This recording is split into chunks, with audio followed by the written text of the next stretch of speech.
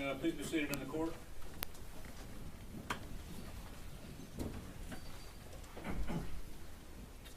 Ladies and gentlemen of the jury, when we recessed yesterday, we were in the cross-examination of this witness. So I'll ask the defense to proceed, please. Thank you, Judge. Good morning, Mr. Reyes. Good morning. Yesterday when we ended the day, remember reminding you of a way that you testified to the grand jury different than you testified to this jury. Do you remember that? Yes. Okay. I wanna ask you some more questions about how you testified yesterday to this jury versus that body. And I want you to know something that my questions don't diminish what you went through, okay? I want you to know that it's apparent to us. I think everybody, what you went through, we see that the results of it. But you understand I have to ask you questions, right? Yes. You understand that the government has brought Adrian into this court, and they're essentially blaming him for the cascade of horror. Well, I'm just laying down the foundation of why I'm asking questions, Judge. I'm going to sustain the objection. Go ahead. Okay. Do you understand this proceeding, right? Yes. Okay. You testified yesterday that you didn't know exactly what those sounds were as they were getting louder, even when you saw the flakes of sheetrock come down. You remember that? Yes. Have you ever testified differently? No.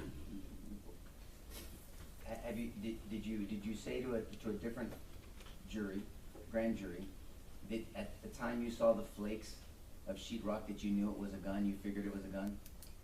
I kind of put it together, yes. Okay, and so that's what I'm saying. So that's why I wanted to give you an opportunity to correct that. So you told this jury yesterday that even when you saw the sheetrock coming down, that you still didn't know what it was. Remember that yesterday? Mm-hmm.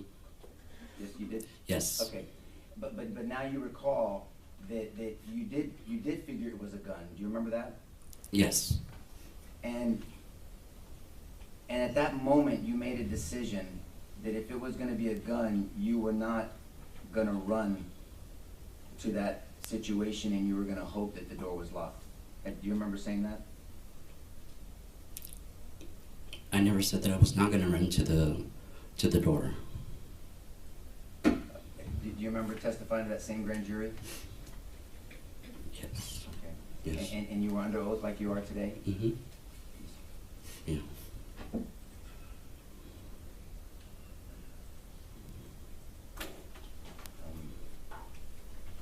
And you testified to the grand jury just similar to what you're testifying before this jury, correct? Yes. I'm a direct opposing counsel to transcript of the grand jury, page 54, lines 2 through 5.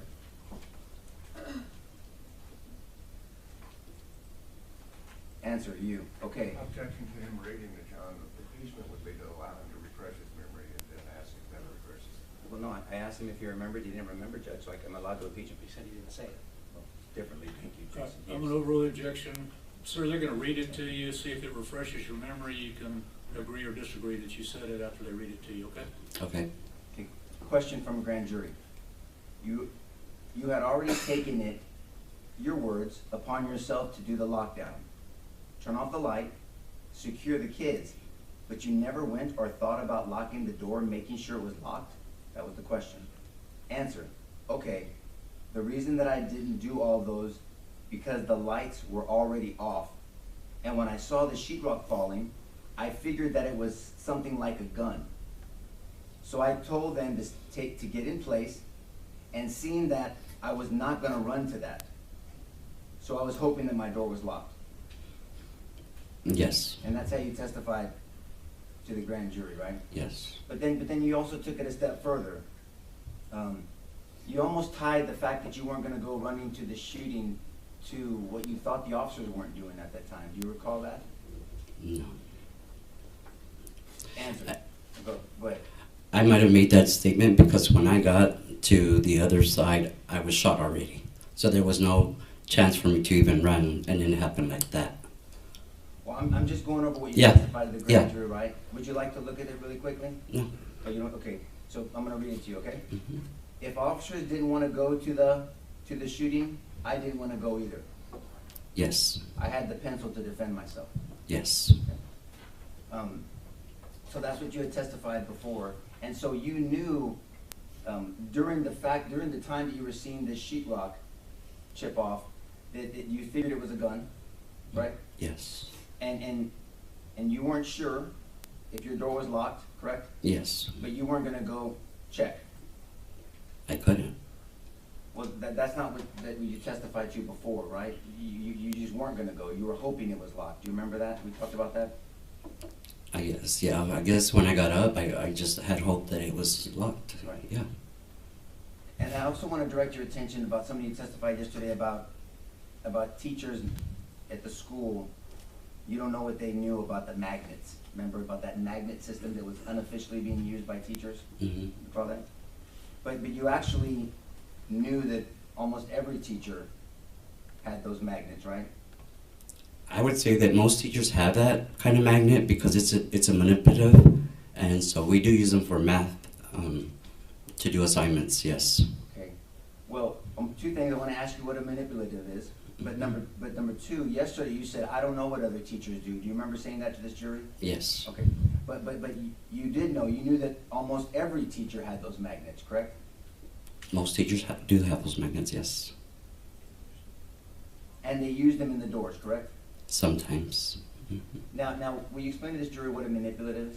A manipulative is an object that is used to try to make the connection of, we use them mostly in math to make the connection. So like, it would be like a small little toy, like we use a lot of bears. So that would be like adding 2 red bears to 2 blue bears, and that makes 4 bears. Okay. But they were used to bypass locks. Yes. Right. I mean, so because it was out of convenience, like you with the copier, but other teachers, because if kids needed to go in and out of the bathroom, because the school only gave keys, actual keys, teachers didn't want to go and have to unlock the doors. Yes. And then when it came to substitutes, though, when it came to substitute teachers, doors were left unlocked constantly because they didn't have even keys. Yes. Okay. So those doors were left locked whenever substitutes came in to teach. I think so, yes. Well, you knew so when you testified to the grand jury, right? Mm-hmm. Is that yes? Yes. Okay, so- I mean, yeah. I want to talk to you about those tables that you directed the children to go under. The tables in your room were different than the tables in 112, would you say? In the sense of curtains. Your tables didn't have curtains. No, no, Right. no. And the tables in 112 did, to where kids could go under and then be covered by the curtains, correct? Yes. So when you say, and again, I say this respectfully, so when you say when children were hiding under the tables, the only way that would work is if somebody was looking up through a window for a moment. They weren't really hidden, correct? I guess if they look from that side, I don't understand what you're trying to. Okay, that's fine. May I stand up, Judge? Yes. If you're walking from this way, and let me present to you that there's an opening here. I don't know if you noticed it when you walked in. Mhm. Right here. If my co-counsel and us get under this table, and I'm walking from the gallery here, we're not really hidden because we can see. I can see under the table, correct? Yes. Now, if there was a curtain here, then that would conceal us. So maybe if I walked by, I wouldn't notice and then keep walking. Now, do you understand my question? Yes. Okay. So your room didn't have those curtains, No. No. but the children were under the desk, correct? Mm-hmm.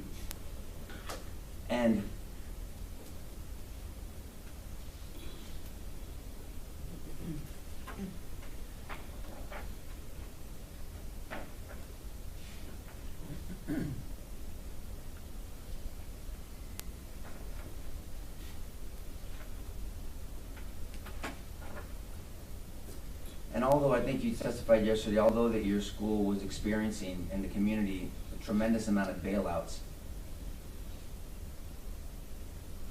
there wasn't a focus on locking these doors? What do you mean locking the doors? Like? There's two lines of barrier for defense of a student, right? Mm-hmm. There's the external door, kind of like the door to a courtroom, Mm-hmm. and then there's an internal door, like a door to a jury room back there, right? Mm-hmm. Is that yes, sir? Yes. Okay. And so what I'm saying is the external doors in the fourth grade building were not locked. We know that now, right? Now we know, yes. And then the internal doors were not locked either. The internal doors in between classes? Yes, sir. Yes, and I explained that yesterday that was left open because Ms. Mireles was a special ed teacher and constantly printed stuff for IEPs and stuff. I'm sorry, that was a bad question for me. I understand that the 111 to 112, that wasn't locked either. I'm talking about the door leading into 111. That wasn't locked either. That day, no. Mhm. I'm really sorry what you went through and your community went through, sir. Thank you for answering my questions. Pass the witness. Just a few questions to follow up. Your tables did not have curtains, is that correct? Correct. But was the room dark at that time? Yes, it was dark. And did that help shield where the children were? No, I mean curtains on the window. No, the fact that the room was dark. In my opinion, I say that it's out of view, and so I mean the curtains in room 112, that was a personal choice on her part. So I didn't have curtains on the bottom of my table. No. But the point of it is that the kids went where they were trained. Is that correct? Yes, sir. Even though there were gunshots going on, the kids had the sense to go where they were trained. Yes, sir.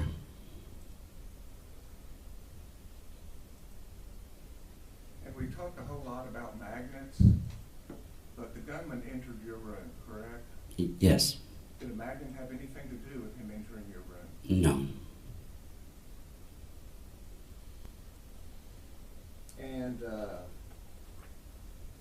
question about officers didn't want to go in, and I didn't want to go toward the shooting either. Were you armed with a firearm? No, sir. Did you have bulletproof vest on? No, sir. Had you been trained on how to confront an active shooter? No, sir. And did you have the duties a police officer has? No, sir.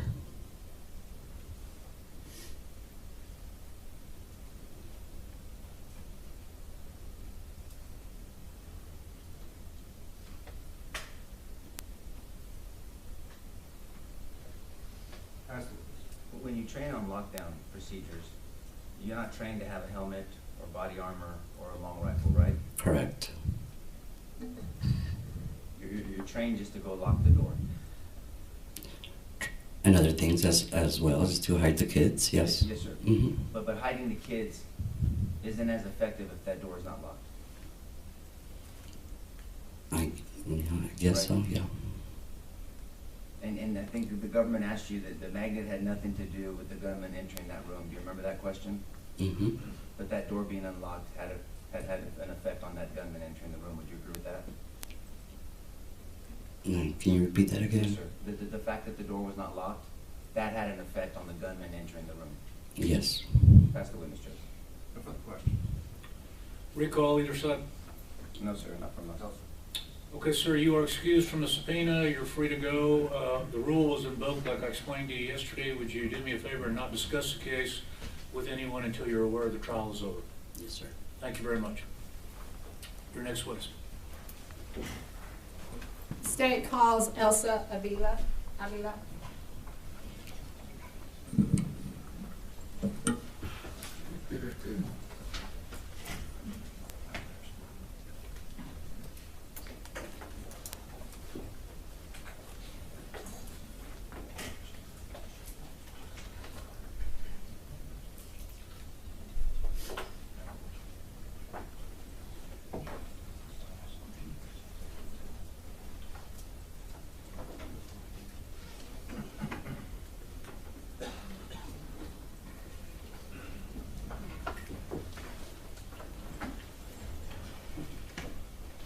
Good morning, ma'am. If you just come up to the bench here and raise your right hand. You do solemnly swear the evidence in the testimony given in the cause will be the truth, self you got. That's our witness. Stand right there. Have a seat. Make yourself comfortable. You may proceed. Good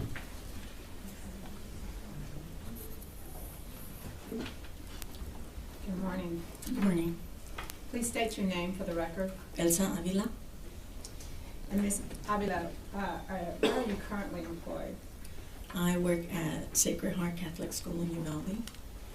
How long were you employed with the Uvalde Independent School District? 26 years. And in May of 2022, where were you employed? What school? I was at Robb Elementary. And what was your job position at Robb Elementary? I was a 4th grade teacher. And how long had you worked at Robb Elementary at that time? About 8 years. And that was my 8th year. Okay. Did you work at other campuses with the Uvalde Independent School District? Yes, I did. What other campuses did you work at? I worked at Anthem Elementary. I'm going to ask you, let me finish the question. I know you're very nervous, and this is nerve-wracking. But just let me finish the question. Okay, I'm sorry. Okay. Did you also teach pre-K at some point? Yes, I did. And where was that at? I taught, that was not with the district though, I taught with Community Council. Community Council. Mm-hmm. And for the jury and for The the Head record, Start program. Head Start program Yes. for the community. Yes. Okay. As of 2022, how many years had you been teaching the 4th grade? From 2007 to 2022. Okay. And did you enjoy teaching the 4th grade? Yes, I did. Can you tell the jury why is that? Because the students were a lot more independent. You could reason with them. They, you know, it was just easier for me. I mean, I enjoyed it. You enjoyed that grade level. Mm-hmm. Now, for the school year of 2021 to 2022, did you begin that school year at Robb Elementary? Yes, I did.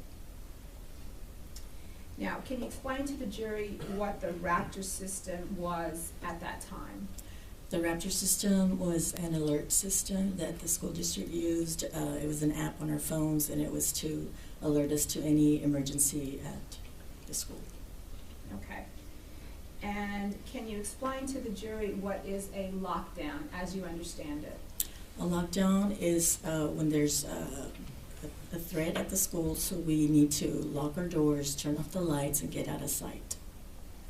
Now, did you receive training as a teacher for the Uvalde Independent School District on a lockdown and the procedures of that? Yes. And who provided that training to you? We had it every year during our in-service before school started, and it was provided by police officers. Police officers for the Uvalde Independent School District? I believe so, or it could have been police officers from the city. I'm not quite sure. Well, do you remember who was the officer who provided the training to you? For that year, I remember that it was Ruben Ruiz and Ruben- another officer, but I don't remember who the other officer was, because it was always 2 officers that would come in and do the training. And do you remember Ruben Ruiz being a police officer for the Uvalde Independent School District? I believe so. And his wife was a teacher, right? Yes, because I remember that year he was joking around with Eva there in the cafeteria when we were having the training that year. And when you mean by Eva, who are you speaking about? Eva Mireles, which was a co-worker. She was also a 4th grade teacher. Okay. And what room was she in? She was in room 112. Okay. And how often were you providing this training on lockdowns? We had it every year, like I said, during in-service before school started, every school year. Now, with regard to the children, how are they trained on lockdowns? The children, we practiced with them, and I believe we had a drill. We had the lockdown drills once every semester, one in the spring and one in the fall, or one in the fall and then one in the spring. And we would also, I mean, they knew we would lock the doors, turn off the lights, and get to our secure area out of sight, the furthest corner in the room away from the windows and the door. And who provided this training to the students? We did, the teachers. Now, when you are in training as to a lockdown, what are you trained to do as to the termination of that lockdown? When we're doing the drills, the admin or the principal will come on the intercom and say, you know, our lockdown drill is over. But when we were trained that when there was a real lockdown situation, a real threat, then we would remain out of sight, stay quiet until law enforcement came and opened our doors. We were not to answer the door to anyone. If they knocked or they said, you know, we're here to open the door or open the door for us, we were trained that law enforcement would open the door because they would have the keys to our classrooms. Now I'm going to take you back to May 24th of 2022. What were your work hours that day? My work hours every day were from 7:30 to 4. And where was your classroom? What I'm going to do, we're going to show you State's Exhibit number 756.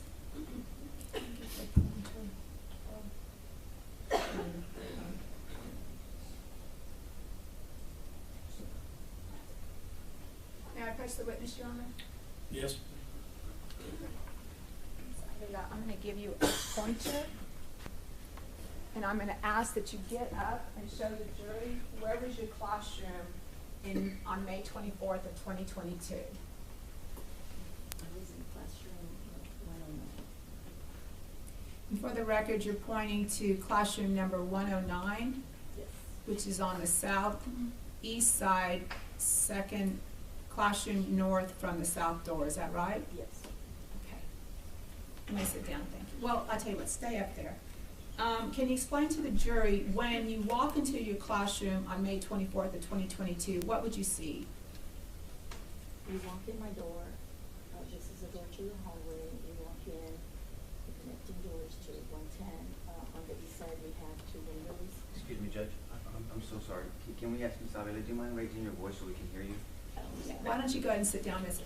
That way you have the microphone.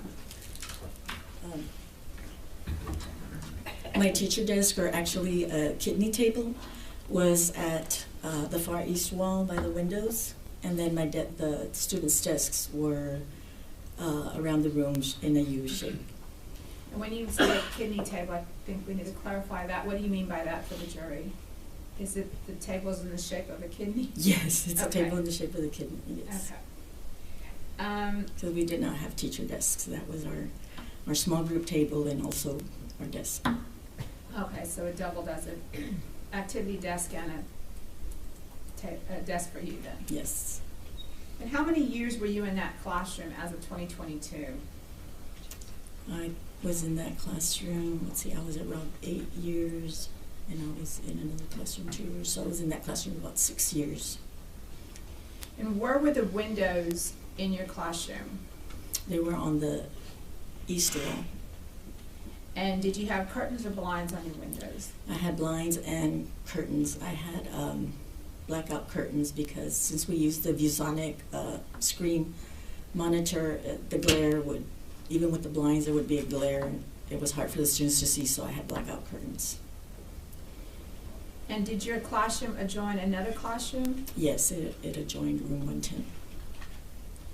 Now, on May 24th of 2022, was that a special day? Were there special activities that day? Yes, that was awards day, so we had our awards ceremonies for 4th grade on that day.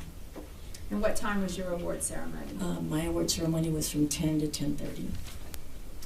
So, because it was a free day, was it unstructured? Yes, because a lot of children leave after the award ceremony. Not all the students stay, so no one was really following like the regular schedule on that day. Everyone was at different schedules. What time did you get back to your classroom? I got back to my classroom about around 10:30, 10:35. Did all of your students stay? Did you have any leave? I had one student that decided to go home. But the rest of your students stayed? The rest of them stayed, And yes. why is that? Because they knew that we were going to be doing fun activities that day. We were going to do a STEM activity. We were going to finish up piñatas that we were going to break on the last day of school, and we were going to have snow cones at recess. So they knew it was going to be a fun activity day.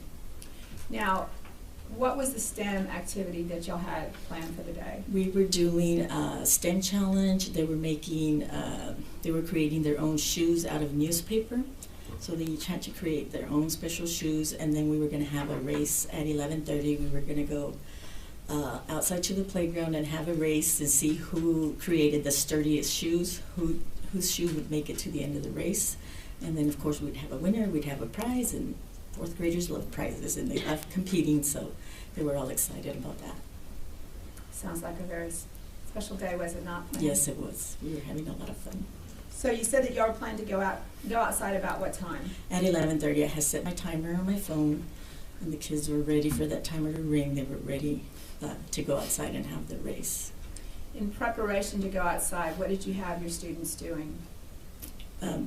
When the timer rang off, they're like, it's time, let's go. So we lined up at the door, and I was teasing them, and I was like, oh, well, let me take pictures first. Oh, let me take another picture. And they're like, let's go. Like, let me take pictures. I want to see everybody's shoes before we go, and they get ruined. So we were spending some time there taking pictures, and they were lined up at the door, and they were making their faces, and I was just taking pictures of their shoes. They were posing with their different shoes. And then as I'm taking pictures, my line leader, one of my students, a little girl, she told me, Miss, there's something going on. Miss Deming's class is running to her classroom, and they're screaming and running. And I told her, well, let's let Miss Deming worry about it. I'm sure she'll take care of it. It's okay. And so I continued with the other students taking pictures, and then she told me again, no, it's like they're scared, they're crying, they're running. And so I told her, okay, well, let me go take a look. So I told her, stand back. And I went to the door. I opened the door. I poked my head out into the hallway, and I heard a female voice yelling, get in your rooms, get in your rooms. So I knew, okay, something is going on. Now, how would you describe that yelling for the jury? She sounded terrified, anxious. I mean, she was really screaming loud. So I knew, okay, something's going on. So I slammed my door shut, I turned off the lights, and I told the kids, let's go. Okay, I'm gonna stop you right there.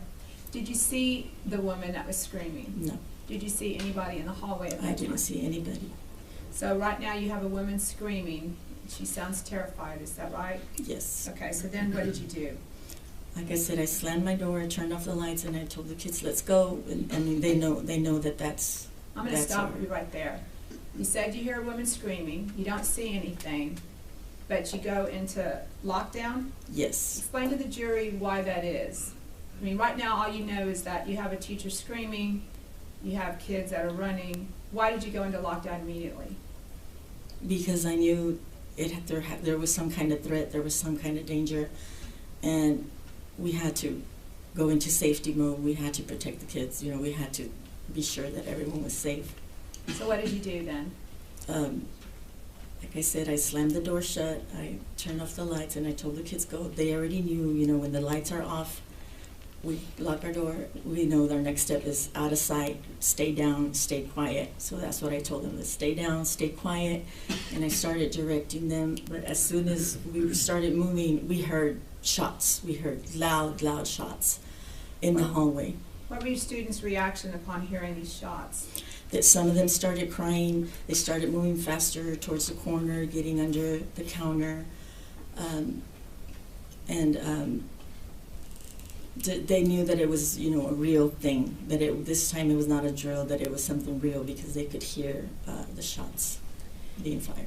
Now, what were you doing as the kids are getting down and hiding? What were you doing? I was directing them, to making sure that everyone was safe and out of sight, was down, and I saw that some kids had gone further down the classroom by the whiteboard, and they were getting too close to the window. So I stood up and was directing them to come closer, to the corner, to the west side, closer to me, where I could see everyone and where everyone was. And as I stood there and I was waving them over, that's when I felt, well, we were hearing shots, and I felt a shot on my left side. So you were shot at this point? At this point, yes. The moment that you're standing up directing the kids to get closer to you. Is that correct? Yes. So did you realize you were shot? I mean, what did you feel? Yes, because I felt the pain, I felt the burning pain, and I know I yelled, oh no, I'm shot, and I fell to the floor. So yes, I knew I was shot, and I put my hand on my side, and I saw blood. You know, when I took my hand away, I saw blood, so I knew that I had been shot. Once you fell to the floor, what happened next? I fell to the floor, and we kept hearing the shots. They were just going like that, just one after the other, one after the other, and it would stop, and then it would go, it would go, it would go, it would go. And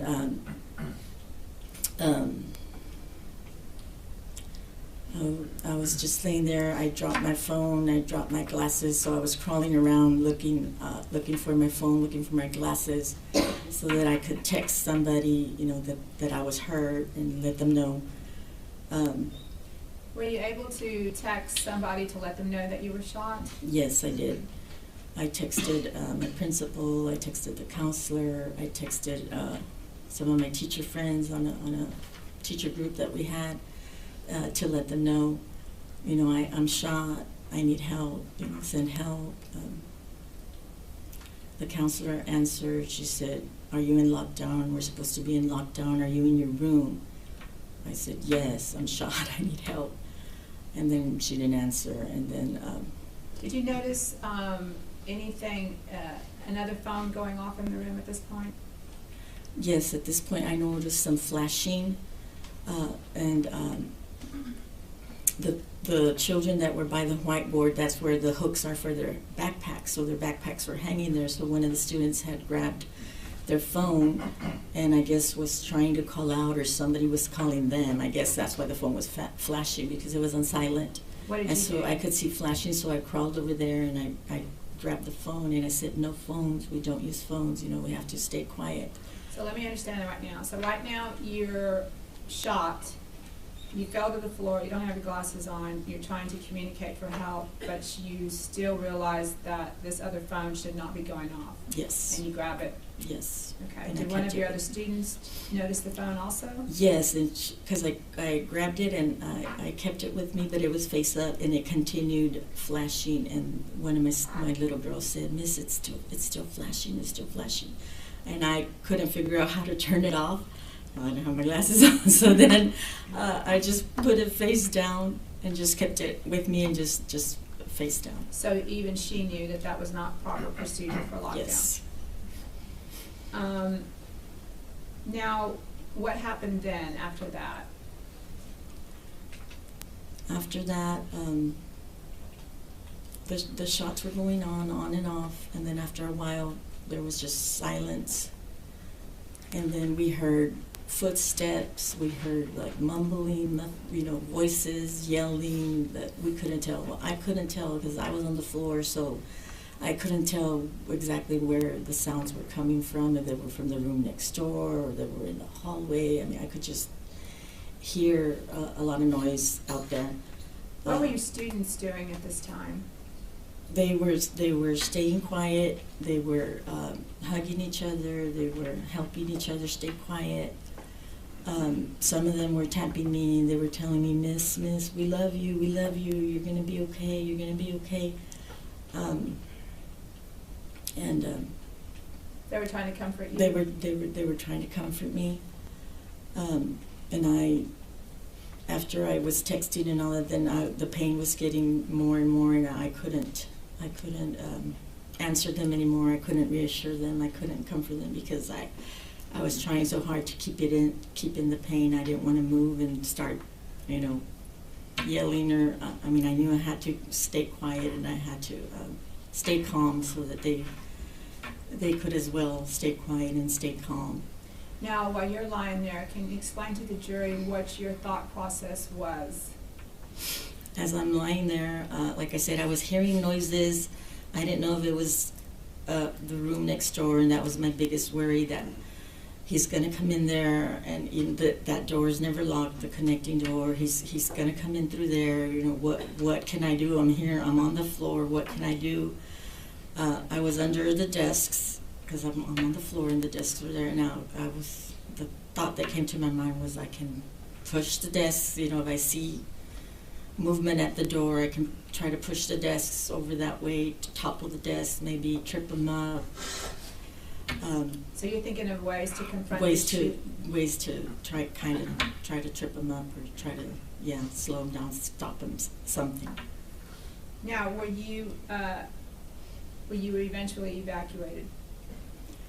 Yes, we were. And how did the evacuation occur? After, I don't know how long it was, it seemed forever.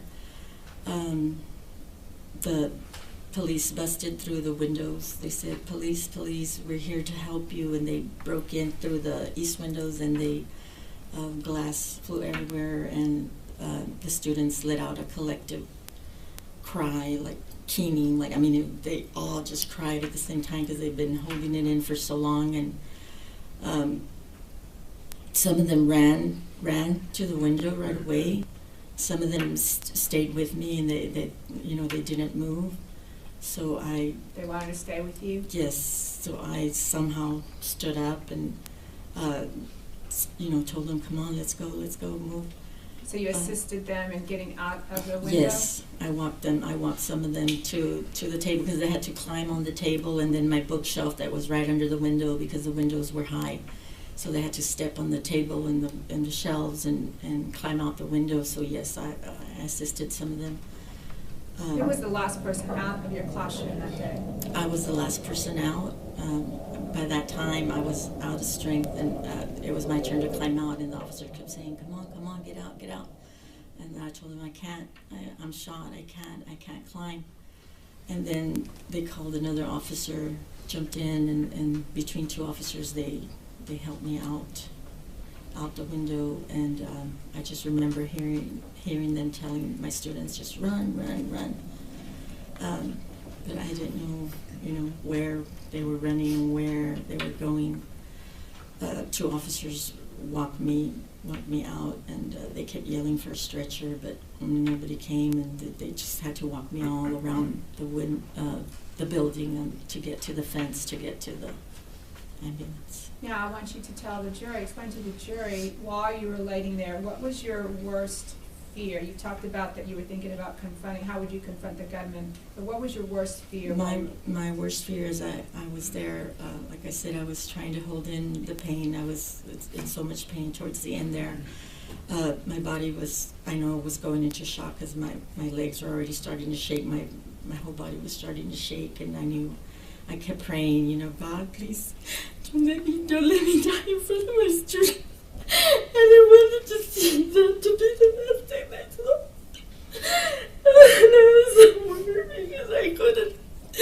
They kept telling me, Miss, are you okay? And I couldn't answer them. I couldn't do anything. I couldn't comfort them. And I didn't want them to see me die there in front of them. Your fear was that you would die in front of them. Yes. Thinking about that day, what are your thoughts about those students? I was very, very proud of them because they did everything they were supposed to do. They followed their training. They did everything just as they were supposed to do. They stayed down. They stayed quiet. They took care of each other. They tried to take care of me. And like I said, they followed their training. They did what they were supposed to do. Now, Ms. Avila, are you still teaching today? Yes. When all this happened, I retired because at that time I could not see myself back in a classroom. I could not even step inside a school building. I would get panic attacks. And I had to retire because I just could not see myself back in a classroom. So then why are you teaching? Well, I went through counseling, through PTSD therapy, and as I got better, medication, I got better. I missed it so much. I missed the teaching. So this year is my first year back. I was so happy to be back in the classroom. I love my students. We have a lot of fun. And so, thank God that I'm back in the classroom. As a witness.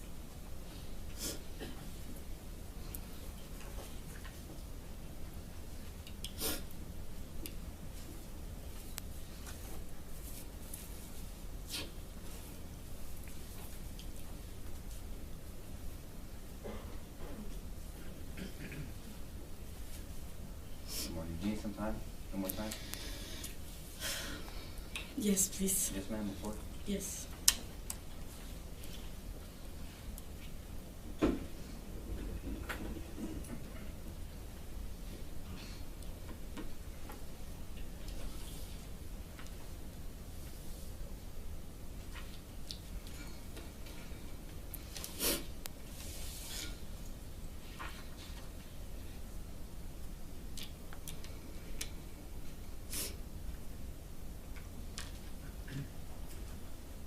May I proceed?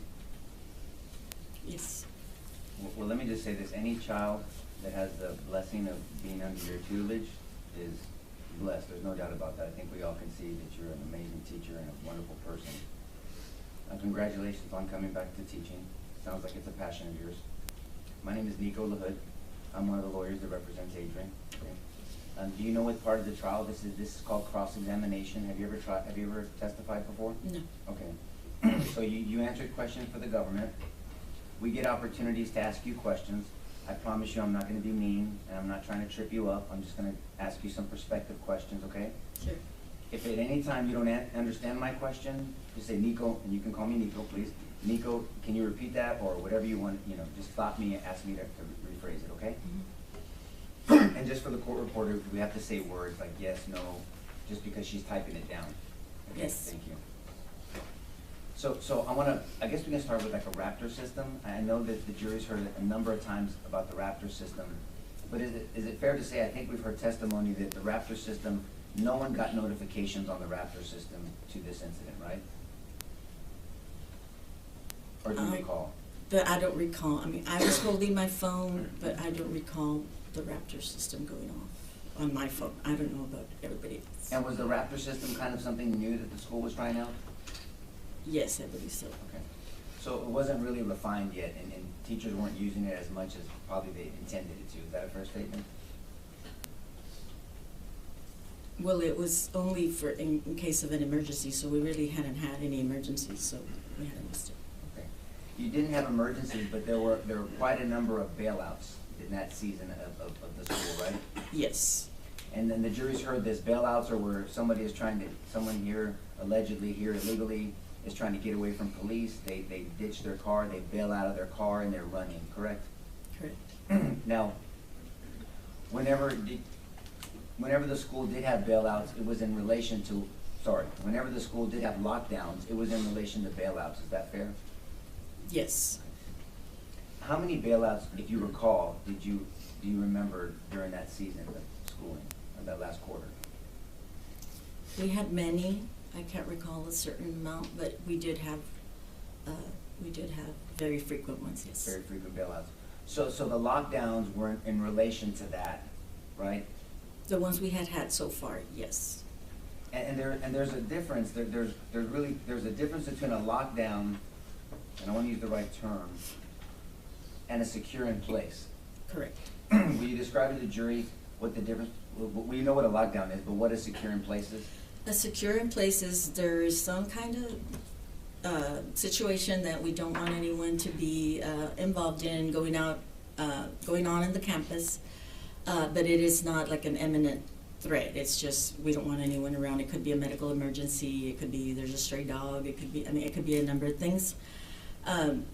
And so everyone remains in their classroom. We lock the doors, but it's business as usual. We continue teaching. It's just no one in or out your classroom. So you're secure inside your classroom. Right, it kind of, it speaks for itself, secure in place. Mm-hmm. And so the lockdown and the secure in place, the only two things they had in common was lock the doors. Right? Yes. Because on a lockdown, there's hiding, there's lights off, there's Yes. huddling in a corner, there's curtains, maybe. But on a secure in place, it's just lock the door and then you keep teaching. Correct. But no one goes to the bathroom, right? Correct. No one Right, in and out. You stay there. Mm-hmm. And so the critical part of both of those is to make sure those doors are locked. Correct. Was the intercom used at all? During the lockdown, during the bailouts, we use the intercom. Yes. Now I think we've heard from you and then from other teachers that an individual teacher could initiate a lockdown of their own classroom whenever they felt they needed to, correct? Repeat the question, I'm Yes, sorry. ma'am. You didn't have to wait for the principal to tell you lock down. You can make that call yourself. For your class. For my class, Yes, ma'am. I never did. You never what? I never did that, so I'm trying to think. Well, maybe it's a bad question. Let me just, actually, you testified to this jury, you did a lockdown. You heard something, you sensed danger, you didn't wait for the principal, you didn't wait for the intercom, you didn't wait for Raptor. You did the right thing and you said lockdown and you told the kids to hide and you turned off the lights, correct? Correct. Okay. Now, you mentioned it, but I don't think you said it. You actually locked your door. My door was always locked. Okay, and that's, so even without a lockdown, you always had a locked door. My door was always locked, yes. Why did you do that? Because it was our policy to have the locked doors because of the bailouts and all that. I mean, for security, yeah, we were supposed to have our doors locked. Okay, so let's talk about that briefly. So aside from a lockdown, the doors are supposed to, school policy, the doors are always supposed to be locked. Correct. So when you come in the morning, you set up class, and your doors are locked. If a child has to go to the bathroom, would you go open the door for them, or were there kids designated to open doors for each other when they went to the restroom? The doors can be opened from the inside, so I didn't have to open it for them. I mean, they could go out. But to come in, yes, my students knew. I had designated the students that were closest to the door, they were designated. They knew that they would open the door for the students going to the restroom. And that was, through your experience, it seemed like a very simple and practical way to handle the inconvenience of having to stop class and opening the door. Yes. Any teacher could have done that. That sounds like you took initiative and you did that on your own. Like you implemented That's what that. I did in my classroom. I don't know what others did, but in my classroom, that's what I did. But there's nothing that would have stopped other teachers from doing the same policy. I cannot speak for other teachers. I mean, that's what I did in my classroom. Yes, ma'am, I understand. And so when it came to the incident, now we'll direct your attention to this horrible incident. 1 second, ma'am, I'm sorry.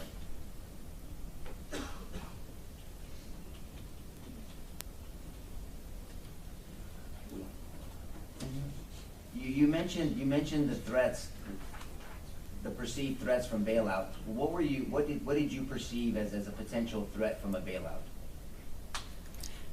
That the person that was trying to run away, would go into our school and, try to barricade in our school or, something, an unauthorized person entering our school. And so you understand about what a barricade is, right? Well, somebody hiding inside our building. Yes, ma'am. And could one of the potential threats be hostages as well? If someone's trying to get away, they get into the school and they'll maybe use you or a student as a hostage to get away? That could be a threat, yes. So now I want to bring your attention to May 24th. So you described the award ceremony and you described what you were thinking and what was going on and the nature of the classroom and what you guys were doing with the STEM project. But when you said that one of the students alerted you of some type of danger, do you know now, how did she see that if she was in line? Did she look out a window? Did she hear something? Yes, our door has a window, so she was looking out the window, yes. So she was earlier in line, and so she was looking out the window, getting ready to go out of your classroom, not the building, right? In my classroom, yes. Okay. So as you get out of your... May I approach the witness, Judge? Yes. Stand behind you, okay? Okay. And so, your classroom was 109? 109. Yes, ma'am. So you're right here? Mhm. So you're saying that the children they were in line this way, Yes. and so this young child was looking out this window? Yes. Do you know what she was seeing? She said she saw Miss Demi's class running in the building. And Miss Deming's class is where? What? Miss Demi's class is room 104. Okay. Right here. So she's told me they were coming in and they were running to Miss Demi's class. That makes more sense now. So you're saying that she's looking out, ready to go, and then they're running in, they're piling running in. Yes, ma'am. Thank you. And then so you took the initiative to look out the door to see what was going on, and that's when you heard a female voice, "Get back in your classroom." Mm-hmm. Do you know now that that was probably Amy Morin? Yes. Right. And so she was yelling down the halls to get down to the classroom. You could hear her. You understood what she was saying. Yes. And so then you didn't even have to take it another step to lock the door because you have a policy in your classroom. That door is always locked. Yes. So you focused on the children. Yes.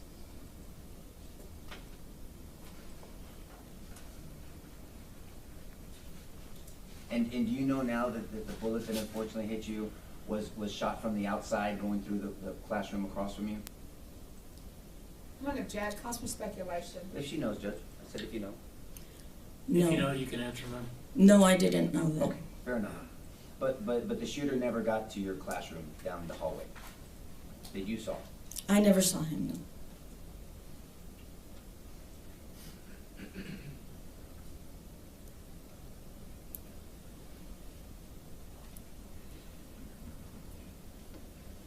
At some point you said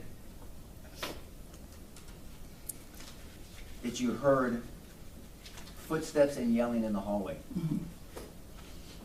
You now know that officers from the south door rushed into the building I'm early gonna on. object, calls for speculation. I don't think he's laid the predicate for these questions. Well, and the predicate is you know now, and if she doesn't know, she doesn't know, Judge. Okay, ma'am, just tell them if you know or not, and move on. Yes. You do know that officers came in the building, Yes. and early on in the process, earlier on. I'm not talking throughout the whole incident where there was 376 officers there. I'm talking about early on, a number of officers came in to that side of the south entrance. Do you not know that? Now do I know that? Yes, ma'am. After the fact, yes. Okay. But I'm just trying to correlate it, that those are the footsteps maybe that you were hearing and the talking, the yelling back and forth. That's all. I'm correlating it to that. I don't know. I just heard noises. I don't know where they came from. Yes, ma'am.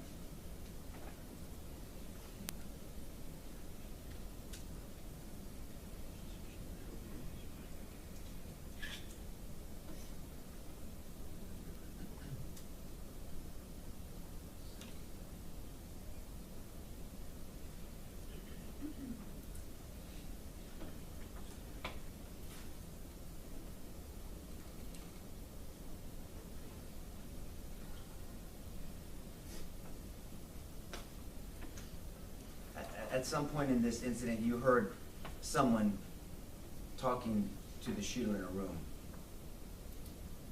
Correct. and you heard them asking that individual, that boy is talking to the shooter, talk to us, and telling them that we don't want anyone else to get hurt. They were trying to get him to get out. Correct. And so, from your experience, if you know, that was what they perceived or what you perceived as a barricaded person. I heard a voice saying, you know, sir, we need you to stop. We don't want anyone else to get hurt. That's what I heard.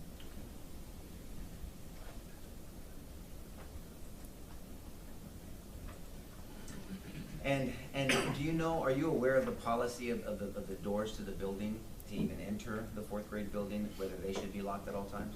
I'm gonna object, that's been asked and answered. Not from this witness, Judge. She talked about the policy already. To her classroom door, Judge, not the I'll building. overrule the objection. Restate the question, please. Yes, sir. Are you aware of the policy from the school to have the external doors, the building doors locked as well? Correct. And you say correct, meaning that those external doors by school policy are supposed to be locked as well? The outside doors. Yes, ma'am. Yes. But teachers have keys to the doors, but Yes. but that general public is not supposed to be able to walk into those buildings. Correct.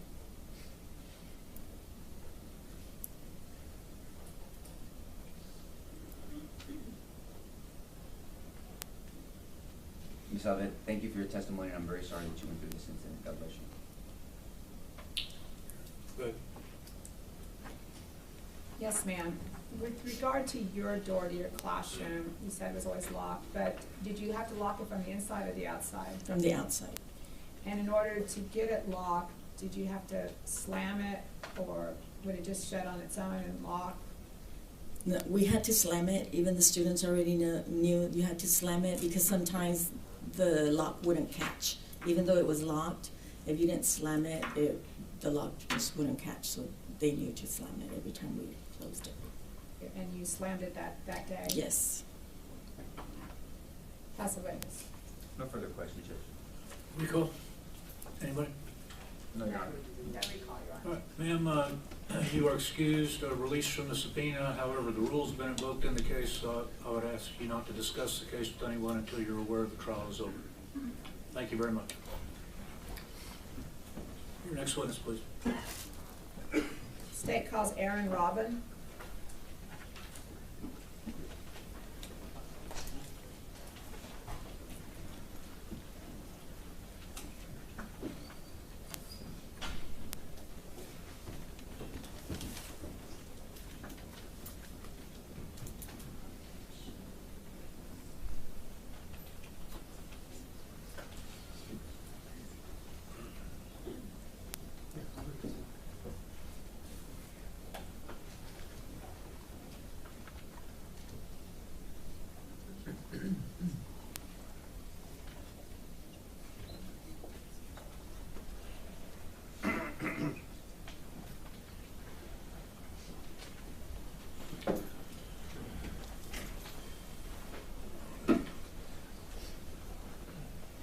Good morning. Could you raise your right hand, please? You do solemnly swear the evidence in the testimony given in this cause will be the truth, so help you God. Just have a seat over here and adjust that microphone, make it comfortable for you. And the state will proceed when they're ready.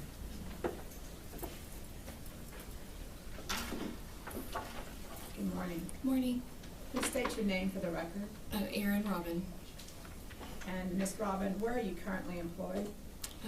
At Dalton Elementary with the district. And what is your current job position? I'm the programs facilitator at Dalton.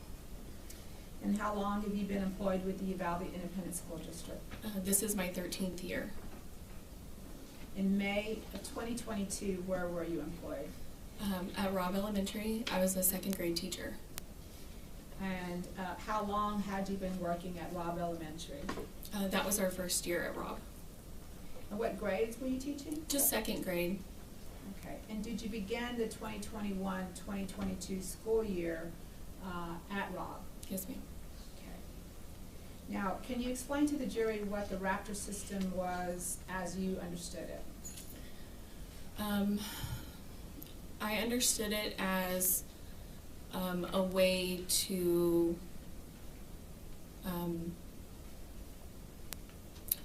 let all staff or faculty that are on the campus know of any kind of emergencies or anything like that. And can you explain to the jury what your understanding of what a lockdown is?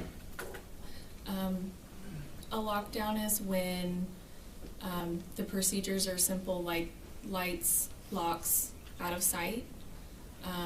We usually have one drill, maybe two, the whole school year. That's an actual lockdown. We'll have monthly drills, but they're not always a lockdown drill. Usually at the beginning of the year, we go over what to do, and it's just lock the door, make sure the door's locked, turn the lights out, and hide. And who provides this training? The principals. And what about the students, the children? Who trains them? The teachers. Okay. And you said what the training was, but can you tell the jury specifically and for the record, what are the students trained to do? So when I train my students, we kind of have a very calm discussion beforehand, kind of prepping them of like when we would have this scenario, when we would do a lockdown. You know, I always tell them like there might be a threat on campus, there might be somebody, you know, that's not supposed to be on campus. It could be an angry parent, you know, things like that that aren't like scary. And I always told them, you know, look around the room, find somewhere that if somebody looked inside the window, they wouldn't be able to see you. And we kind of talk about just like hiding. Okay. Now, with regard to the training as to a lockdown, what are you expected to do as to the termination of the lockdown? How does it end? Will you repeat that? Well, you're in the lockdown, what are you waiting for? We're waiting for an announcement to be made that the lockdown is over Okay. and that all is clear. Okay. And that's if it's a drill? Yes, ma'am. And if it's not a drill? Wait for instructions somehow. Okay. Now I'm gonna take you back to May 24th of 2022. What were your hours that day? 7:30 to 4. And may I press the witness, Your Honor? Yes. There's a pointer there, Ms. Gottlieb. To show you what's been marked as State's Exhibit number 1. Can you explain to the jury where your classroom was on this map? So my classroom is right here on this wing, and it is next to the restrooms. This concrete piece right here are water fountains, and my classroom is right here between the bathrooms. There's a boys' bathroom and a girls' bathroom, and then my classroom sits right here, and then there's 2 more. And for the record, you're pointing down to the 4th building south, which would be the D wing, is that what you said? Yes, if this is A. A, C, D, that's the 4th wing down going south. And you already pointed out what the bathroom is, and the bathrooms are on the south end, further south on that wing, is that right? They're right here, yes. Okay, we just need to make a record. Okay. Now, is this part of the campus, this eastern part of the campus, is that known as the old part of Robb Elementary? Yes, ma'am. And what is this area right here? That would be considered the new building. And is that where the 4th graders were housed? Yes, ma'am. That's a 4th grade wing? Yes, ma'am.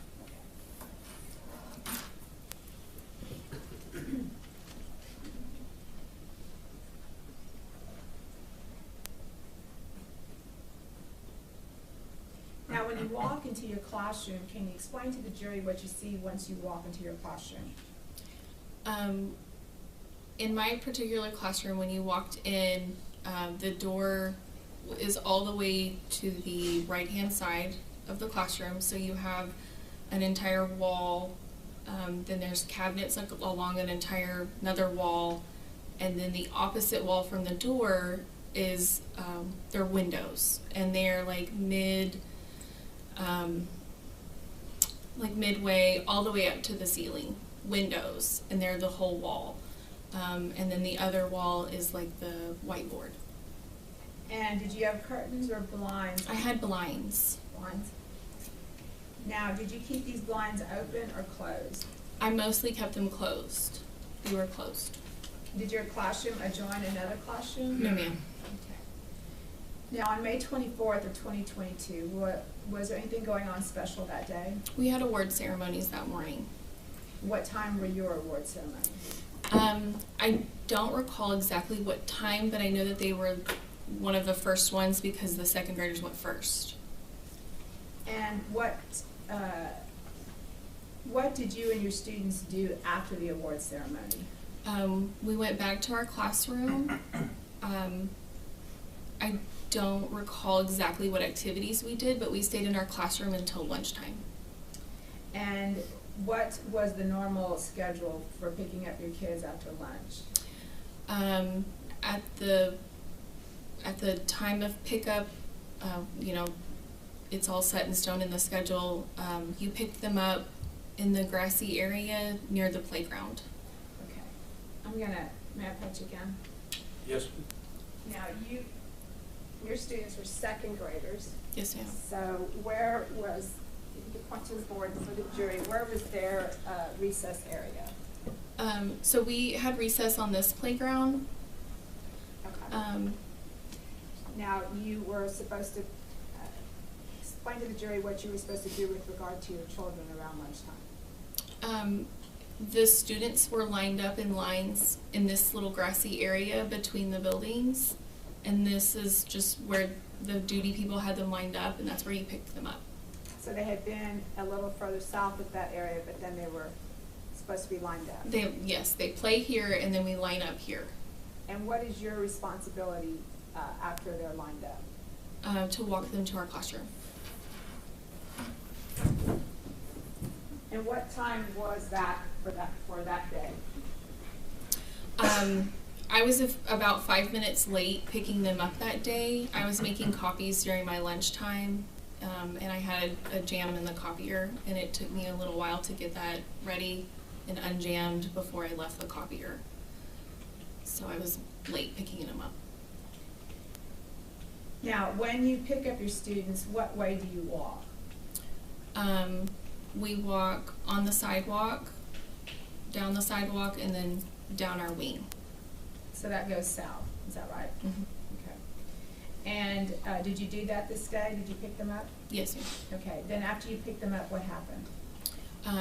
We always stop for a restroom break, and so I had a student holding our classroom door open, and I was standing in front of the bathrooms, and I was just monitoring the kids going to the restrooms. Now, can you stand up and just kind of show the jury how you were standing so we can understand that? I'm just standing. Okay, okay. Did you have the door propped open or anything?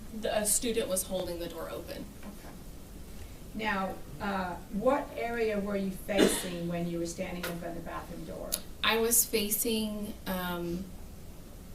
the fourth grade building, I guess, that area.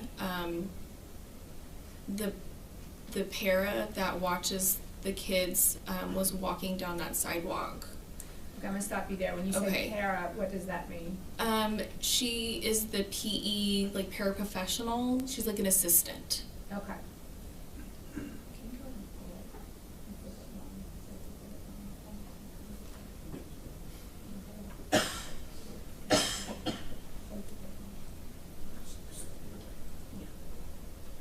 Now, I'm gonna pull up State's Exhibit number 1 so I don't have to keep going up there. Sure. So, and I think we have a pointer up there for you so that you can point. I want the jury to understand where you were coming from. So. Okay.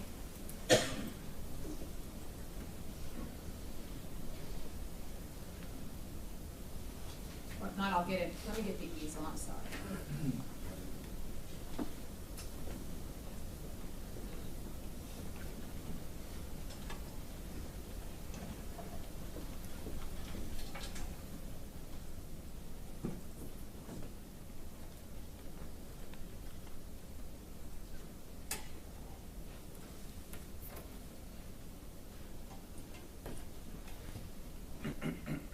Okay, Ms. Robin, if you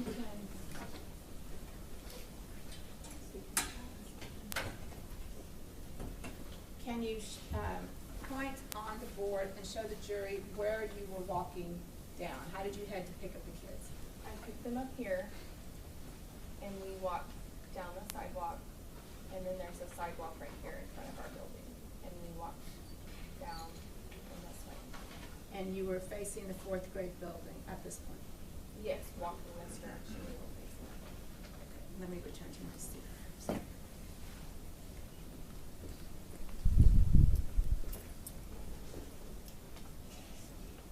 When you were standing there facing the fourth grade building, you said you saw a para, Yes. a paraprofessional, which is a teacher's aide, so to Yes, speak. ma'am. And what did you see her doing? She was walking normally, and she got, do you want me to point to the sidewalk where she Yes. was? She was walking down this sidewalk to the PE pavilion because there was like a next PE class. She got about right here. She turned around and ran back towards me. And what did she, did you see the look on her face, or could you see her? Yes, she was very panicked looking, scared, and she got to me and she said, "There's a man with a gun." I was surprised as well, and it kind of took me by surprise, and I'm like, "What?" and she repeated it, "There's a man with a gun, I heard it on my walkie." She carries just like one of our school walkies. You mean walkie-talkie? Yes, a walkie-talkie, yes, ma'am. Now, you're saying it very calm today, but was she telling you that in a calm voice? No, Explain to the jury her tone. just frantic, panicked. What else did she say to you?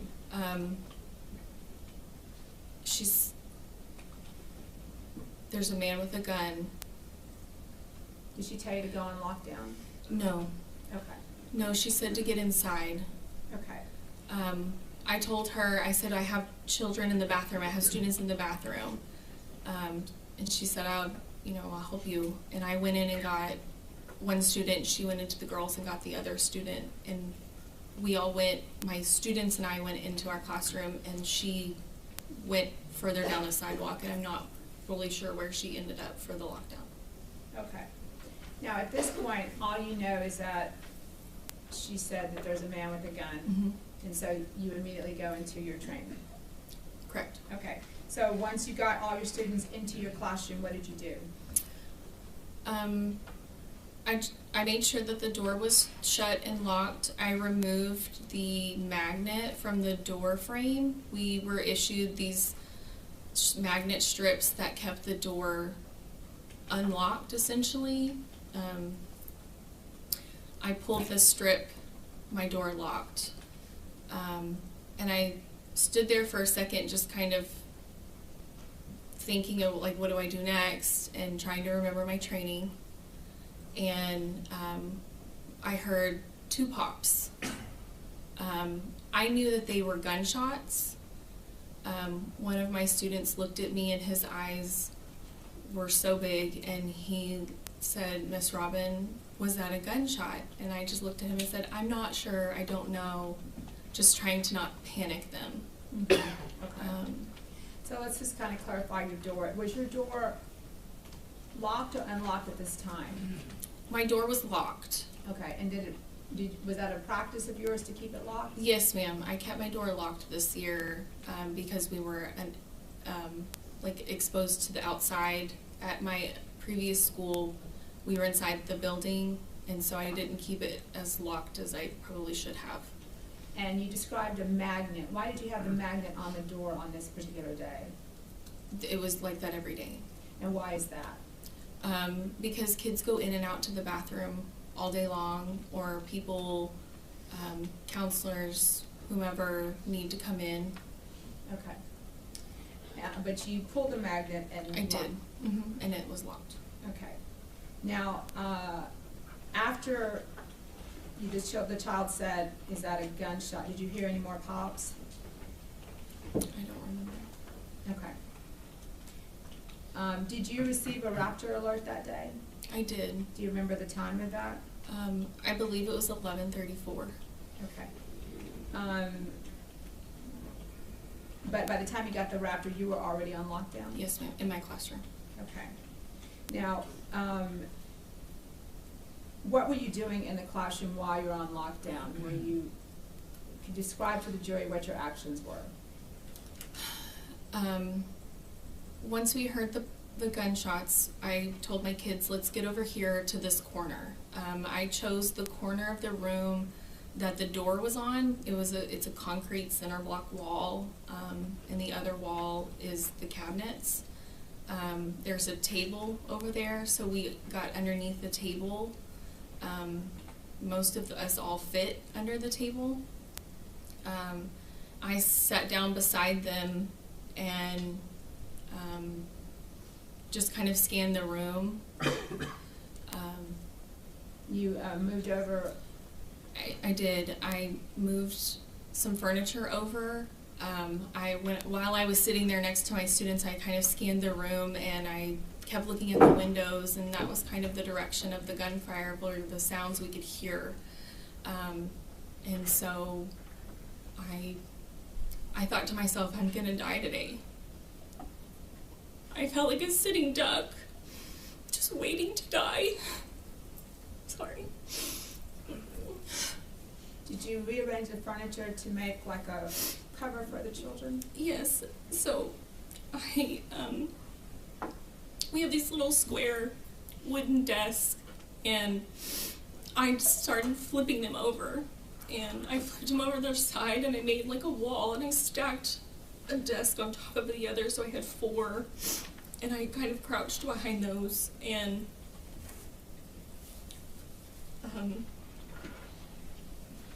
I could see the door between the 2 cracks. I could see the window of the door. And we just sat there waiting. Did you keep your eyes on the door? I did. And can you explain to the jury why that was? While I was sitting there, my students complied with everything that I told them. They were very quiet. I did have some students crying.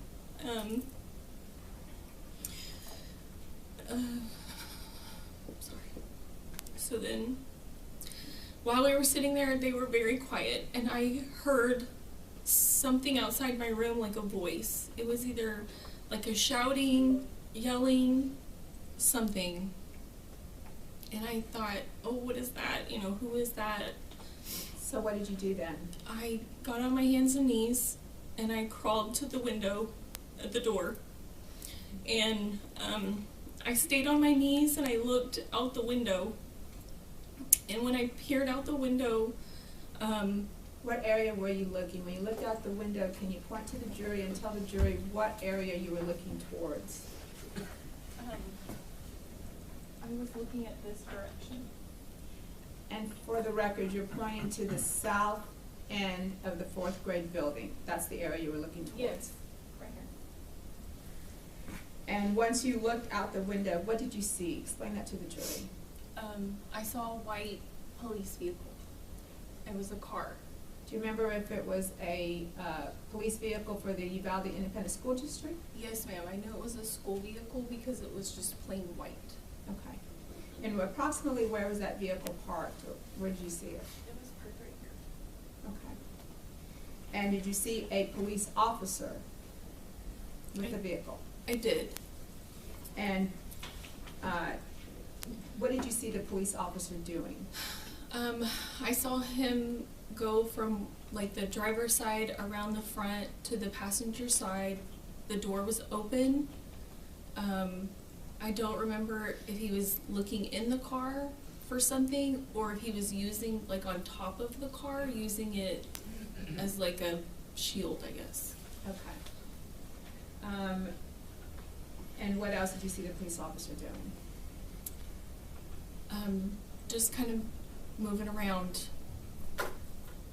The car? Mm-hmm. Okay. Now,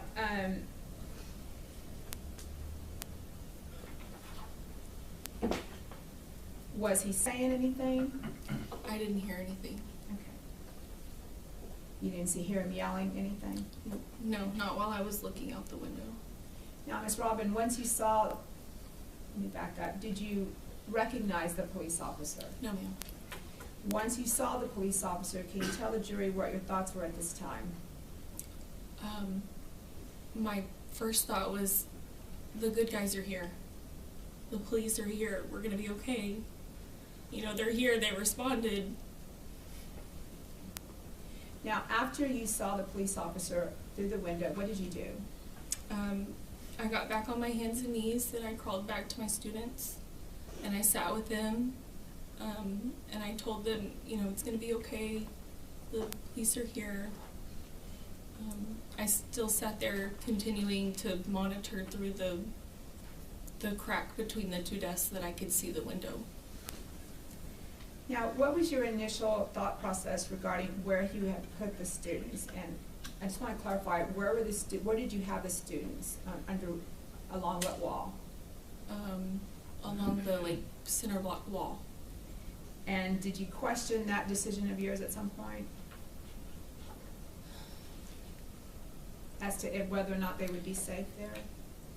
Yes, and then I thought I need desks, I need more, so I moved more items closer to us. Okay. Now, were you eventually evacuated? Yes, ma'am. Okay, and how were you evacuated? We sat there for a while. I was I continued to look through the crack of the desk, and eventually a man stuck his face into the window of our classroom. And at the time he said, "I'm officer," and then I don't know what he said. I don't know if he said his name and then like who he was with, or I don't know. He identified himself as "I'm officer," and that's all I remember. And then he left. And so I got up from where I was sitting with the kids, and I went to the door, and when I looked out the window, I could see another officer that was like a cross in the grass, wearing a vest, and he had a gun. And I also saw another officer, and then I could see him going down to the other classrooms. Was this time that you saw these officers, was it a considerable amount of time after you saw that initial police officer with the car? Yes, ma'am. Okay. So can you tell the jury how you got your students out of that classroom? The officer did come back to the door, and so I went ahead and cracked open the door, and he came to the door, and he said, "I'm Officer so-and-so with whatever agency." He said, "Prepare your students to evacuate." And I said, "Okay." So I'm just thinking back to, again, like our training, and, you know, I'm thinking we just need to make sure we stay together. I went back to I closed the door, went back to my students, I crouched down, and I said, "Guys, we're gonna be okay, we're gonna evacuate, we're leaving." I said, "Hold each other's hands, and don't let go." And they did. They did exactly what I told them. Did you explain to them that they were going to see a bunch of police officers? I did. I said, "There's some people outside, they have guns." I said, "It's okay, they're the good ones." And at that point, you all were evacuated? Yes, ma'am. And in thinking about that day, Miss Robin, what are your thoughts about your students that day?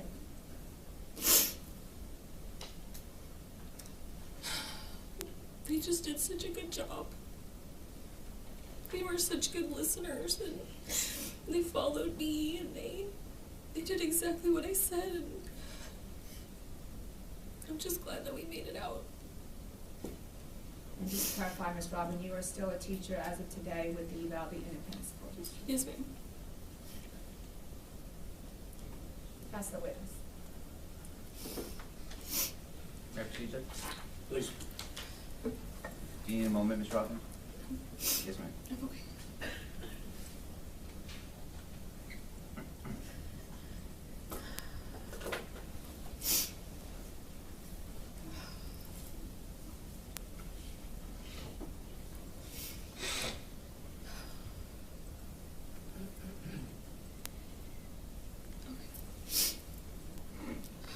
Thank you for coming in and testifying.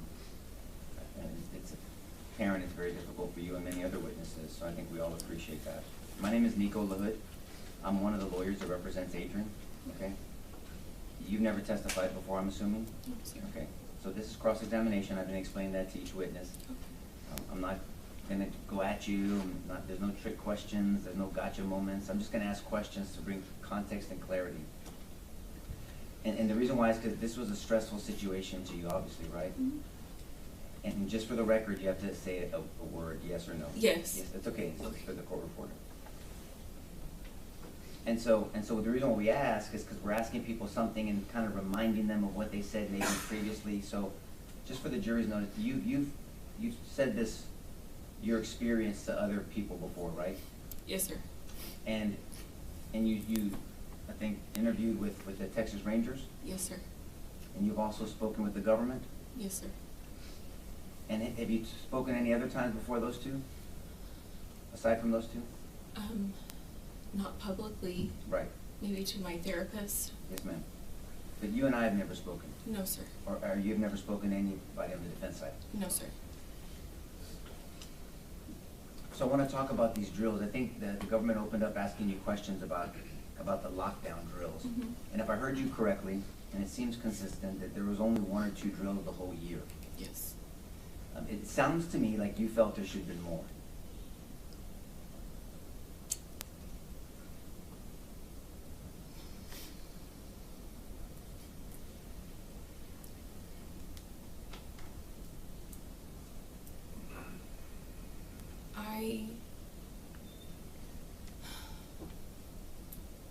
do you still work for the Uvalde Independent School District? Yes, sir. I'm not trying to put you in a bad spot. If you don't want to answer that question, you don't have to, and I'll move on. Okay. Is that better? Thank you. Yes, ma'am. Okay, so, and it also sounds like you prepared your students yourself. Yes, sir. Okay, so there's some general, however many times a year, there's some general information shared with teachers, but then it sounds like each individual teacher, and you did a wonderful job of taking responsibility and you preparing your students yourself. Yes, sir. That's Yes. right. Because you're with your students every day. Yes. And so, and it also sounds like you explained some practical things to them as well. Yes, sir.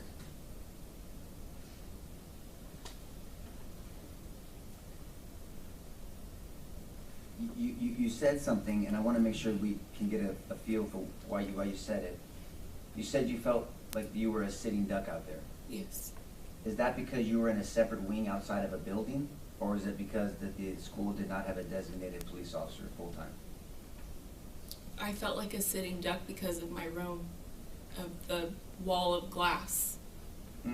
Okay, so we know that you're in the wing, you're in the D wing, D for Delta, right? Mm-hmm. Okay, so A, B, C, D, E, you're a D, and you're in room 16? Yes, sir. Okay, and so you just felt because you were kind of winged out, you weren't within the confines of a building, felt like a sitting duck. Correct.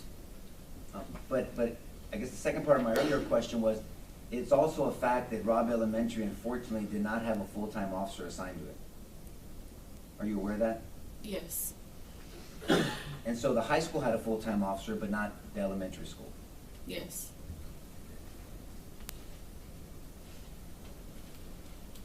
I also want to bring your attention to the I guess the magnet system that the school approved. I believe you testified to this jury that these magnets they were used every day. I used mine every day. And that was allowed by the school? Yes. And I believe you said they were issued by the school? Yes. Okay. So the school issues these magnets, is it because that the school, and I'm not ragging on the school, they just didn't have the resources to do like a key fob for the teachers and Correct. and install that? Correct. Have you worked at other schools where they had that, where it was easy access through some type of security mechanism that way? Yes. Okay. But Robb Elementary didn't have that? No, sir. Okay. So there seemed like that the school district had to adjust with the teachers, and from a practical standpoint, these magnets were used, but you testified that you could easily remove the magnet and it would automatically lock. Yes. So there's a latch in these doors, and so the magnet would stop the latch from catching on the frame. That's right. Am I using my hands properly? Yes, sir. Okay, and so then when you, on the inside, when you open it, the catch would come up and you open out, and it would come back, it would automatically lock on its own. Right. And the magnet would be inserted between, and they use terms like it would defeat the lock, meaning that it would allow it to be open and closing as you want. Yes. Okay. And was it was obviously approved and issued by the school, so most, if not all, most teachers use that procedure. I'm not sure. Okay, but they were issued by the school. They were. So the school approved this. Yes. You were not violating a policy. Not that I'm aware of. Right. So the policy was to keep the doors locked. Your door was locked, but there was this magnet used just to make it Yes. easy access. Okay.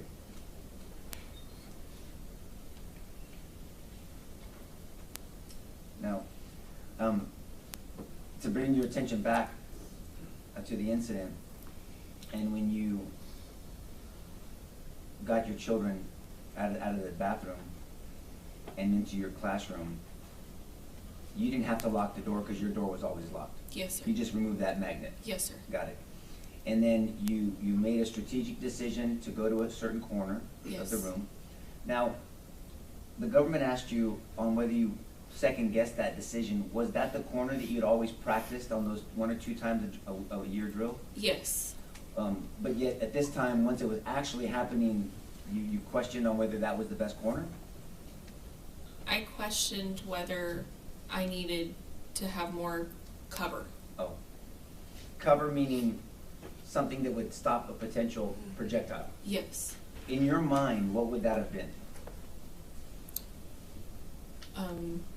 Well, I used a desk. Okay.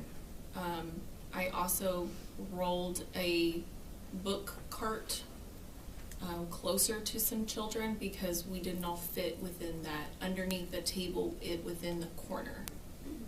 Now, and it sounds like it's these windows that really gave you angst, right? Yes. It's those windows that were just exposed Yes. you. Did you ever voice that concern to administration? No. No, okay. Now, I want to direct your attention now to when you were in the corner with the children, sitting with them, and then when you crawled up because you heard some noises. You ended up crawling to the window and you peeked out and you saw what you believe was an officer. Yes. And you said that officer was moved around the vehicle and it appeared to you, was using that vehicle for cover. Yes. Okay. But also you said it appeared to be some communication or yelling with somebody else in the officer's presence or around him. I'm not sure. Okay. But the officer was yelling or talking to somebody. You're not sure? I'm not sure. Fair enough. But is it fair to say that that officer was between you and the shooting that was happening on the other side of him? Yes. And do you now know that there was other officers on that side that did not drive in like this officer did into the No. danger? You did not know that? No. If there were other officers that stayed on the outside, that would be a distinction in your mind between those officers that stayed away at the corner and this officer, whoever it was. Well, you know it's Adrian now, right? Yes. Okay. Adrian driving in close to, in between your building and then the fourth grade building, right? I'm gonna object to speculation. She already said she didn't know there was other officers there, so at this point it's speculating. I gave her a hypothetical, Judge. I said if you know, give an opinion. You can answer if you know, ma'am. I'm not sure. Okay, well, let's talk about Adrian, this officer. This officer for sure, regardless if there was other officers out there, this officer drove in to the campus close to the fourth grade building and in between you and that fourth grade building. Yes. And from your position, it doesn't sound like when you testified a short time ago that you remember a lot of gunfire sounds. The initial ones, yes. We did hear several more once we were in the corner, but it wasn't a lot. And you know that stress can affect people differently, Of course. right? There's tunnel vision, Right. right? There's perception distortion, Right. and there's something called, have you ever heard of auditory exclusion? Yes. Right, which things kind of, and it sounds like maybe that was happening understandably a little bit to you. Mhm.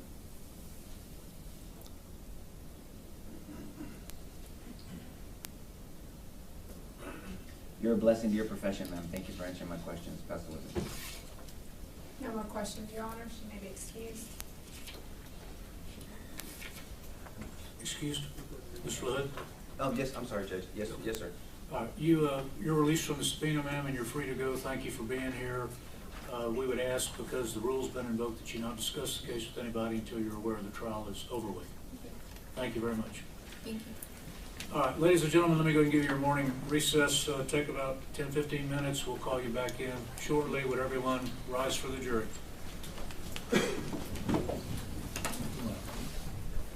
You want to open up?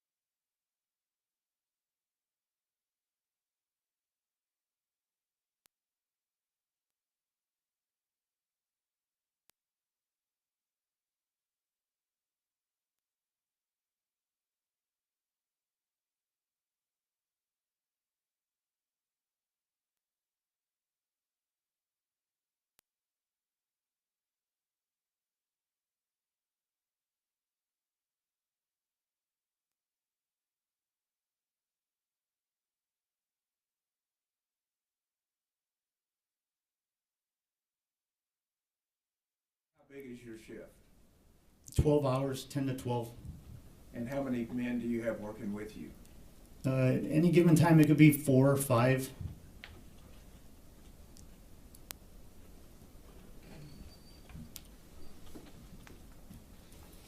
And I'll direct your attention then, if we could, go to May 24, 2022. You recall that day? Yes, sir.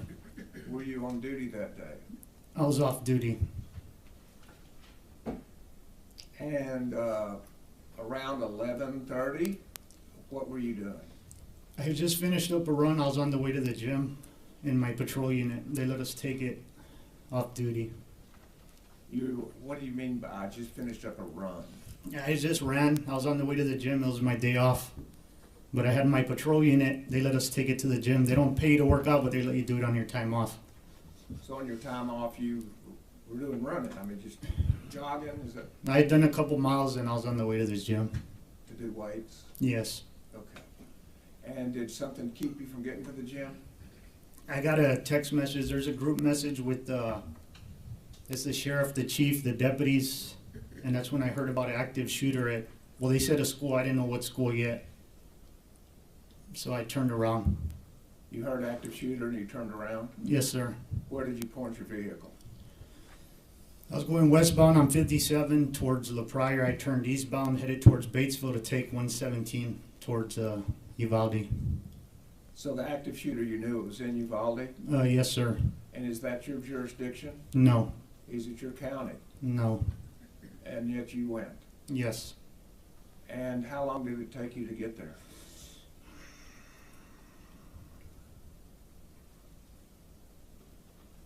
I think I stepped into the building at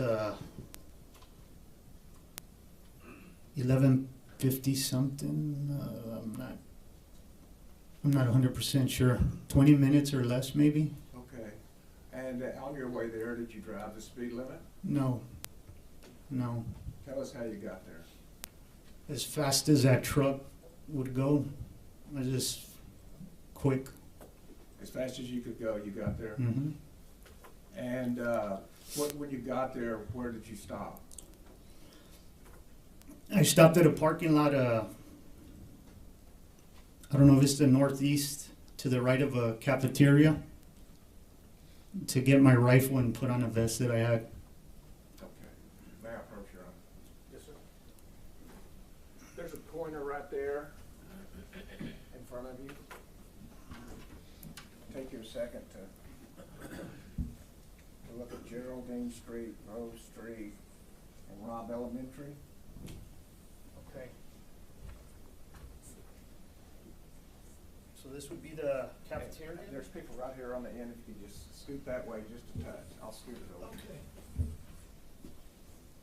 Okay. If this is gonna be the cafeteria, there's a little pickup area here. I parked around this area. There should be a parking lot or something. I don't know if it's in view, but it's gonna be around this area here. Just out of view by the cafeteria, there was a parking area, and that's where you parked. Yes, sir. And that's on that far bottom corner to the right, far right. Yes, sir. Thank you. How were you dressed on the way over there? I had I was wearing shorts and a t-shirt and running shoes. Okay. And so is that the same way you were dressed by the time you got there? Yes. Minus I put on a vest that I had on the seat. So when you got there, you put on a vest. Tell us about the vest. It's just bulletproof. I'm not sure if it's what the rating is, but it's all I had, so I just put it on. It's a black vest. Yes, sir. It said sheriff on it. So you don't know if it was rated for guns or for handguns or for... Not at the time, no. That's what you had, so that's what you put on. Yes, sir. Did you have to have anything else with you? Besides the No, vest? that was it. Phone, everything stayed in the truck. No body cam, nothing. How about helmets? No helmet. Any weapons? I had an AR rifle with I loaded maybe 12, 13 rounds in there. And did you take that with you? Yes, sir. What did you do? I see some parents, I believe those parents approaching from the right into the parking lot. There's two BP agents. Looks like they're taking cover. They have their rifles out. So as I see the parents approaching, I load real quick, get out.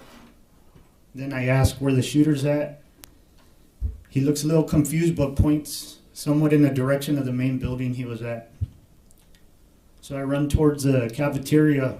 I know there's a gate there. I picked my kid up there. I know the school. I just didn't know the name at the time. Let me stop there for a second.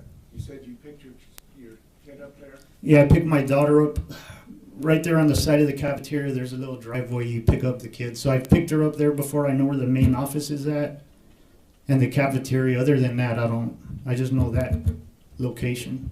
So was she going to school there that day? Yes. Okay. So then what happened?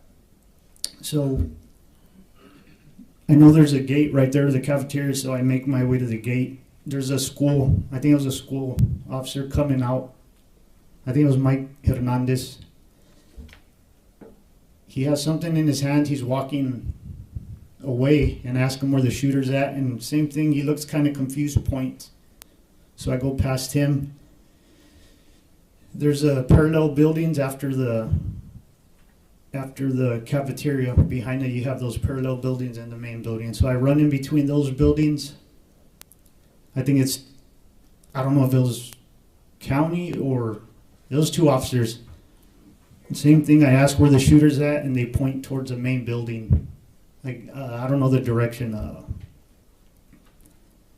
They say, be careful, he's shooting out of the window.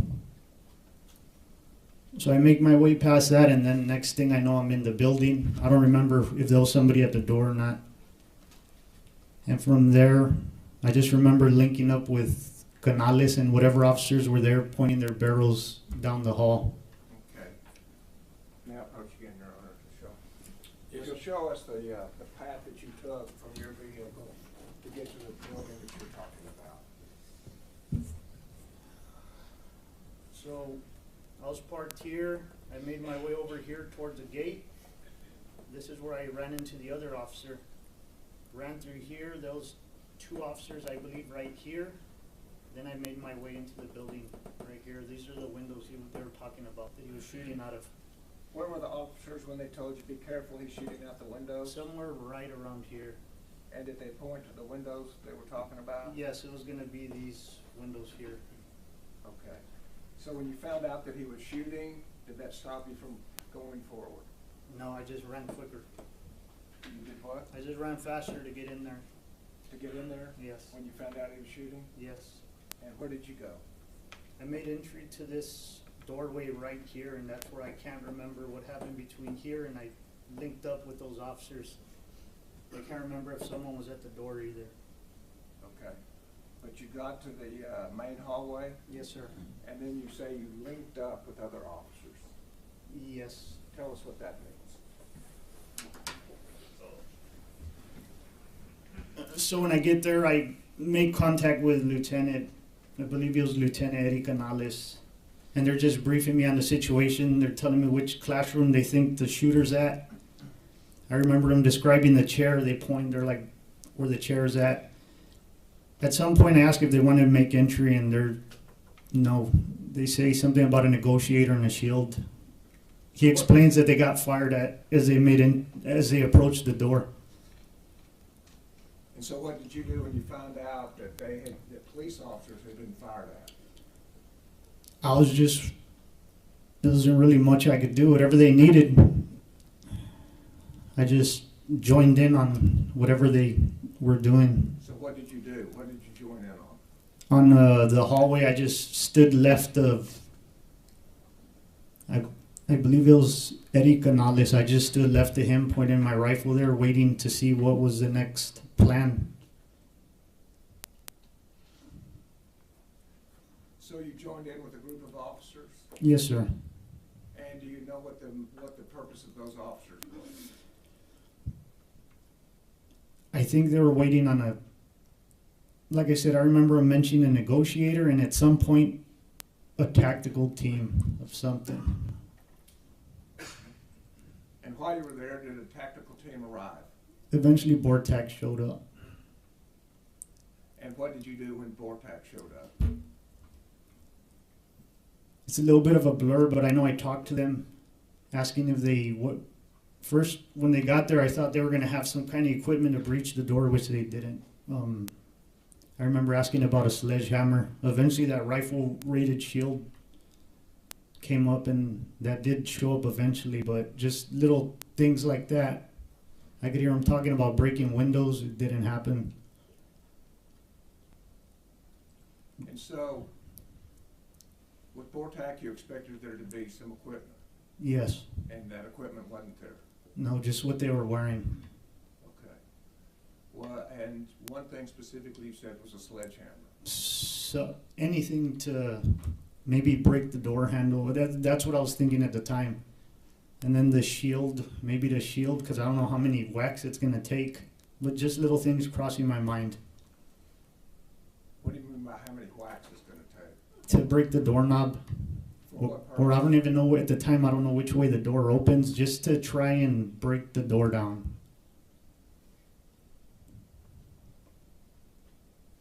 And how long did you wait there? I know I ended up leaving to make a call. I was still trying to find out where Ava was, if she was okay. And Ava, what grade was she in? I think it was second grade. And who did you call? My ex-wife. And did you get her?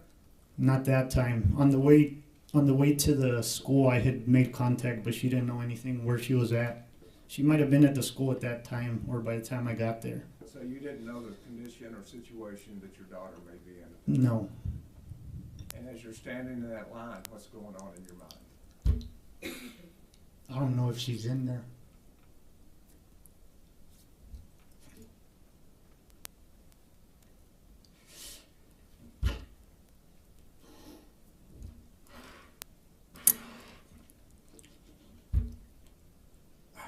And what, was there any further delay? Just the locked door situation. And how did y'all resolve the locked door situation? With the master key. Once the master key arrived, what happened? I'm not sure if it was used on the janitor door, but when we breached the classroom, they did use that master key. So they opened the door and we breached. So they used the master key and you breached? Yes. Well, you weren't a school district police officer, is that correct? No. Were you a Uvalde police officer? No, sir. Uvalde County Sheriff's Office? No. You were from Zavala? Yes, sir. How is it that you ended up ahead of those people? Nobody stopped me. And when you were part of the breach, why is it that you went in? I was there. Nobody stopped me. Wasn't it dangerous? Yes. But that didn't stop you? No. And why is that? Because I was there. And how many people made up the breach? It was 4 or 5 that I remember, but the line could have been bigger because there was officers on both sides of the hall. But as far as I remember, it was 4 or 5 of us that were going in first. And what agencies were they with? It was me with Bortak, and then I'm not sure if the PD was behind me. Across from me, there was a sheriff's office for Uvalde County, and then maybe some PD guys with him. Everybody was there. But no school district police officer? I don't know. Okay. And so tell us how you breached. After they unlocked the door, I think they got both classroom doors open. We make entry. It's dark, can't see anything. As soon as I make entry, I realized I don't have a flashlight, I can't even see. So I look to my right and there's a pile of the bodies.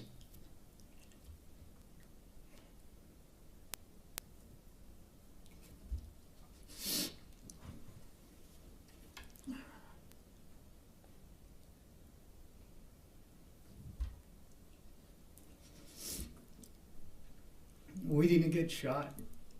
Excuse me? I was expecting to get shot.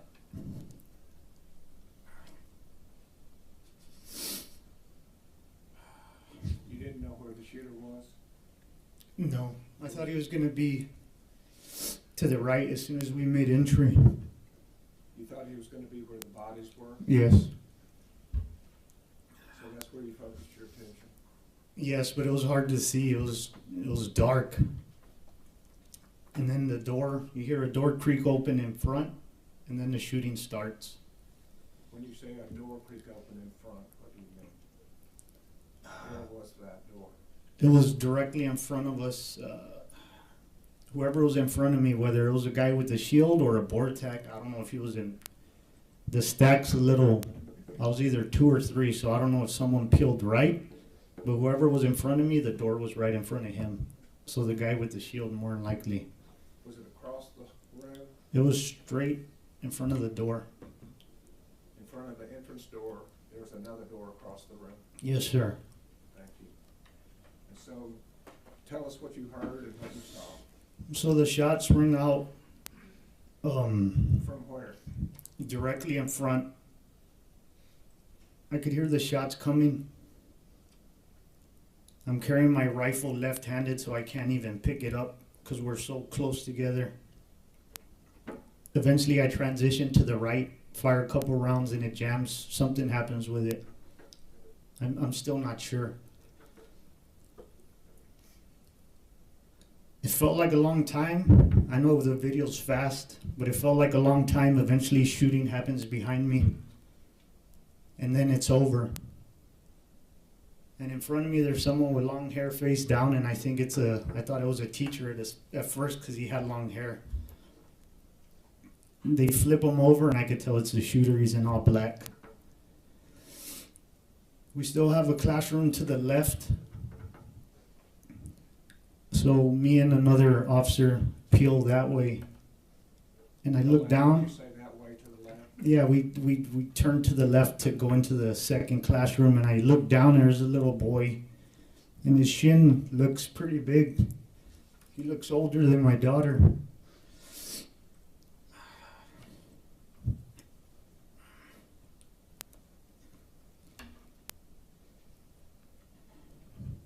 So I think maybe she's not in here.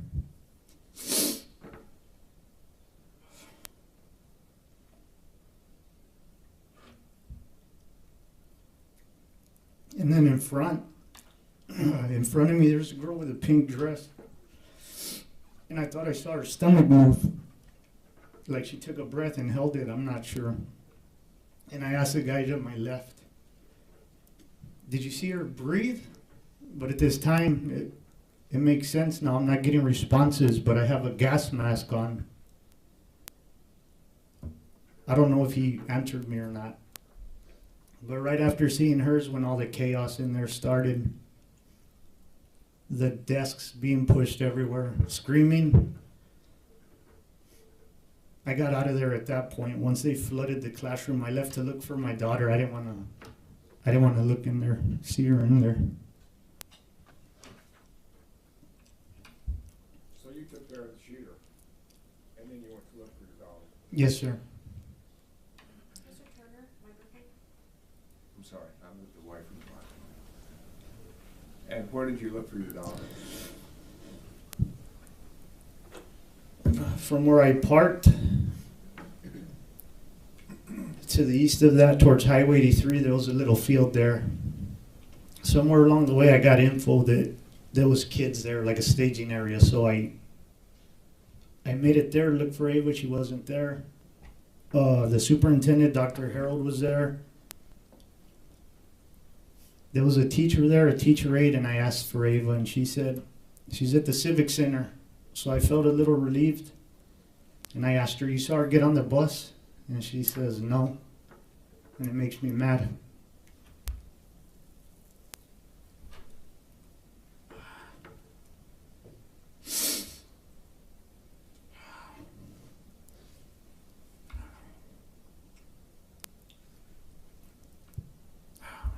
I got mad that she told me that.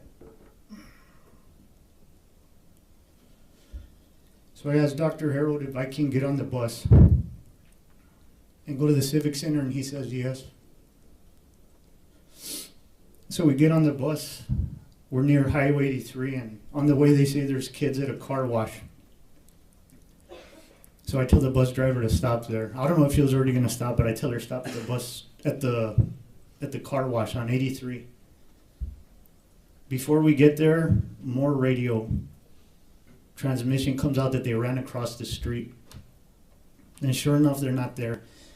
So I asked the bus driver to turn around, and she's taking too long. So I have her open the doors, and I get off on the highway, and I run to the house. And you see the kids there. To your house? I ran to the house where the kids ended up. Yeah, I get off on the highway, and I run, get to the kids. Look through them, Ava's not there. They're in somebody's front yard. There's a lady at the door. I asked to use her phone. Same thing, no answer. So I don't know where Ava's at. The bus ends up getting there. We get on the bus, go to the Civic Center, get off, walk in there, and the kids are in rows, almost like a formation. And I don't see her at first. It feels everything leaves my body. And then out of nowhere, she like appears, and I hug her. We go towards a back wall.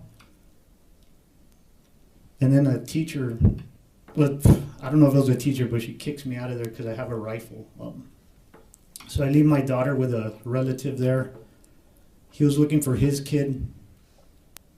I asked him to give me a ride back to Rob because I fired my weapon. Pretty sure I had. So I knew I had to go figure out what they wanted to do with me. So I went back to the school. I met with a ranger, and he took my weapon later on that day. Because it potentially had evidence of, since you had fired shots. Yes, sir. Is that standard procedure when there's a police shooting? Yes. So that's nothing unusual? No, they take your weapon. Very good. Thank you. Pass. Yes, sir. You're a sergeant still? I'm with the investigators now. So you're investigator, not sergeant? Yeah, no, not sergeant, just You investigator. want me to call you investigator Vasquez or Mr. Vasquez? Or? It doesn't matter, however, whatever's easier. Well, my name's Nico, and you can call me Nico. Yes, sir. I didn't want to cut you off. A lot of that you were saying was not relevant to Adrian, right, or this trial, but Okay. you know, I think we're all just wanted to hear from you, and we're grateful that your daughter's okay, and thank you for your service. But have you testified before in your duties as a police officer? Not to this magnitude, but In trial you have? yes, sir. Have you been cross-examined by a defense attorney? Yes. Maybe, okay. Well, there's no gotcha. You're not the opponent here. We're just going to ask questions. I'm going to ask for your information and what you knew or didn't know, and really talk about some of your experience, okay? Okay. If you don't understand my question, you stop me. Say, Nico, can you repeat that? Or I don't understand what you're saying, and I'll do that. Yes, sir. So it sounds like, may I call you Joe? Yes, sir. Okay, thanks, Joe. It sounds like that you were kind of operating in two functions. You were operating as a law enforcement officer, but also as a daddy. Whatever I was needed. I know, but you don't divorce yourself from being a daddy, right? No. I mean, you weren't just going to any school, you were going to the school. I mean, in all of us as parents, there's a lot of schools that we care about, but then there's the school that we care about where our children go. Mm-hmm. Is that a fair statement? Yes. Okay. And no trick questions, just No, I you understand. understand me if I'm, so you were driving, at some point you realized it was Robb Elementary, Yes, sir. and then you knew that your daughter went to school there. I didn't know at first, so I have the kids and the ex on a group, and I know two of my kids were going to Morales Junior High, one was going to high school. Ava, I didn't know what school she went to. They said Rob when I was on the way. Got it. Okay. But at some point you realized that that was the school that your daughter goes to. Yes. Because because you've actually, like you testified to this jury, you've picked her up from there before? Yes. Okay. And so you get there and you testified that it took you 20 minutes or less to get there, Believe so, about. and you said that you stepped in the building at 11:50 something, right? So, yeah, I'd have to look at the video. I believe it was something like. If I represented to you that it's 11:56:28, does that sound about right? Sounds about right. 11:50 something. And you said that you threw on your vest, but you weren't aware of its rating. Yes. Is it a vest that you wear on a regular basis? No, Okay. that's not a duty vest. Okay. Where did you get that vest from? It's from the sheriff's office. So is it kind of a vest that you grabbed and maybe that's why you didn't know what was it rated for? It's more of like a tactical style vest, something you wear over, not part of a uniform. And for the jury's sake, for tactical, you mean people can put extra magazines in there, you can put a flashlight, a knife, something like that? Yes, sir. It's not necessarily for protection, No. right?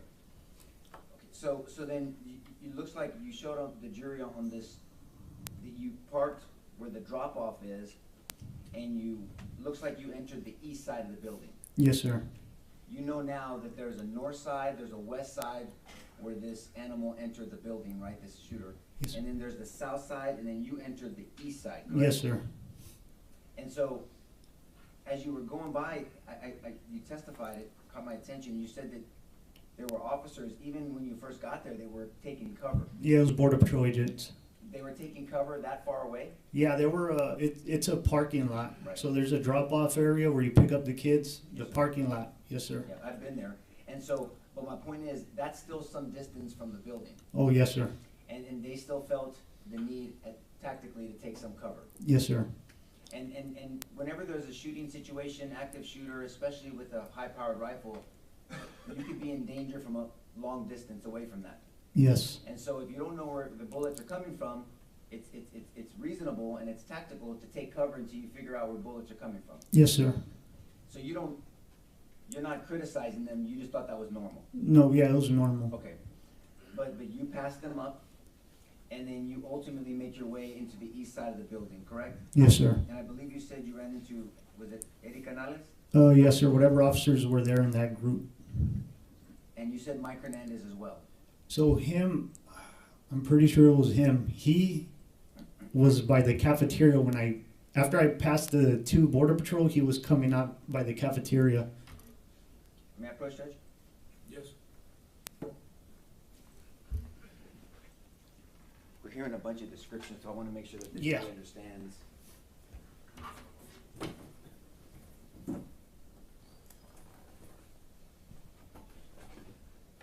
You understand what this says? You don't block anybody? Can you show us what we're against, for clarity? So this is the pickup area, I parked here. I believe if it was Mike, it was somewhere around this area. And what was he doing? I'm not sure if he was walking out, I don't know if he had keys in his hand or something. He was doing something, I don't know what, but he was walking. the So you're opposite. walking this way and he's walking opposite? Yes, sir. Okay. And then, and Mike Hernandez, he works for what? Investigator, could you move? I don't think these folks can see, maybe just there we Oh, go. I'm sorry. Sorry about that. And so Mike Hernandez works for which PD? I think he was part of the school. at Okay. the time. And then so you make your way down, and then where do you see the Border Patrol agents? So the Border Patrol, the first ones I come into contact with were it's a parking lot, I believe it's right here. And then it's Mike, I believe it was Mike. And then I run into another couple officers here. I don't know if it was PD, county, I don't think it was Border Patrol. And for the record, you're pointing out the Border Patrol agents were kind of parallel or side to the drop-off area on the entrance. This is really the entrance of the school, right? Yeah, yes. It's really it's east facing, but it's the entrance to the school, right? Yes, sir. And the Border Patrol agents reasonably and tactically were taking cover over here. Yes. You later knew that the shooting happened here, but they were taking cover over here. Yes, sir. Okay, and so then you make your way down, and then you enter through the east side of the building. Yes, sir. Okay, and then now that you passed Mike Hernandez and you passed the Border Patrol agents, now you come in contact with Eddie Canales? Yes, sir. And who does Eddie Canales work for? Uvalde PD. Uvalde PD. That's different than the school district, right? Yes, sir. Okay, and does he have rank with UPD? I think he was a lieutenant at the time. So Eddie Canales, and is he briefing you about what happened? Yes. Okay, you can have a seat now, sir.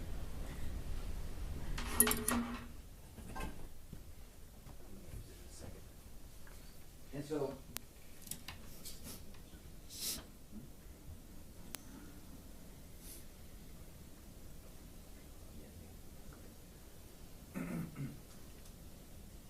And so you got briefed by Lieutenant Canales about the attempted breach, initial officers that had went into the building, and the fact that the shooter shot at those officers, and two of them were hit. Yes, One of them was skimmed in the head, and the other one was hit in the ear. yes, You're aware now that officers early on initially tried to get into that building and tried to breach that classroom, right? yes. And one of those officers was Adrián Gonzales. You know that, right? Now. Now, yes. Yes. At the time you didn't know, but you knew there were early officers before the 376 officers showed up. There were early officers, 5 to be specific, that tried to breach. They went into the building, and 2 of them were hit. Yes, Do you know now that they came in from different angles? Some of them came from the south, Adrian and another officer, and others came from the north side. yes, And tactically, that's not wise, but you had no choice, right? yeah, So may I stand up, Judge? Yes. So if you and I are in this hallway, and you're standing over there, Joe, and I'm here with a weapon, and we're both going to a danger, what could potentially happen between you and I? crossfire. Explain to the jury what crossfire is. Crossfire is pretty much as he explained it. I'm not going to want my partner on the other side of wherever I'm shooting. You got to keep in mind the backdrop, right? Make sure nobody's on the other side of the bad guy, pretty much. Stay out of the path of fire. But you later found out that those initial 5 officers, they didn't even think of their own safety. They went in and they subjected themselves not only to this shooter, but to crossfire. Correct? Yes, It's called friendly fire or blue on blue fire. Right? yes, Okay. And that happened, and so that might not have been explained to you at that moment, but you were prepared to help out in any way possible. yes, sir. And by the time you showed up at 11:56:28 roughly, there were numerous officers there. Yes, I'm not sure of the number, but those officers. Did you later find out that there were 376 total officers there? Yes, And so then you offer your help to Lieutenant Canales to go in, correct? well, not me by myself, but I did mention making entry. So you suggested, are we going to try to make entry? Yes, But not by yourself. no, not by myself. Why? You need a team, and there was enough of us there to form one. So I don't know if that's been explained to the jury. So explain, why do you need a team to breach a door? Of course, they teach if you're by yourself, you go by yourself, but if there's enough for a team, you're going to form a team. The first guy, the second guy might get hit, second or third, the rest can return fire and take out the shooter. And there's a difference in breaching a door. There's a difference between an inward breach door, inward swinging door, and an outward swinging door, correct? Yes. And we're going to talk about some techniques of breaching, but explain the difference between an inward swinging door and an outward swinging door and what the complications are. An inward door, you'd be able to probably kick open. It's easier to breach. Outward door with a steel frame, you're not going to be able to kick it open. Usually those open towards hallways, corridors. Judge, may I stand up? Yes. So if we have an inward swinging door this way, if this is our room we're trying to breach, this is the hallway, and you agree that a doorway is a fatal funnel. Yes. We explained to the jury, they've heard it before, but from your perspective, what a fatal funnel is. Fatal funnel is this is where you're gonna die at the door. It's easy to, like right now, you can point where you came in through without even looking.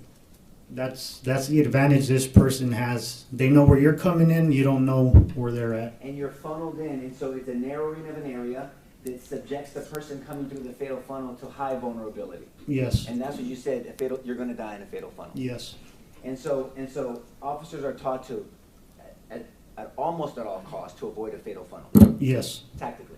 So an inward swinging door, you said you can either get a ramming device or you can kick open a door and then you can breach it. Correct? yes, And then actually the inward swinging door tactically is to your advantage because if there's someone back here, it's used as distraction or some type of distortion so you can tactically yes. react.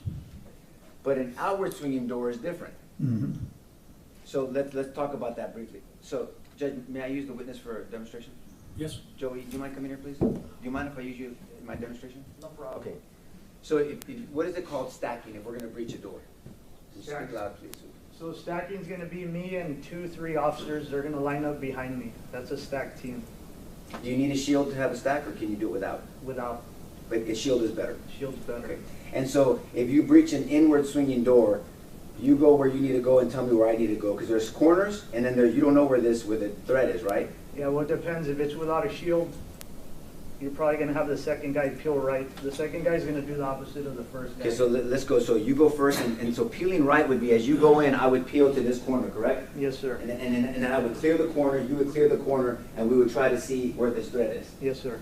Okay, and so if you have, so one peels right, you would peel left, who would go for, who takes what role? So if, like I said, if it's somebody with a shield, you might stay behind the shield. Especially if you're gonna get fired at, you're not gonna really be able to peel away. So your cover's gonna be behind that shield, and hopefully he takes care of it. And so the shield person, depending on the rating, and there's different rated shields, right? There's one for handgun and there's one for long rifle. Yes, The one for long rifle is much heavier, yes. right? And so usually the person covered with the shield, and then is it called the stick, the stack, is it called kind of a stick sometimes, slang? And so people are back here, the person with the shield, and the person holding the shield, that's their duty. They don't have a gun, they're holding that shield. Well, yeah, it depends on the training, but there's some Right. that he's gonna be in charge, he's gonna be point, and his weapon's gonna be out. Like if it's a haul, then the other guys will pop out, but it's different tactics. And so different people have different opinions about tactics, right? Yes, Can we talk about an outward swinging door? yes. Okay, can we use, Judge, may we use the jury room for a second? Just the door, we're not going in. Yeah, I mean, they can see. Can you guys see? Okay, so this is an outward swinging door, right? Yes. And will you explain, if you can, I know that the juror's behind you, can you stand where I'm at so they can see you? Explain what the complications are to an outward swinging door in a breach. So the outward, like I said, this is something you're not gonna be able to kick in. If you don't have a pry tool or something, you're not gonna open that door. Okay, you mentioned something, so explain to the jury what tools are needed for an outward swinging breach. You said a pry tool, what else? What is that exactly? Why don't you explain what that is? So a pry tool is something you're gonna jam in there, usually like a Halligan, but you're gonna need a sledgehammer to wedge it in there and pry it open. So one step at a time. So a Halligan tool has two sides to it, right? One of them looks like a pick and the other one looks like a pointy thing. And so you get this Halligan, some people say hooligan, right? Yeah. A Halligan tool, you put it in there and you're gonna want a sledgehammer or some type of battering ram to jam it in. Yes, sir. Right? Now the threat on the inside, as you're making all this noise, that someone on the inside, if they have bad intention, they can be shooting at you through that door. Yes, Or they can be attacking you, whether it's one or more attackers, correct? yes. Okay, so you need the Halligan tool, and then you need a sledgehammer as well. Yes. Then what happens once you do that? Is somebody covering you? Is there a shield? Or there's people at the door trying to wait for? Yeah, you're gonna have some people lined up with you. Hopefully, they're gonna make entry once you pop the door open. Who's responsible for opening the door? Whoever has a Halligan tool, it could be the point guy. So I'm positioned here, you're positioned there. Hopefully there's a shield in front of me, but this person's vulnerable. Slam, slam, slam, break the lock, and then I pull and I open up this way, and then you guys Yes. breach. And then is it the same peel off right and left? Pretty much depending on the layout of the room. But now that shield has to be first. Yes. Thank you, sir. So is it fair to say there's much more complication to an outward swinging door? Yes, sir. Do you know, I think you mentioned that they did not have the tools needed? No. Did you later find out that they were working on getting the tools? I remember somebody saying I have a sledgehammer in the bed of my truck, something like that, and they went to get one. I don't know. It might have been Vortec. I'm not sure. Do you know, and we're going to talk about Vortec in a second, do you know if anyone had a reeded shield for a high-powered rifle? I just remember that getting there towards the end. If it was there before, I'm not sure. But yeah. And whether at some point when you have a fatal funnel and a high-powered weapon, may I stand up again, Judge? Yes. I'm sorry. I didn't know if you want me to ask every time, but I will. Now, do this. If you want to approach the witness, you want to use the well, just do it. Thank you for that permission, Judge. So in some scenarios, and a fatal funnel, the reason why it's so dangerous, if the threat has a lot of magazines and a high-powered weapon, it doesn't matter if there's 1,000 officers on that side, right?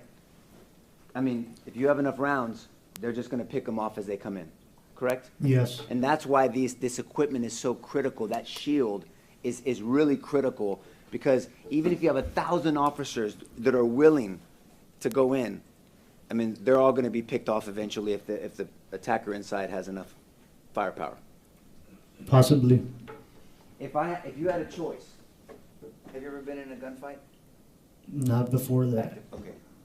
Well, thank you for subjecting yourself to that. If you had a choice, this is kind of like a blue gun. It's an orange gun for training. It's not real.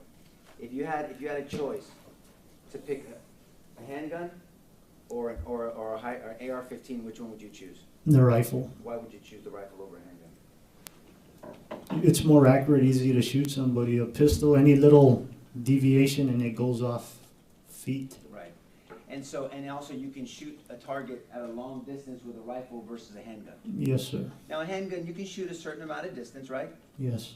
But now, would you agree that combat shooting or training tactically with a handgun, you usually train within 2 to 5 yards, 7 yards, right? Up to 20 at the range. Right. And so when you pull and you draw, you can do a fast draw. You usually at a high rate is pop, pop, pop, double tap, triple tap, and you're doing rapid fire. Correct? Yes. But after a certain distance, a handgun is not as reliable, right?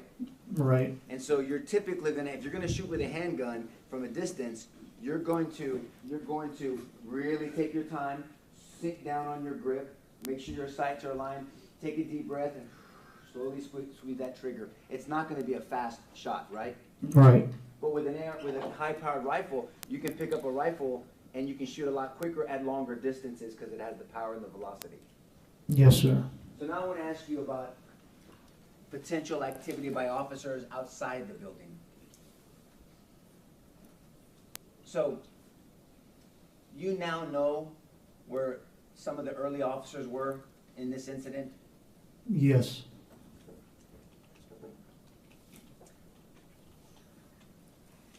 And just really quick before we get to this part, the breach to that door was at 12:50, correct? Yes. It was almost an hour after Yes. you guys, everyone got there. Yes. Okay. And that wasn't your decision, by the way. No. I'm going to direct your attention to the Defense Exhibit 10. So, are you orientating yourself now? This is Robb Elementary? Oh, yeah. Yeah. So, Geraldine, right? Groves over there. And this is the east entrance is over here. West entrance where the shooter came in. South entrance. Yes, sir. You now know that Adrián Gonzales drove all the way into this incident early on, and the jury will hear about the dispatch later, and he was parked over here. Do you know that now? Are you telling me now? Yeah, now, happened yesterday? yeah, now, Yes. okay. And so, we can see that, yes, sir. Let me start there so you Yeah, give me a different view. Thank you very much. Thank you. Okay. You want to get oriented a little bit? I got it. I understand the west, the east. Yes, sir. You see that vehicle over there? Yes. Okay. That's, excuse me. That's a police officer unit? Yes, sir. And it's where Adrián Gonzales parked. Okay, and so if an officer is here, there's no line of sight to a shooter that entered into the west building, correct? Correct. And so, this officer here, after hearing gunfire without a line of sight, it's reasonable to take cover for some period of time to observe and orient yourself to what's going on and what's going on around you, correct? Makes sense. And if the officer's by himself, it's different. Do you think tactically it's different than an officer that shows up to a potentially dangerous situation by themselves versus having backup? Yes. And so your tactics have to be a little bit different, right? Yes. As you described and educated the jury about tactics of breaching, there's tactics of trying to assess the situation when there's shooting if you're by yourself, Yes. right? And so, would you agree with me that in this area there is no cover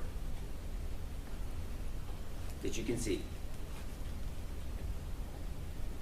Just the car, but I mean, it's not gonna stop bullets. Okay, I want to talk about that. Why did you say that? Why did you tell this jury that a car is not going to stop bullets?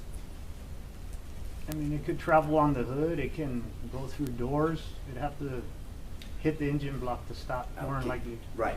So with a vehicle, there's the difference between cover and concealment, right? Yes. And the jury's heard this already. Let's say this was covered. I'm concealed. My upper body's concealed from you. I'm not covered from you, right? No. You could shoot through this Yes. TV, but you couldn't see me. So a car is mainly concealment, and only portions of it is cover, right? Yes.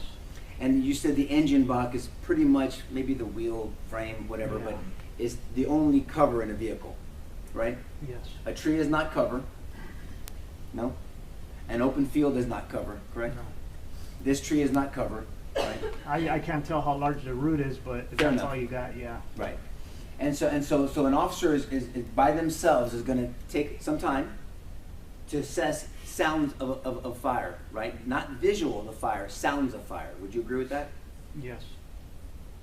And there's no special training on being able to hear. If I hear a gunshot, that's a 9mm AR-15 on the south side of a building because there's echo.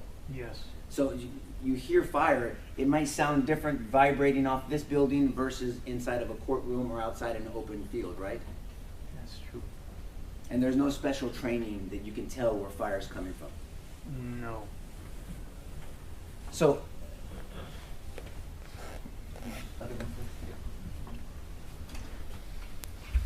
there it is. Now we're back to this one. So, we have an officer over here, and let's say for hypothetical, maybe you know now, there were 3 officers over here, right? Okay. And that these 3 officers arrived 24, 25 seconds after Adrian to the scene. Would you agree that these 3 officers have a different line of sight to the west side of the building than Adrian over there in this southeast corner? Yes. Line of sight meaning that I can get a visual. Like I can see the people, the person at the back, even though I have my glasses on, the person at the back of the courtroom, I have line of sight to the gentleman at the back of the courtroom, right? Yes.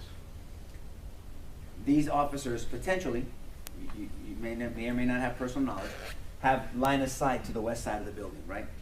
Yes. And if an officer had a long rifle, a long gun on this side of the building, that would be a weapon that would be more suitable to making that shot than a handgun. Yes. And if those officers thought they were undertaking fire, then they know that there's a threat from this individual on the west side of the building. If they're taking fire? If they thought they were taking fire. Oh, yeah, then they, yes. Would it be reasonable for these officers to think they're taking fire even though there would be no evidence of them taking fire? Could it be reasonable? Maybe If they're hearing gunshots coming from directly in front of them? Yes, sir. Yes. I'd wonder if I'm getting shot at. Okay. What would verify that for you? If you're taking fire, you're wondering if you're being shot at, but then at some point, what would verify that to you? Someone with a gun? Maybe you'd hear or you'd see the Oh, bullets? yeah, if bullets are bouncing off the road or Right. either that or you see somebody with a gun, then you know. And are officers trained to ask for permission before they need to shoot? I don't know of any, no, I've never. So if one of these 3 officers says, I see him, can I shoot? He didn't have to ask to shoot. No, you don't ask for permission.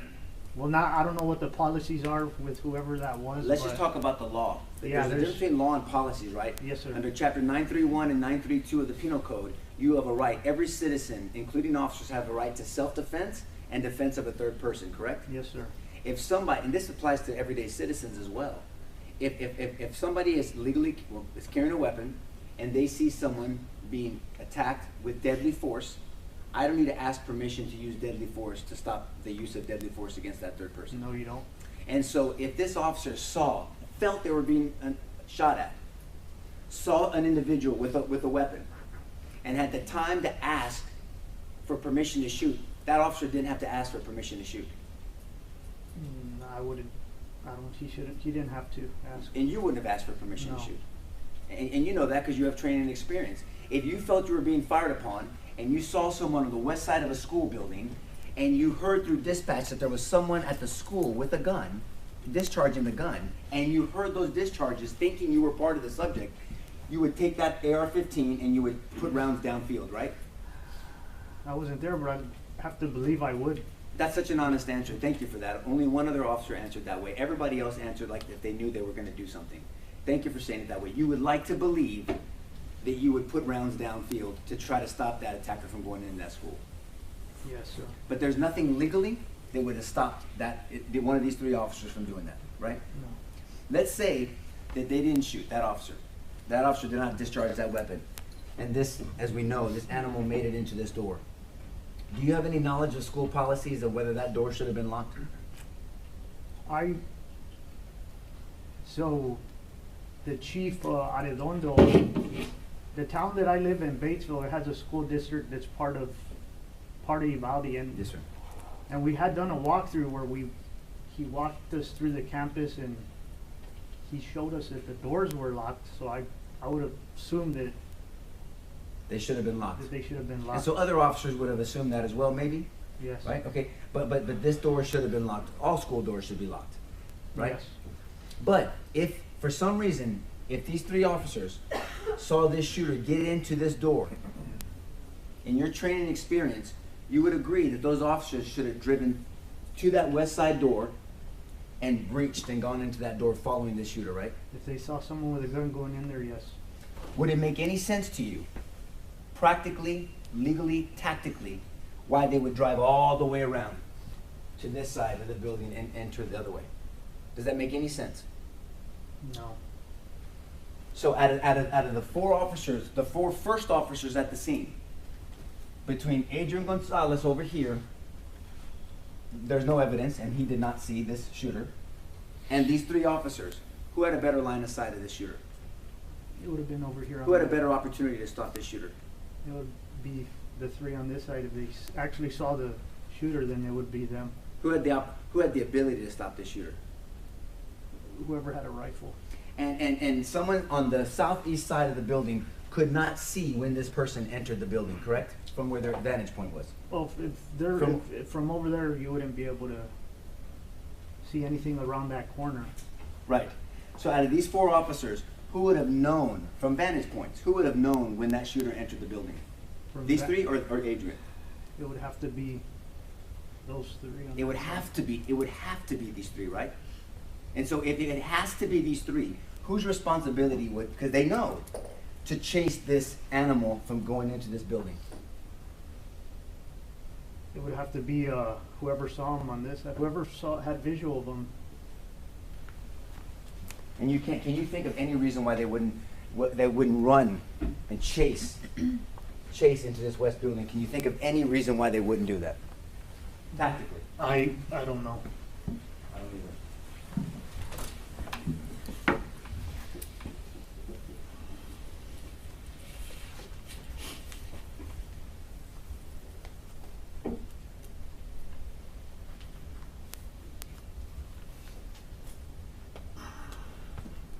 Just want to talk about the breach briefly. I think you testified that when they unlocked the door, they didn't use a Halligan, they didn't use a sledgehammer, they didn't use a wedge, a pry bar, nothing, right? They got a key. Yes, sir. And do you know now that Adrián Gonzales is the one that found the key for them? No, I didn't know that. Okay, so they finally got the key, and then they open this door and they breach. And when you guys come in, the shield takes fire. Right? Yes. Because actually somebody in the back of the stick, the back of the stack, takes a graze to his head. Yeah. And then they return fire and they send that son of a bitch to hell, right? Yes, sir. That's a witness. May I interrupt? Yes, sir. I want to start with what you said about waiting for other officers to arrive versus going in by yourself. Yes, sir. What is your training if you're by yourself and you hear an active shooter? Stop the killing. If we're going by alert training, it's stop the killing. Do you wait for 3.5 minutes? No. What do you do when you hear the gunfire? Approach it, stop it. Approach the gunfire and stop the gunfire. Yes, sir. That's pretty standard police work. Is that correct? Yes, sir. Nothing new about that. No. And so if you just hear the gunfire but you can't see the gunfire, what do you do? Can you see that? Yeah, that's If you hear the gunfire but don't see the gunfire, what do you do? Try to assess situation, see if you're getting shot at, or if somebody else is getting shot at. And if there's shots and they're not at you, what do you do? Look for where they're coming from. And how do you look for where they're coming from? Take off in any direction where you think it might originate from. And that can be from the sound of the shots fired? Yes, sir. When you got to Uvalde, how did you find out where the shooter was? Just by asking. And you followed the direction from the people you talked to? Yes, sir. And did it take you 3.5 minutes after being told where the shooter was for you to act? No. Did you stand there for 3.5 minutes trying to decide if I should go forward? No. What did you do? I just ran wherever they told me he was at until I met with the other officers. Even though it could be dangerous for you? Yes, sir.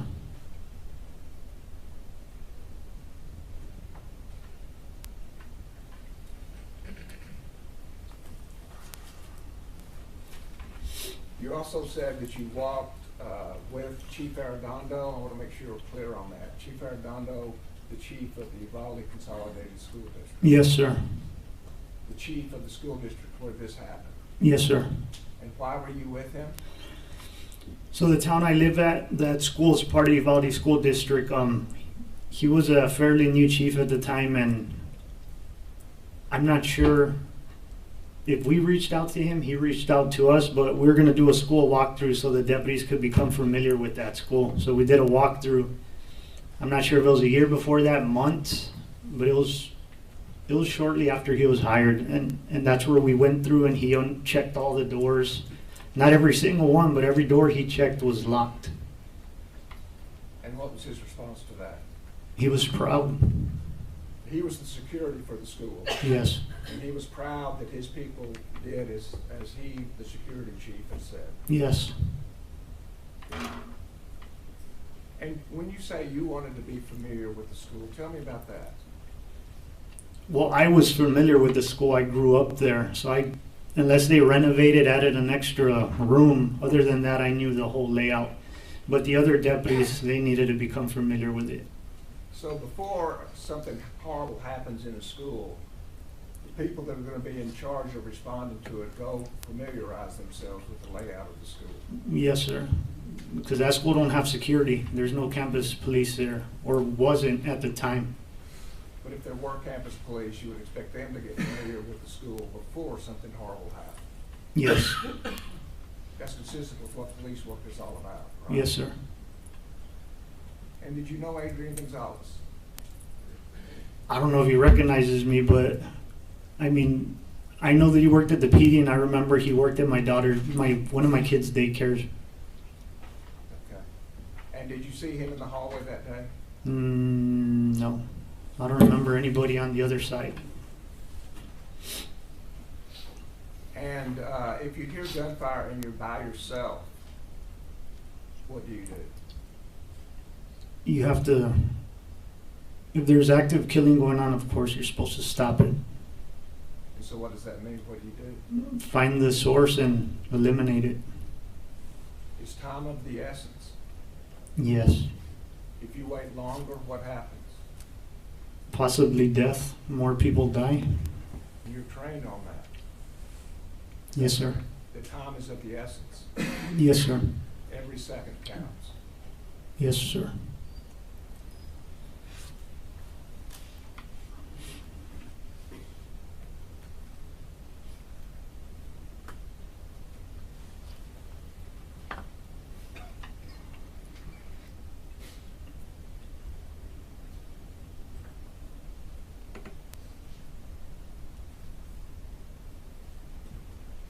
And because you've been trained,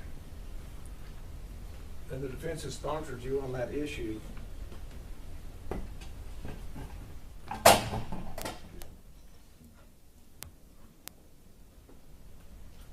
police officer in a vehicle here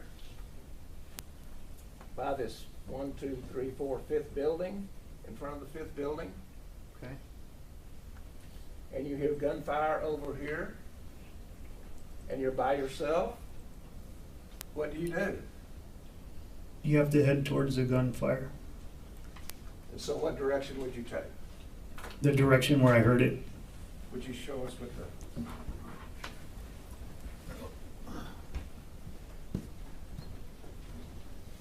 So it depends where I would have heard it. If I heard it over here, I'd go over there. If I heard it on this side, I'd make my way this way. I'd just go towards where I hear the sounds. Would you go on the other side of your car? If I didn't know where the shots were coming from or if they were directed at me, the first thing I do is probably take cover to make sure I'm not being shot at. And then from there, if it's not at me, if it's somewhere else, then I'd approach that. And if you heard a repeated fire? Yes, I'd be under the understanding that somebody else is being shot at. So it's time of the essence at that point? Yes, And then you move? yes, sir.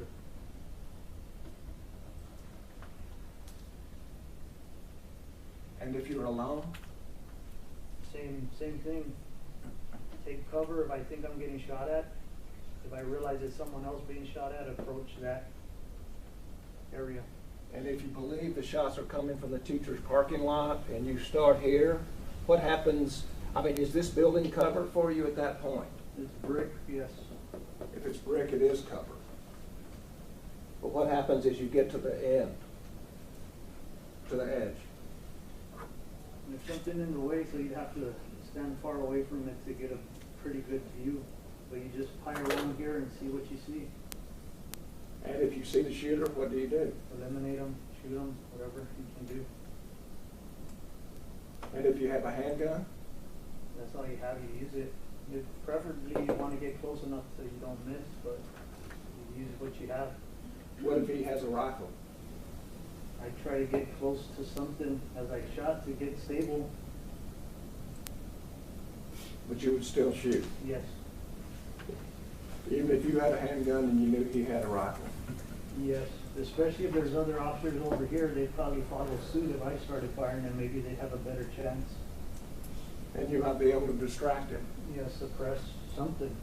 And fire, you could delay him, Yes, even if he missed. yes, Is that correct? yes, sir. So just engage. You would engage. If I see someone with a gun as I cross that corner right there, yes, I have to. And would you distract Either or, or delay yes, or eliminate? yes, But you do what you could do to do one of those things. yes, sir. And do you know how full the parking lot was that day? With cars? I made it out after, I didn't come out of there till it was over, so 12:51, 52.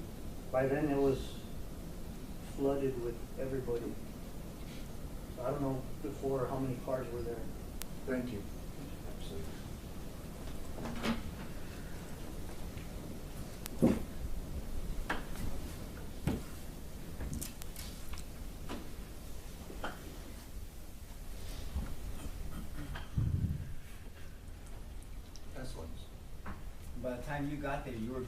By the time you got there, you were being briefed by people. Yes, sir. So by the time you got there, you were taking instruction by fellow officers that you trusted.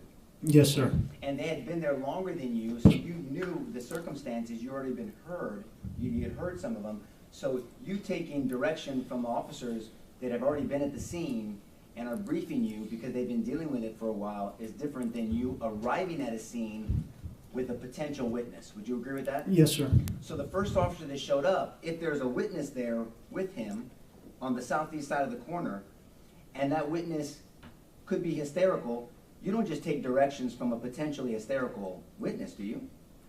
Well, I mean, if they say they point somewhere, I'm gonna look and see if what they're saying is making sense. Well, it's okay, see, you said some things that make sense to me now. You're gonna look, you're gonna observe, you're gonna orient, and then you're gonna confirm whether it makes sense or not. Yes. What you're not gonna do is show up to a situation, you hear gunfire, you think you're being shot yourself, and then you deal with somebody who's a witness saying, over there, no reasonable officer is just gonna start running over there, in this area that you don't see the threat, right? Yes. I mean, yes, you wouldn't do that right away. No, I wouldn't. I'd try to figure out where it's coming from and then head that way. That's right, and so when you say try to figure out, that takes a little bit of time to try to figure things out, right? Yes. It took 376 officers over an hour to figure things out, right? Yeah. No, I asked him about it earlier, Judge. Overruled, you can answer if you know. It took 376 officers over an hour to figure things out, right? Yes, sir. But the government was asking you about 3 minutes with Adrian by himself? Yes, sir. So we talk about it takes time to assess the situation. That's observe and orient, and then you decide, and then you act, right? That's what your training is. Yes. But it's so much harder when you're not seeing a threat, when you're hearing the threat, right? Yes. And you testified earlier, there's no special training. All these wonderful officers here, they don't have special training on hearing a gunfire and then knowing exactly where it's at, correct? Not that I know of. Neither me as well. And so now I want to direct your attention to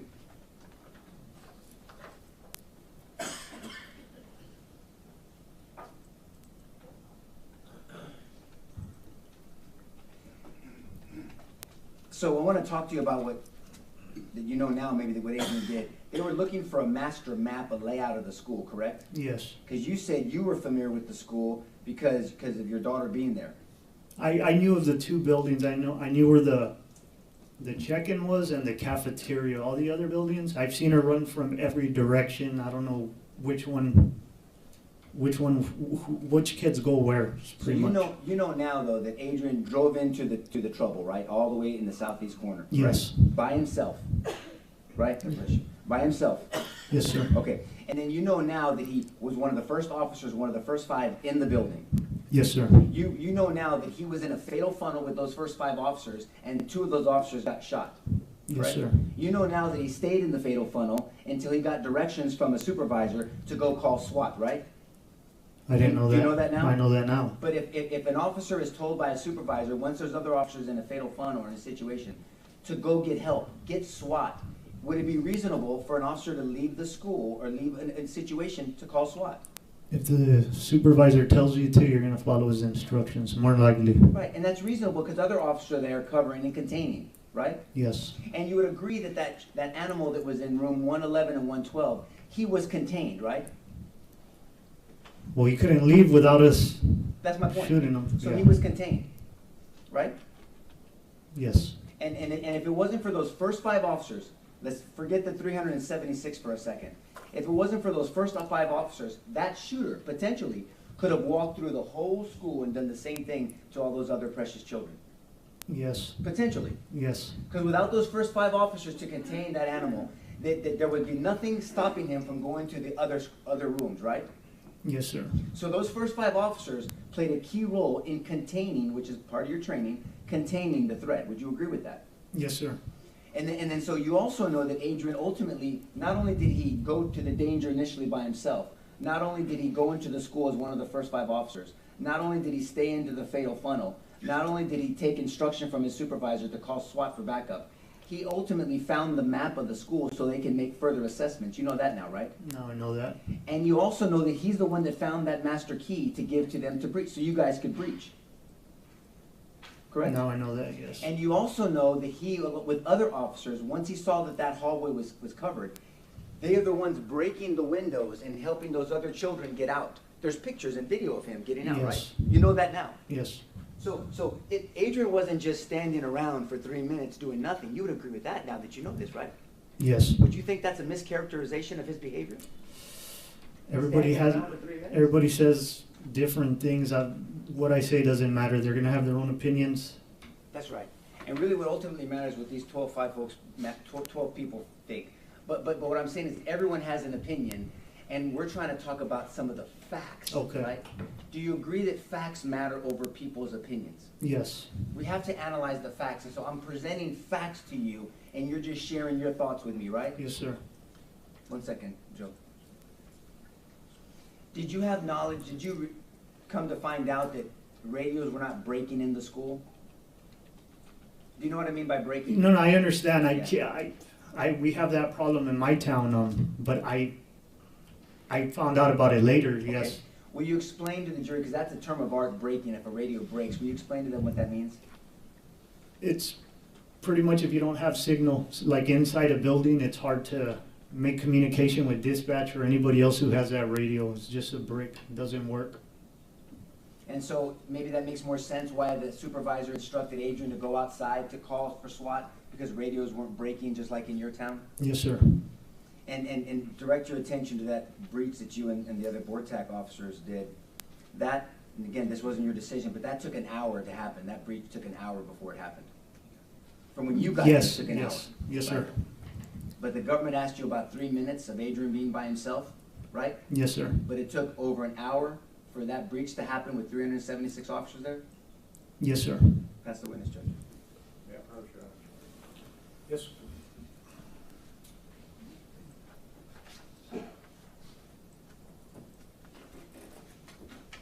Officer, if we could, once again, we have a police officer in a vehicle at this spot, correct?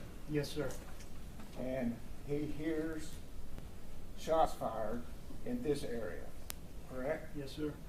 And there's a witness there, I believe, has been the representations, correct? Yes, sir. When the officer hears the shots fired and a witness gives you information, what do? I'll follow up on the information. For what purpose? If there's shooting going on, to stop it. To stop it, eliminate the shooter. Yes, sir. Don't you go get a map? Not if I hear the shots. I'll try and figure out the general direction and then approach it. Don't you go get keys? No, if it's outdoors, you don't need keys. If it's outdoors, you don't need keys. No. You don't have a family phone. No, sir. You don't need a map. You don't need to go get keys. Do you need to stop and evacuate people? No. So the fact that you may end up eventually evacuating people doesn't say what you were doing those 3 minutes, correct? No, sir. But he certainly wasn't approaching the gunman. No, sir. And you didn't hesitate to do that. I just asked and went. You just went. Yes, sir. Thank you. Pass it.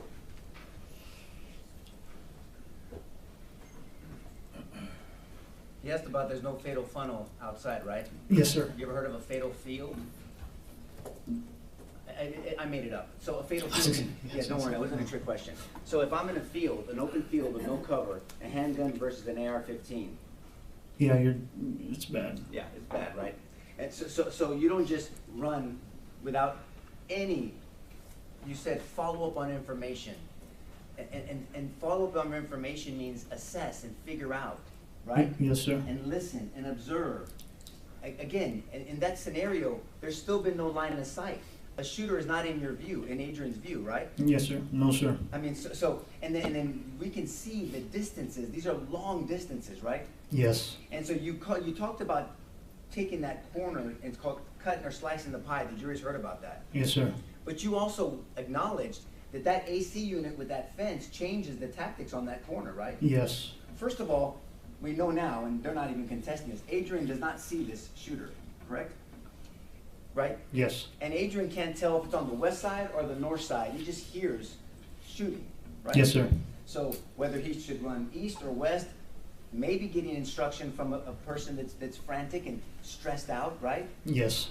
And stress, as we've heard other witnesses, but you know through your training and experience, can do interesting things to your sight, your perception, and your hearing, right? Yes. You've heard of tunnel vision? Yes. You've heard of auditory exclusion?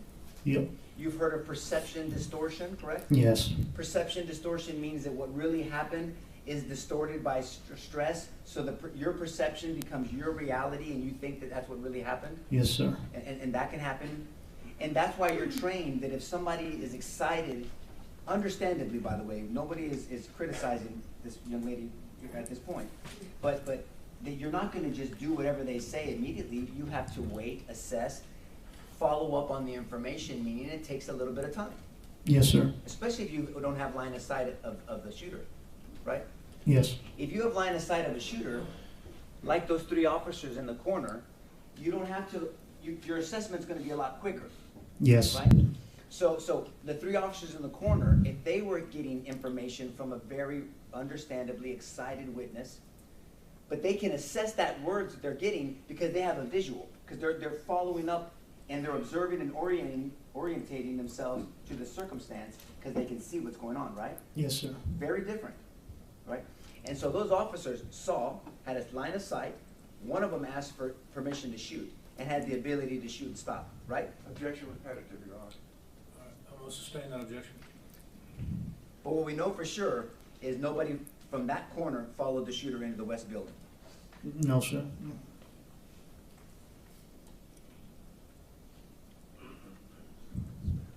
What else we got from this witness?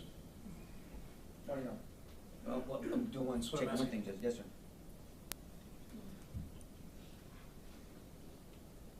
Do you know now, but by the time that Adrian radioed in potential position of the shooter, he was already in the building?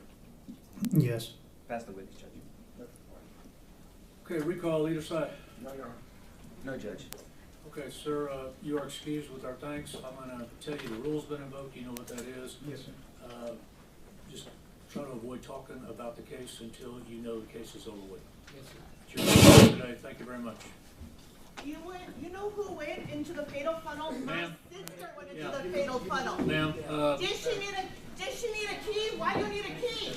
ma'am, go ahead and Wasn't have a it seat. locked? Y'all are saying that she didn't lock her door. She went into the fatal funnel. She did it!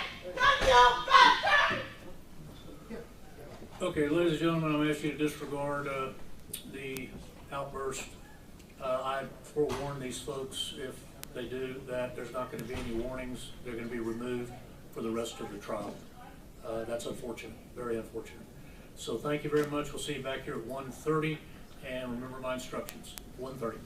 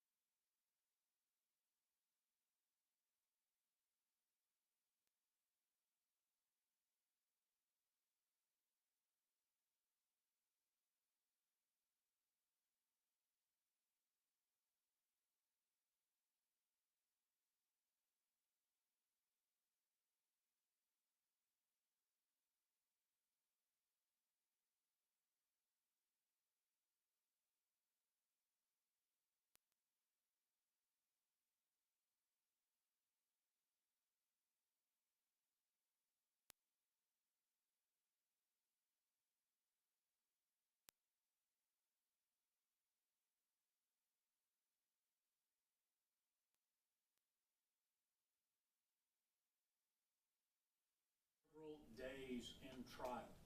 I want this case to go to verdict. Any further outburst will just echo the attempt for another motion for mistrial. So please think about that. We're trying to get this case to the jury, and these are not helping. And soon enough, if it continues, I will have no choice but to grant a mistrial. So please think about that. All right, we're in recess, 1:30. All All rise.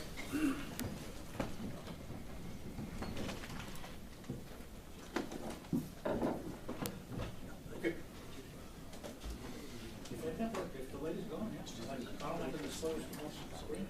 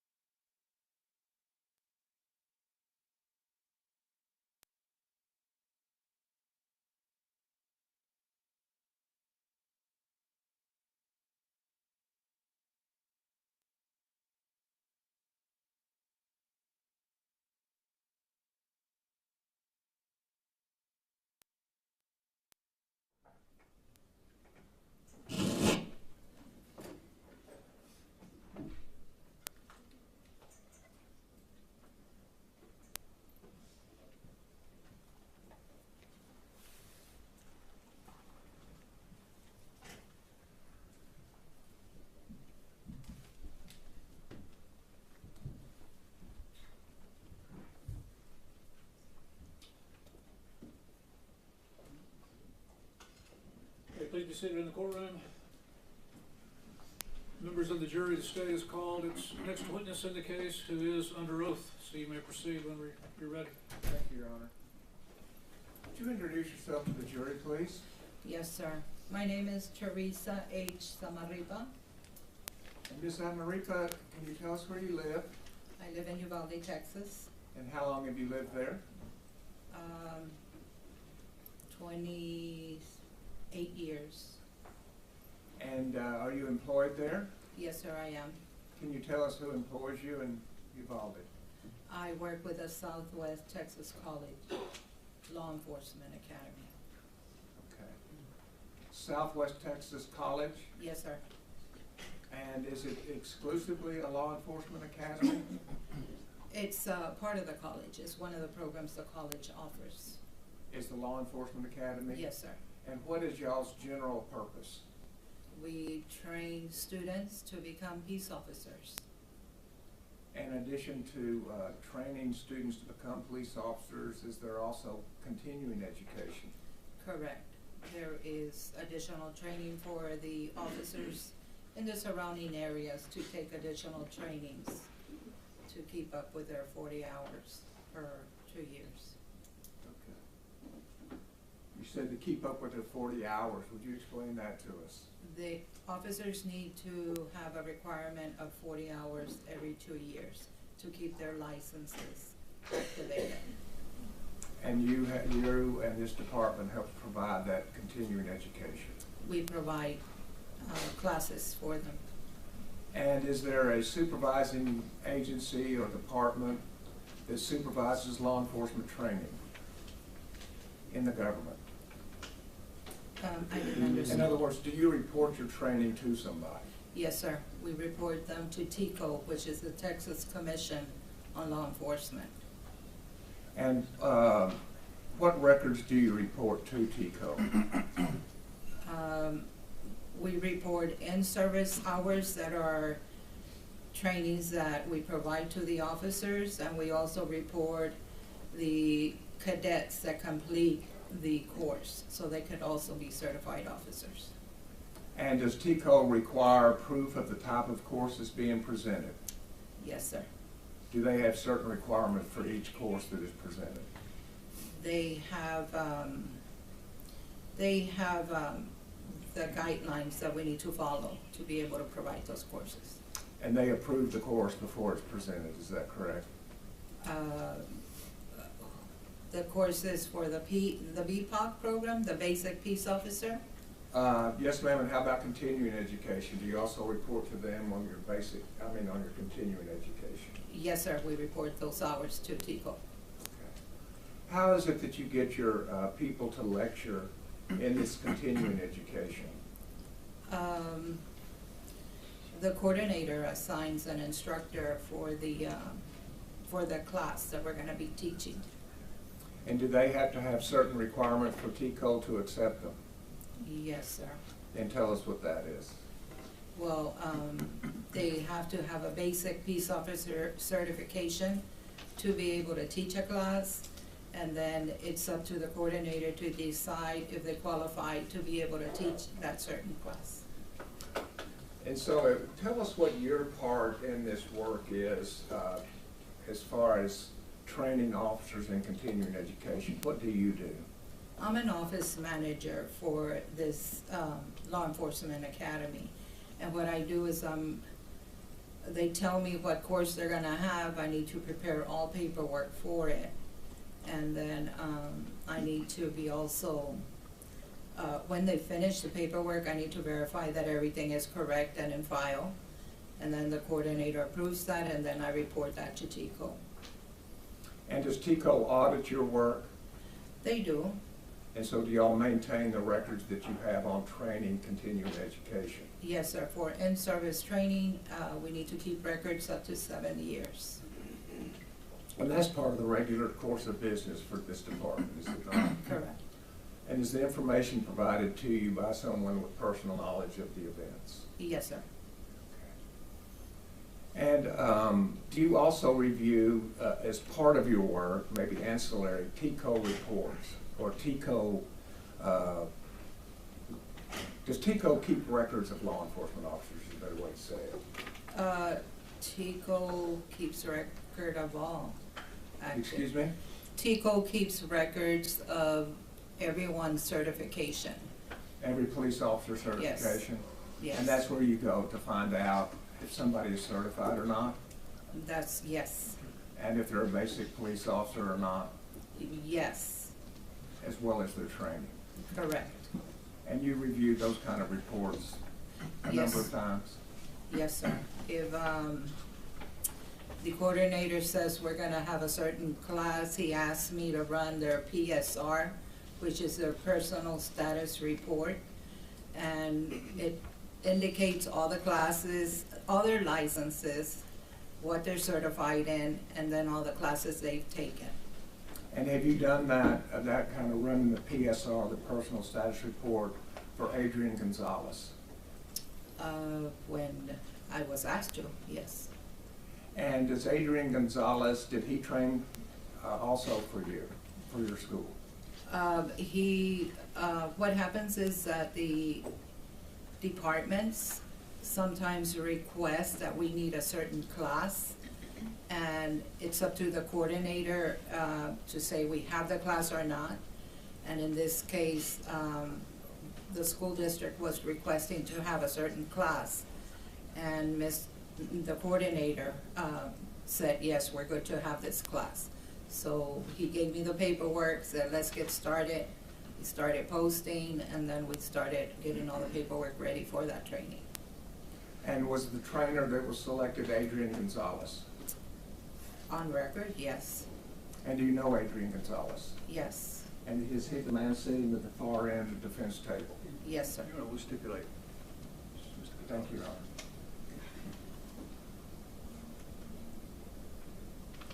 And so you talked to me about you gather all of the paperwork for the training, is that Yes, sir. correct? Yes, sir.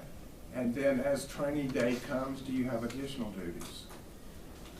Just make sure I hand all the paperwork.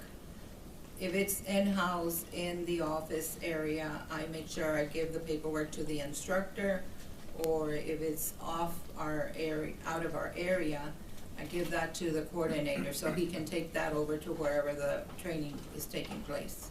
And how do you keep up with who attends the course? I see the sign-in sheets. Excuse me? I see the report of training and the sign-in sheets. That paperwork is all given back to you as well? Yes, sir.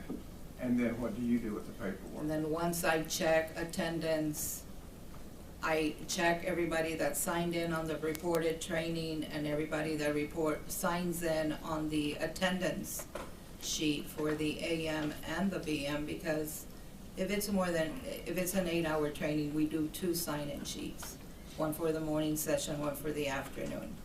So I just verify all the attendance signatures are on all paperwork. Okay. So is it safe to say that you take care of the paperwork for the continuing education for law enforcement from start to finish? Correct. May I approach, Your Honor? Yes, sir. So in showing you exhibits 1027 through 1035, do you recognize what that document is? Let me get my other glasses, please.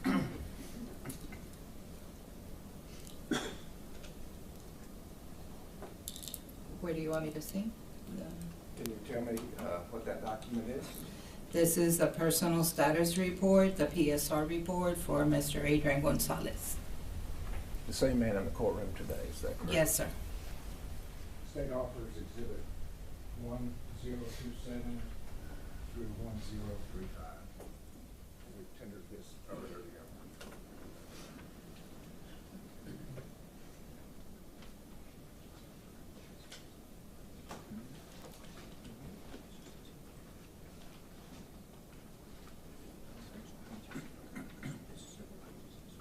Yeah, I just did each page.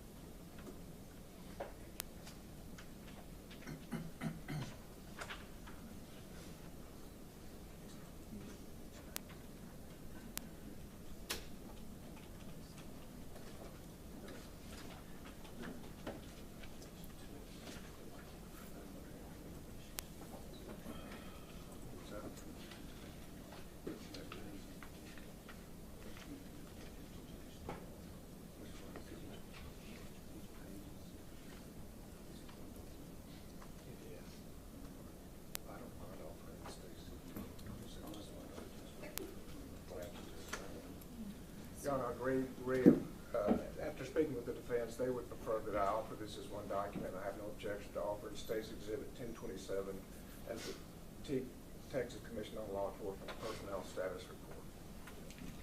We don't, no objections presented there, Judge. All right, submitted.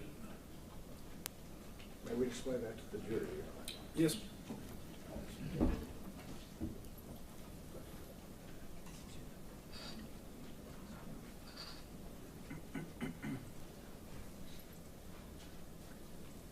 Starting with page 1, on the top left, well, this at the top it shows that this is a personnel status report. Is that correct? Correct, And it's for Adrián Gonzales. correct. And the next section, could you tell us what career and professional training is? You're talking about the service history? Where? Excuse me? I'm sorry, what did you ask?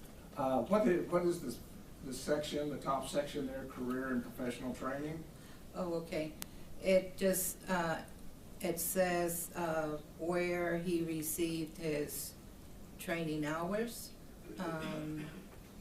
It's got institution, it's got Southwest Texas Junior College. He has 83 college credits.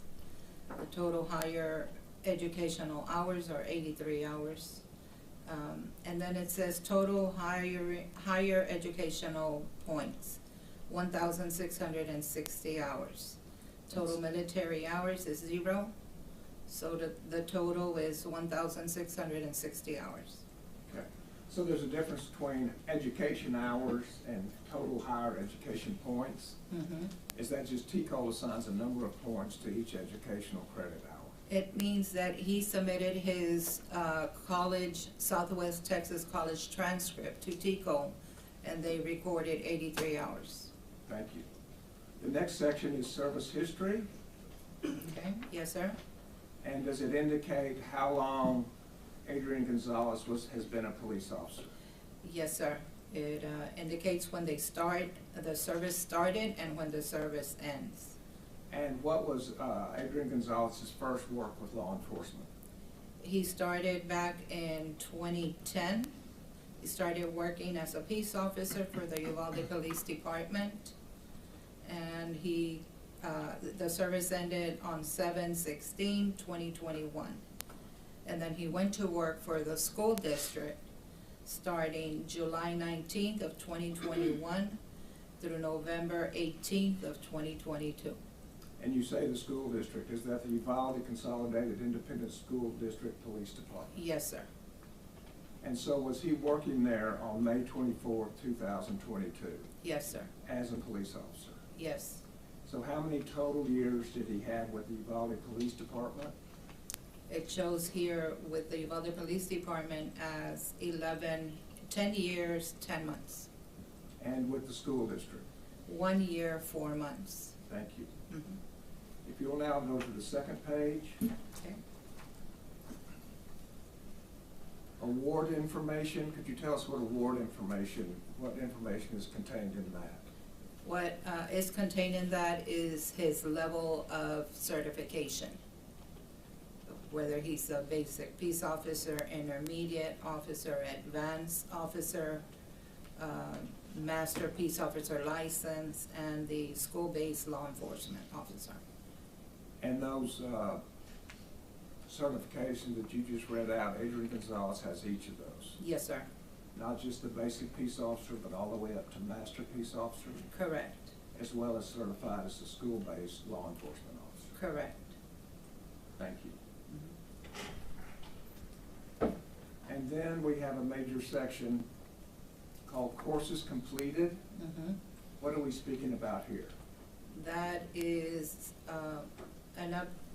that's where the officers take all in-service trainings. It starts with the very last training that they've had all the way to the beginning.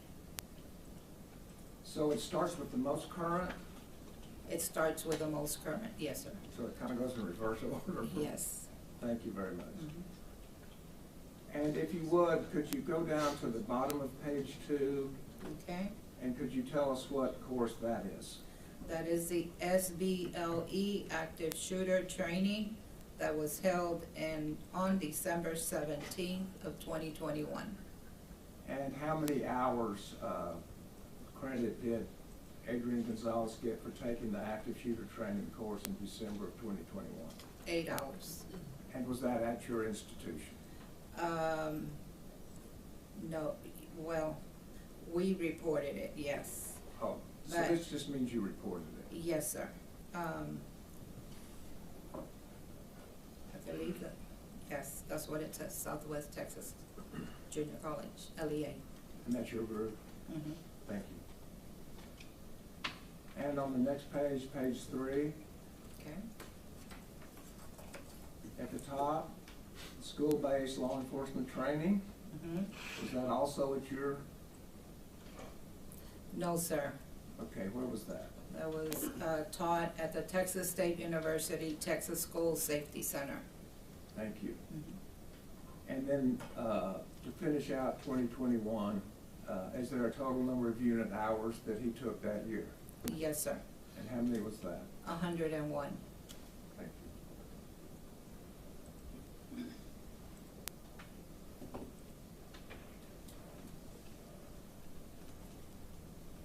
Going to the bottom of page 3, Mhm. are you familiar with who the Middle Rio Grande Law Enforcement Academy is? Yes, sir. Could you tell us who that is? That is us. We used to be called the Middle Rio Grande Law Enforcement Academy, and then we switched our name over to Southwest Texas College Law Enforcement Academy. Okay. And so, can you tell us course number 2050? I think it's the 4th line from the bottom, what that course is? 2050 is the very first one on that. The SWAT class, other than 3301 or 3310, is that? The class is 2050. That's the course number, 2050. And what is SWAT? SWAT stands for, I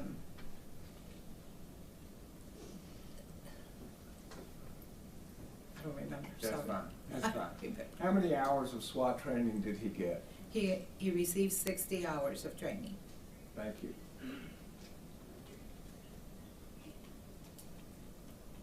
And the next page, about halfway down, I'm looking for course numbers 3305. Okay? Do you see those? Yes, sir. And could you tell us what the first 3305 states? It's active shooter response.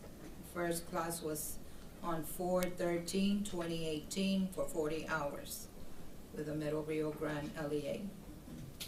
And was there a second training for active shooter response? Yes, sir. There was an active shooter response on February 27th of 2018 at Texas Department of Public Safety, LEA. And the 3310 just below that?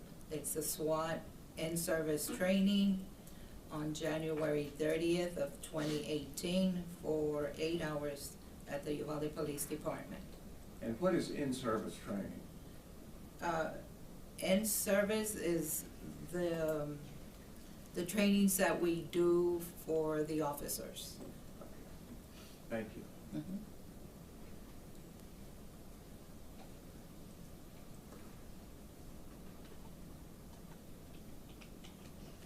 Going to page number 5. Okay? The last two courses that were reported by Adrián Gonzales. Okay?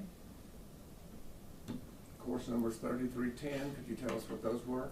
It was a SWAT in-service training on October 22nd, 2015 with the Uvalde Police Department training roster. And then 3310 was also done on SWAT in-service training on 9/15/2015, 8 hours with the Uvalde Police Department training rosters. Thank you.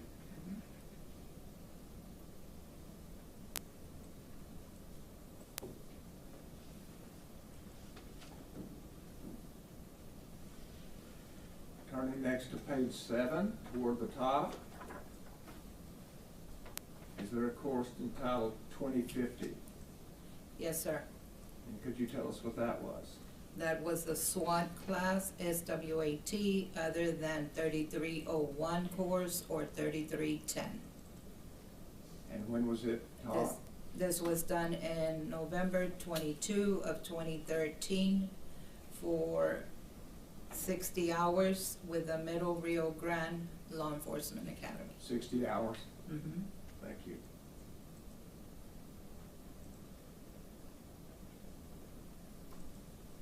And page 7, toward the bottom, 4 lines up, I'm looking at course number 3301. Mm-hmm.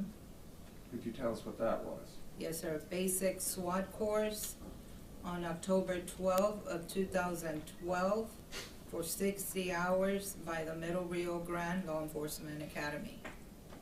Thank you.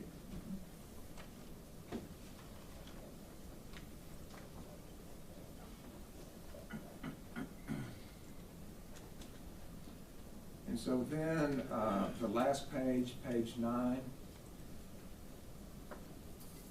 under total hours, Yes, sir.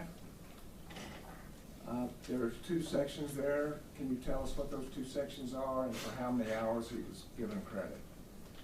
Okay, the totals hours were 1,948. It says total career professional hours, 1,660. And then total TCO course hours was 1,948 for a total hour of 3608. So 1,948 specifically 2 TCO approved courses. Correct. And at the bottom, is that the certification to show that TCO issued this document? Yes, sir. Thank you.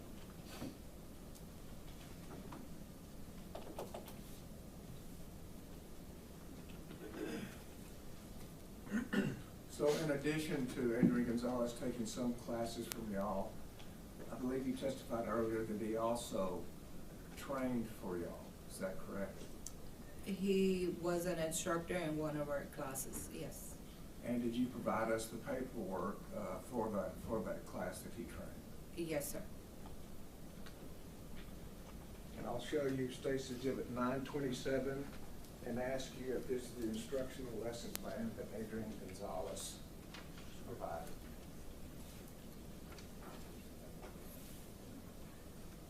Okay, this was updated by my coordinator. He's the one that composed this together.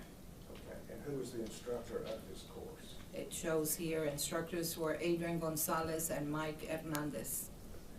And that would be the same Adrián Gonzales as the man that's here. Yes, sir. And while you're saying, I guess you're saying he didn't create the document, but this is what he taught. Yes, sir. That document was given to me from my coordinator.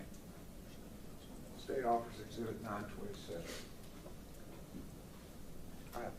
It is marked a number of ways, but I'm going to offer this 927.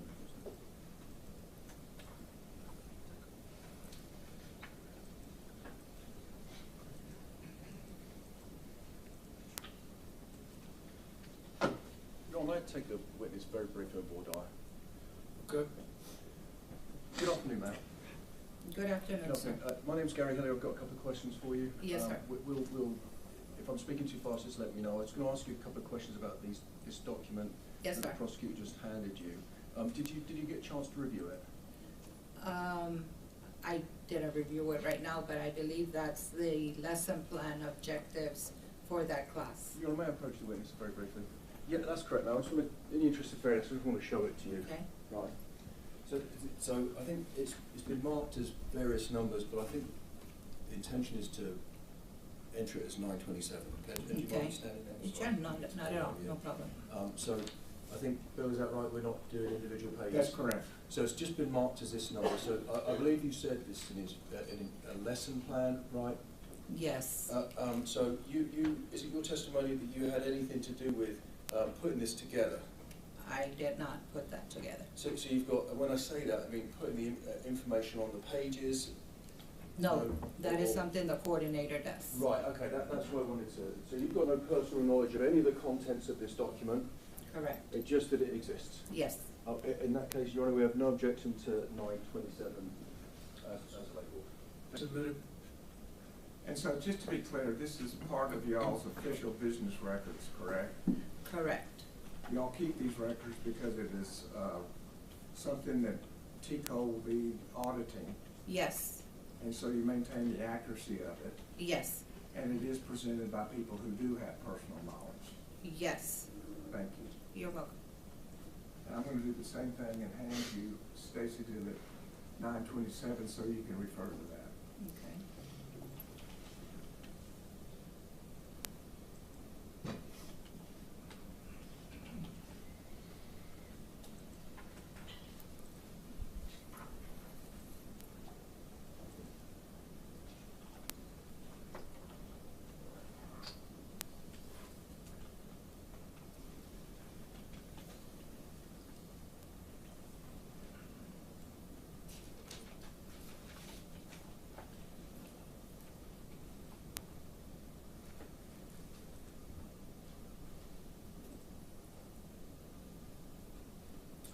Starting on page 1, if we could, could you tell the jury what the course that Adrián Gonzales taught for y'all?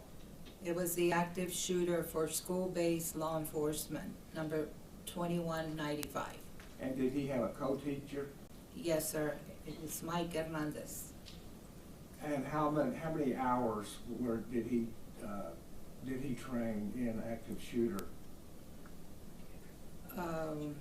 It doesn't indicate here. It says the course is a limit of 8 hours to 10 hours. Thank you. And on that same page, does it state what the purpose of the instruction is? Instruction on materials, prerequisites. It does. And would you tell us what the 6 goals and purposes of the instruction were?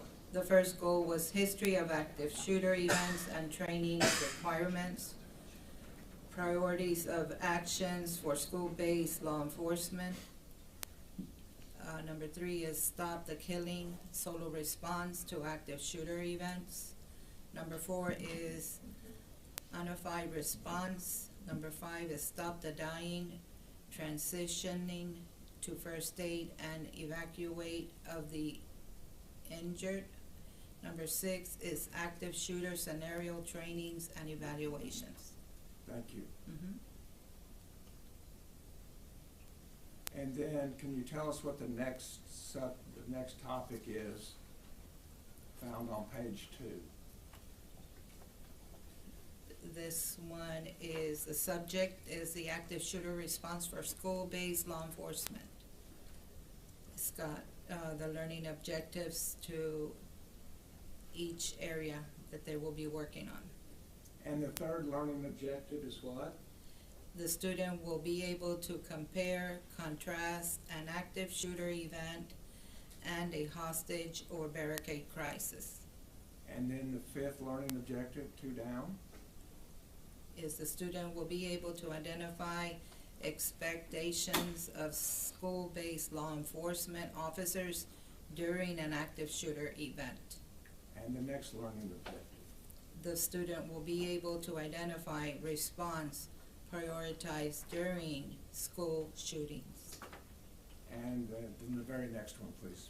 The student will be able to explain the need to potentially adopt a solo response to an active shooter event. Thank you. And then from there on, does it talk a lot about tactical operations that are the learning objectives in addition to what you've just discussed? Yes, sir.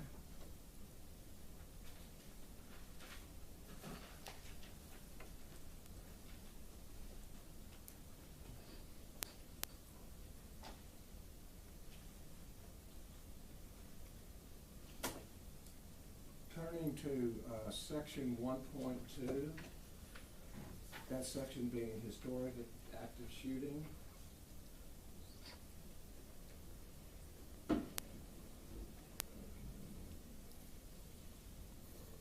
is the first historic active shooting that was discussed?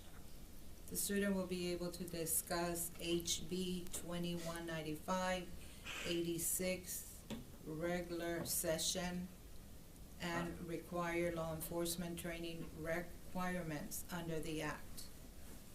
And the next paragraph? It says, I have to object. I'm sorry, but one, it's not relevant. Two, this is the wrong witness to be testifying about the contents of this document. She's already said that she has no knowledge of the actual words that are on the page other than she's the person who can prove it up. We have the wrong witness discussing that document. That's my objection. It's the business records, Your Honor, that we're reviewing, and they've already been approved. We submitted these months ago, and there was no objection. I agree with The that. contents of those records.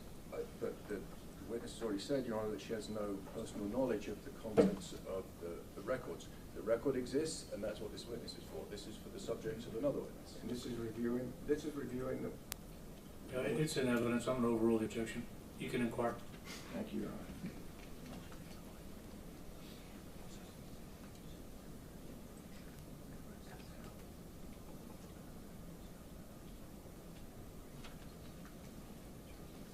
And moving to 1.2, the Columbine High School shooting. And I'd ask you to look at the last line just before Marjorie Stoneman Douglas High School. Could you tell us what that says? the last line before that. Yes, ma'am.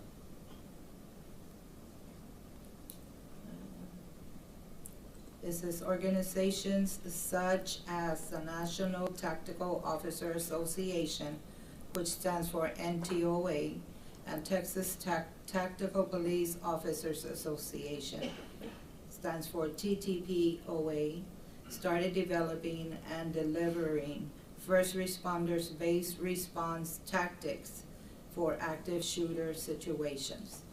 Programs like the Rapid Response to Active Shooter from the Alert Center in San Marcos, Texas, grew out of this period. And if you will move now with me to 1.3. Okay. And then not the first sentence, just the second sentence. Does it describe what an active shooter event is? An active shooter event involves one or more persons engaged in killing or attempting to kill people in an area occupied by multiple unrelated individuals. And the next paragraph, the last sentence before the 2 bullet points. The number of deaths in the active shooter event is primarily affected by 2 factors. And what 2 factors are those? How quickly the police or other armed response arrive and engage them, and how quickly the shooter can find the victims. Thank you.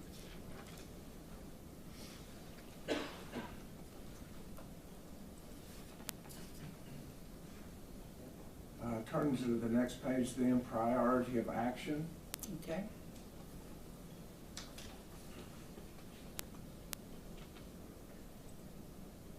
Excuse me, I'm going to go all the way down to 2.2. Okay. Is there a section there under 2.2 called priority of life? Yes, sir.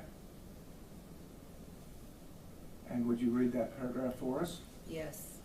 First responders to the active shooter scene will usually be required to place themselves in harm's way and display uncommon acts of courage to save the innocent. First responders must understand and accept the role of protector and be prepared to meet violence with controlled aggression. The priority of life scale is used to guide first responders during the critical decision-making process that is required to effectively neutralize any threats. As first responders, we must recognize that innocent lives must be defended. a first responder unwillingly to place the lives of the innocent above their own safety should consider another career field. And that came from Adrián Gonzales' training.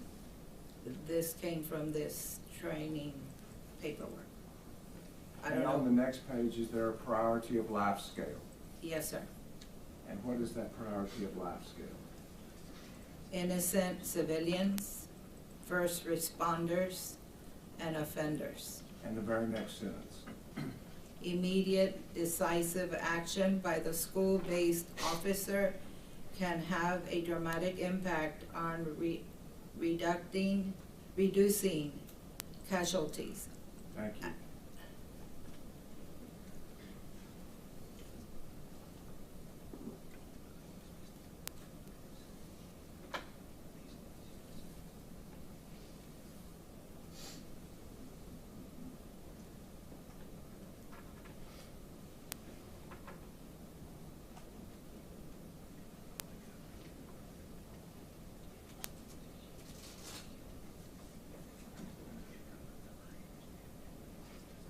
And the paragraph right after that, it begins with "in the event."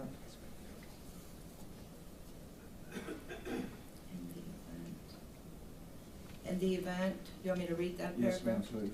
In the event of an active shooter attack, school-based law enforcement officers should do the best that they can to fill the gaps until other first responders can arrive.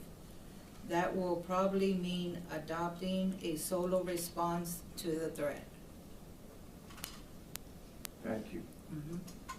And without reading all the sentences, there are 3 bold statements, is that correct? Correct. But could you read the sentence just above it and then state what the 3 bolded words are? Yes, sir. Officers have 3 primary goals in responding to an active attack on their schools. These goals are isolate, distract, and neutralize. Thank you.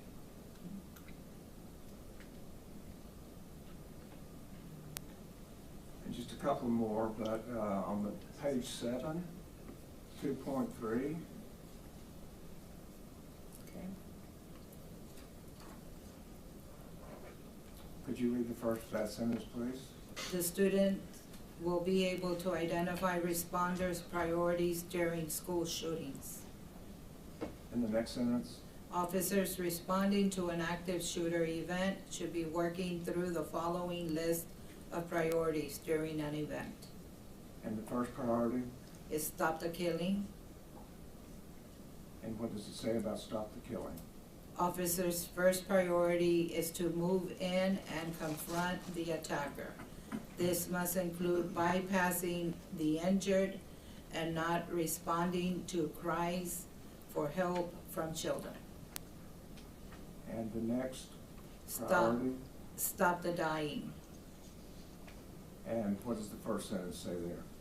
Once the threat has been isolated, distract and or neutralize, they should begin providing medical aid to those most seriously injured.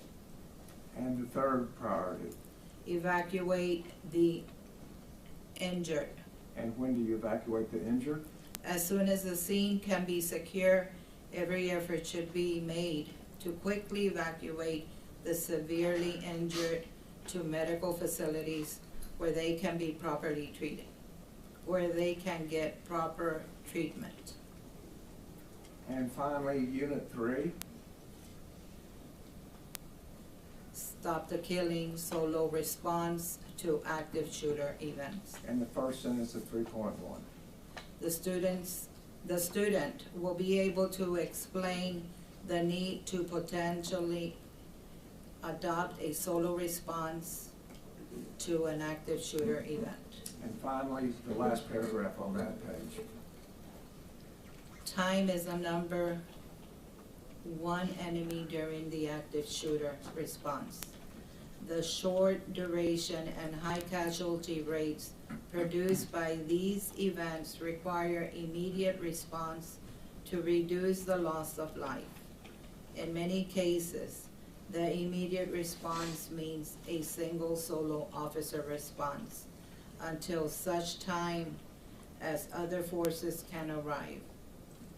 The best hope that innocent victims have in that officer's immediate move into action to isolate, distract, or neutralize the threat, even if that means one officer acting alone.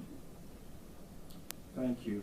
And from there, we move into muzzle discipline and tactics. Is that correct? Correct. Pass the witness. Mayor. Hi again, Matt, it's me again. Have you ever testified in a trial like this before? Never. Have you testified in a court before? Never. You haven't? Okay. And how are you feeling right now? Okay, a little nervous, but okay. No, that's understandable, and you're doing good. Again, my name's Gary Hillier. I've got a couple of questions for you, okay? Yes, sir. And I'm going to have to ask you a couple more because of some of the things that I objected to and the prosecutor asked you. But so Okay. I'm going to start generally with your role, Okay. if that's okay. Yes, sir. Right? And if I'm speaking too fast or you don't understand me, please say, Gary, hold on, and I'll slow down. Okay. Because I've got a habit to do that, all right? So you've been employed at Southwest Texas College of Law Enforcement Academy Yes, sir. right now. Yes, sir. And because on the records, that some of the evidence that's gone back to jury, it's got different names in it. So that was formerly Middle Rio Grande Law Enforcement Academy. Correct. So when we see those two names, Bill, is the exhibit up there, by the way? Is the exhibit up there? Yeah. May I approach the exhibit judge and just retrieve it? Yeah. Thank you. Sorry, I'm just going to come and grab the first. This is what I'm going to talk about, then we'll get Okay. it in a second. So when the jury sees those two notations for this learning institute, it's the same thing. Right. Yes. It just changed its name. We changed our name. Yes, sir. I mean, like, is there a reason it changed its name? Or? I don't know. It doesn't matter. So either way, so your role, I believe that you said is, so you're the office manager for the Law Enforcement Academy, right? Correct. And so basically you are the person who is in charge of the records. Correct. And so like I said, you don't know the contents of these lesson plans. Correct. I mean, you can read them if the prosecutor asks you to. Yes. But you're not testifying to say you have any knowledge of the subject matter in here. Right. Similarly, you've got no knowledge of any of these classes that are in this TCOL report. But other than numbers and titles, that's it. That's what I mean. Other than the title, and TCOL is a Texas College of Law Enforcement, Texas Commission of Law Enforcement, right? Correct. And that collates for the whole state any training that a police officer does. Yes. That's reported. Yes. There's a section on it, and the jury can see it because it will go back with them. It says any awards. If they get awarded a certain certification, yes. Yeah. They're the ones that. And have you ever seen it? You've seen a lot of TCOL reports before. Yes. Have you ever seen any with disciplinary action on them? No, But I don't remember. But if an officer is disciplined, it can go on the TCOL report. It will, it should go Right, on there. and you reviewed Adrian's? Time back. Judge, I'll approach the witness again. Right Ma'am. now. I'm going to give you the Okay. exhibit back. I don't know that you have that from it. You see, there's no. You'd agree with me. There's no record of Adrian having been disciplined for anything in his TCOL report.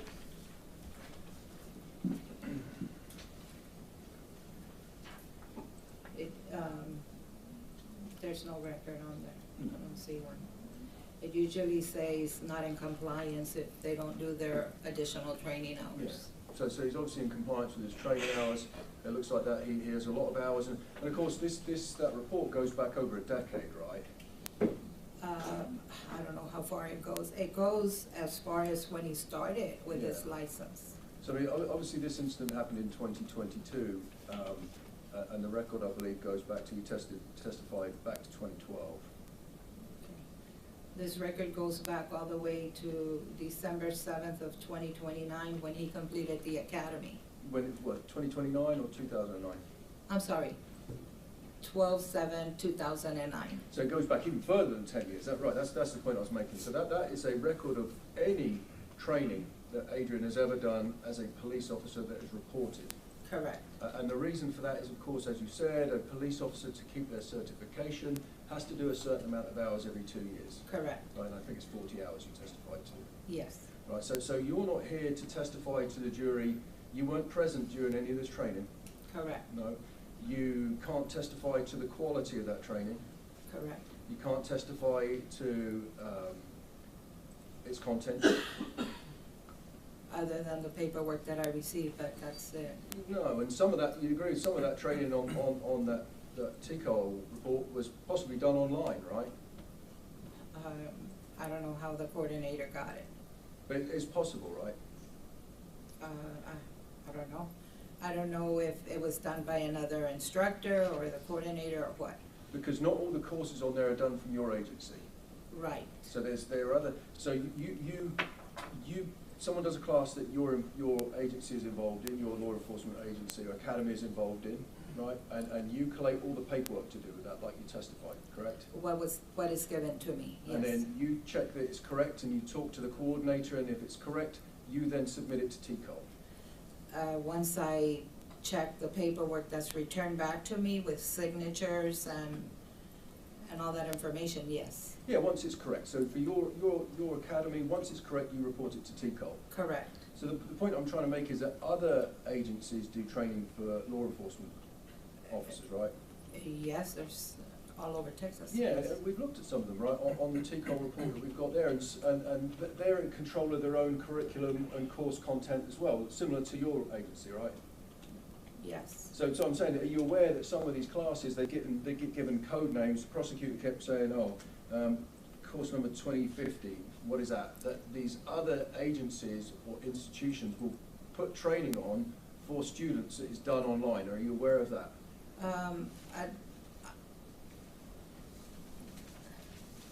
Some of these trainings must be done in person and some can be done online. Right, okay. So I wanted to talk to you very briefly about how a person gets to be an instructor for one of these classes.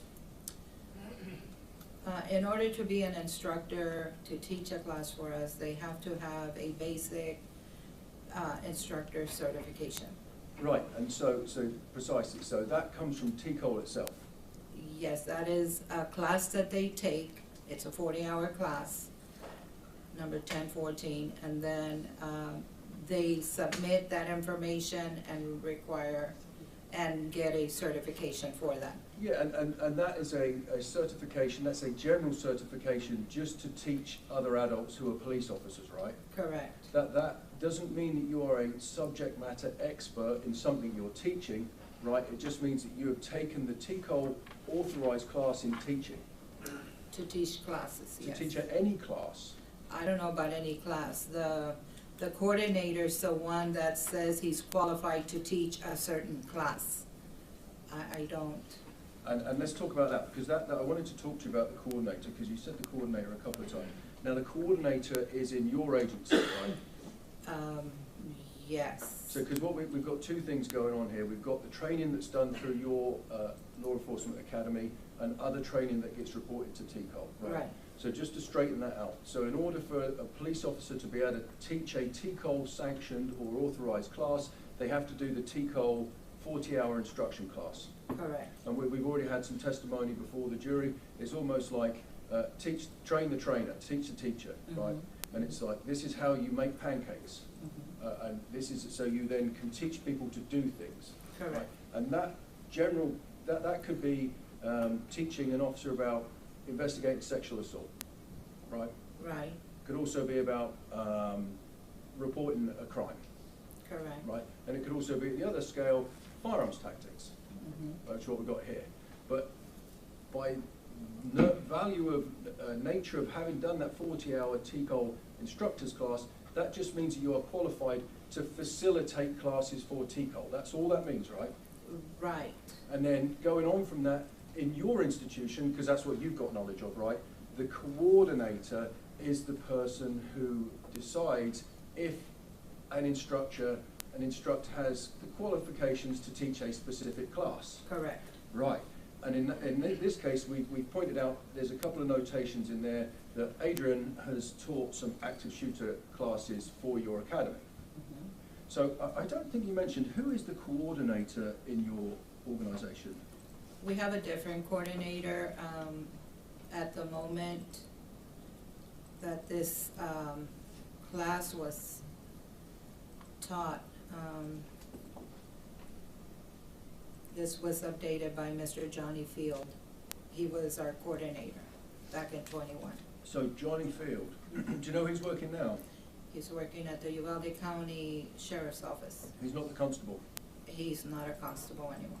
He was the constable. He right? was a constable. So your testimony is that, going on from what the prosecutor said, that Johnny Field, who used to be the constable, was your training coordinator. He was also my academy coordinator. And Constable Field also taught classes for your academy, right? Correct. He didn't teach this one with Adrian, but he's taught others with Adrian. I don't know about that, but I know that he oversaw this class. All right, and so so it would be, because again, I know it's not you, right? It's Constable Field who is doing another role for the agency. Your academy would see whether or not this person has the prior requisites to be able to teach this class. Right. So a lot of that is based on Mr. Field or Constable Field or Deputy Field's judgment and decision making, right? Correct. Okay. And you have no idea whether Adrian was qualified to teach these classes or not. Constable Field said he was, so he got a chance to do it. Yes, sir. All right. And so, and I appreciate you clearing that up. So, and these, I'm going to, very briefly, we'll finish with the TCOL thing, then we're going to go on to the next exhibit. Okay. And so what we're looking at is the PSR. It's called a Personal Status Report, right? Yes, sir. And that is it. So that if it's not on that PSR, it didn't happen for that officer. Correct. Right. So if they've had training that is authorized by any law enforcement academy or agency in Texas, it goes on that report. Correct. Right. So if it's not on that report, it didn't happen. Correct. Because the prosecutor made you read something out from.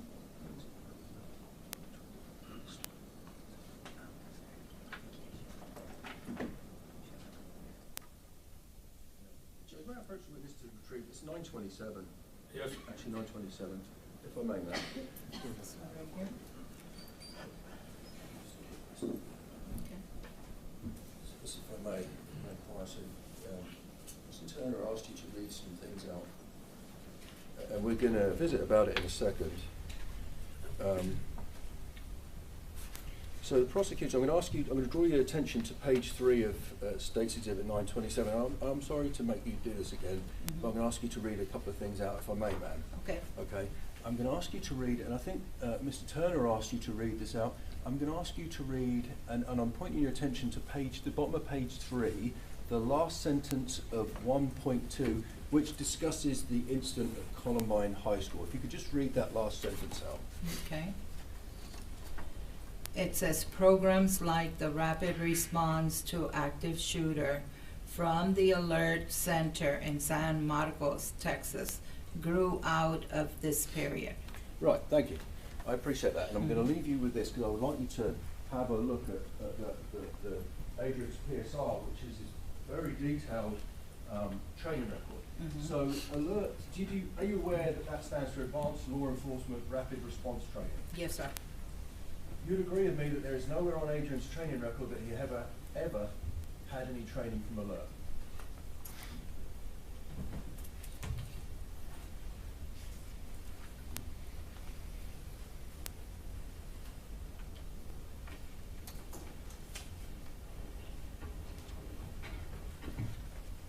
I'm looking at the list of classes that he has taken.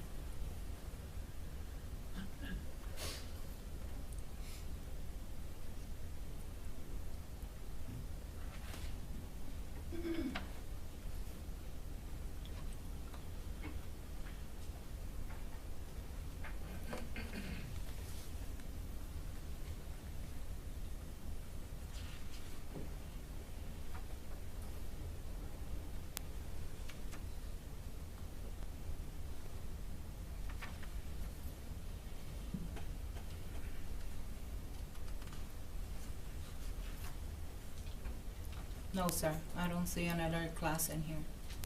You don't see an alert class in there. That's because, and again, like we said, and I've asked this already, if a police officer, a licensed police officer has training, it gets put on that record. Correct. If it's not on that record, that means that someone hasn't had that training. That's what it indicates. So we can conclude and we can say to this jury here today that Adrian has never had any training from the alert center in San Marcos or any alert training according to his record, right? Yes, sir. So you'd agree with me, if anyone was to judge him by alert standards, that would be inappropriate, right? If anybody, what, I'm sorry? Judges him by alert standards, that would be inappropriate because he hasn't had any training. Correct. Right, thank you. So I want to move on to, and I think I might have left the exhibit up there. If may I approach again, Judge, I want to inquire about an exhibit. We've made a blanket rule for this trial. If you want to approach, you want to use the well, just do it. Thank you, Judge. And I'm going to come up there, ma'am, and I'm going to talk to you about the next document. And again, it's, I want to talk to you about State's Exhibit 927, right? And we've already, that is an instructor lesson plan that was prepared by someone in your agency, correct? No, I don't know who that person is. But it was updated by Mr. Field, Yes. Constable Field, right? Yes. So this lesson plan and these documents and these materials are provided to an instructor to facilitate to a class, right? Correct. Right, and so in this case, I mean, we've already established that Adrián Gonzales and Mike Hernandez facilitated this class. Correct. An 8-hour class. Yes. And that would be to fellow law enforcement officers who are school-based, right? Yes, it says active shooter for school-based law enforcement. Yeah, and so if Adrián wasn't, let's pretend for 1 minute that example, let's say I was instructing this class, these materials would be provided to me if I was a peace officer and I was chosen to do it. I would be facilitating the same materials. Correct. It's not my materials. Right, it's what was provided. By Constable Field. And you know, you read some things out, and I'm going to leave you with that and then ask you to work from my notes. The prosecutor asked you to read some things out to the jury, right? Yes. And again, we've already established you're not a firearms instructor. Right. You're not a peace officer. Right. You haven't been trained in rapid response. Right. Or active shooter training. Right. But the prosecutor's asked you to read a couple of things, so I'm going to do likewise. Is that okay, ma'am? Okay. Yes, I appreciate your help. So, on page 1, Mm-hmm. it says the goal, purpose of the instruction, right? Yes. And it goes through units. If you read the units out for me again, please, if you would mind. Unit 1 was history of active shooter events and training requirement. Number 2 is priorities of active for school-based law enforcement. Of action, I'm sorry, for school-based law enforcement. Unit 3 is stop the killing, solo response to active shooter event. Unit 4 is unified response. Number 5 is stop the dying, transitioning to first aid and evacuation of injured. Unit 6 is active shooter scenario training and evacuation. Thank you, ma'am. And I promise you I'm not going to make you read the whole document out. There's like 15 pages, right? But I'm going to focus on a couple of things. If we turn the page over, we see that it says lesson objectives, and then we're going to go into it later on, whether or not those objectives can be met by the materials provided. Okay. But if we look at the objectives, and don't read it yet, because otherwise you'll lose your voice, because there's a lot of it.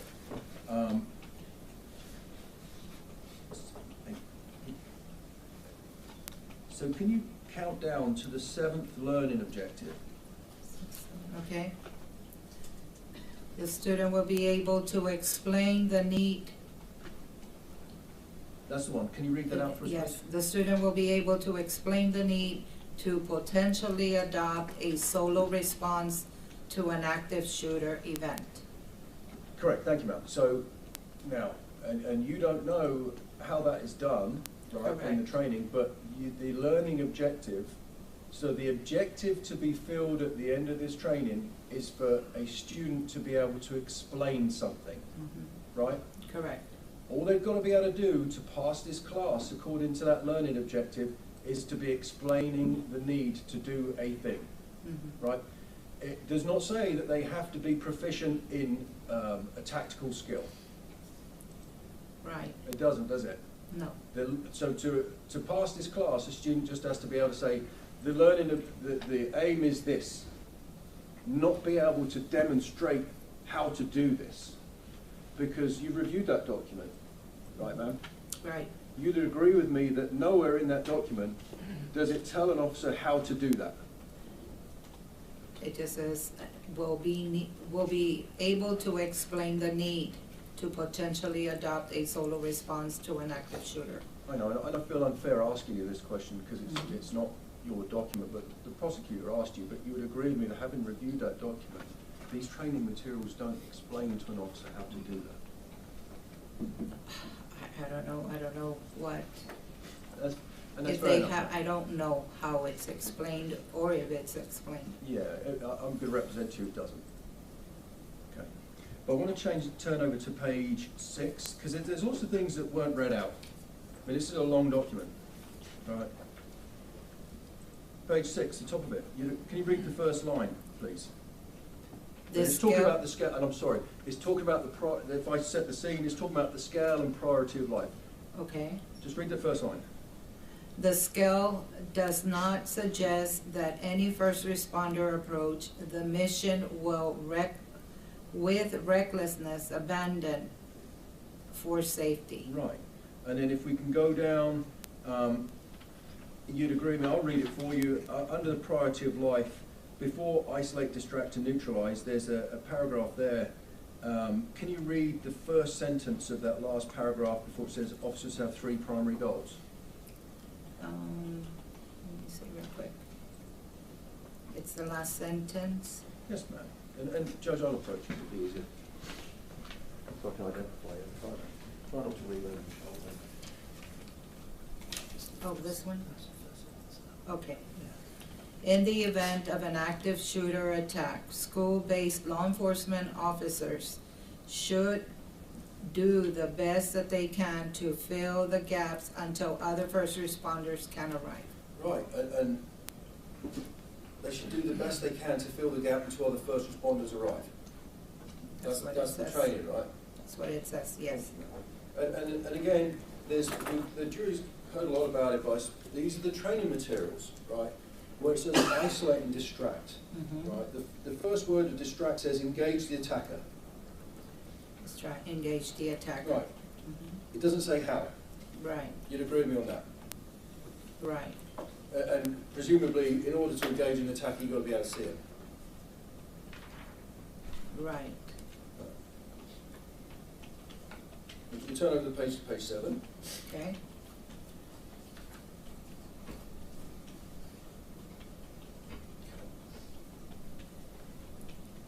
And it says stop the killing. Can you read that first sentence? This one? Okay. Officers' first priority is to move in and confront the attacker. Okay. Right. Again, doesn't say how. No. No. Well, I represent to you that Mr. Gonzales did in fact that. He moved into the school. You're asking me? No, I'm just telling you. Oh, okay. And again, Well, I'm going to object to sidebar comment, Your Honor. He said it's not a question. Mr. Stein? I'm going to move on to Unit 3 further down. Again, and we may have already covered this. Can you read 3.1 out? The student will be able to explain the need to potentially adopt a solo response to an active shooter event. Now, and these are the training materials, right? This is it. This is lesson plan, yes. It does not go on to explain how that should be done. You'd agree with me on that, ma'am? I don't know what all this has in there. I know. I'm sorry to talk over your shoulder, it's just so I can see it, but Okay. the prosecutor got you to read things out, and so I'm just doing the same thing, right, in the interest of fairness for Adrian, right? And I'm going to ask you, the last thing I'm going to ask you to read is this paragraph here. The prosecutor didn't ask you to read that. Can I ask you to read that from your mouth? Yes. Most response to active shooter training has been based on team tactics that normally leverage 4 or more officers operating as a cohesive unit to search for and neutralize the threats. Training historically involves forming a diamond or a T formation to rapidly advance towards the sound of the gunfire. The tactics and techniques have a great deal of value when the resources to use them are immediately available. It is obviously safer to deploy teams with overlapping areas of responsibilities. More eyes and more guns pointed at the problem would be preferable. Thank you, ma'am. I'll pass the witness. Back here, is State's Exhibit 950, is that the flyer that went along with this training? Yes, sir. And does it have, the state office Exhibit 950? It's just the day. No objection, Your Honor. Submitted.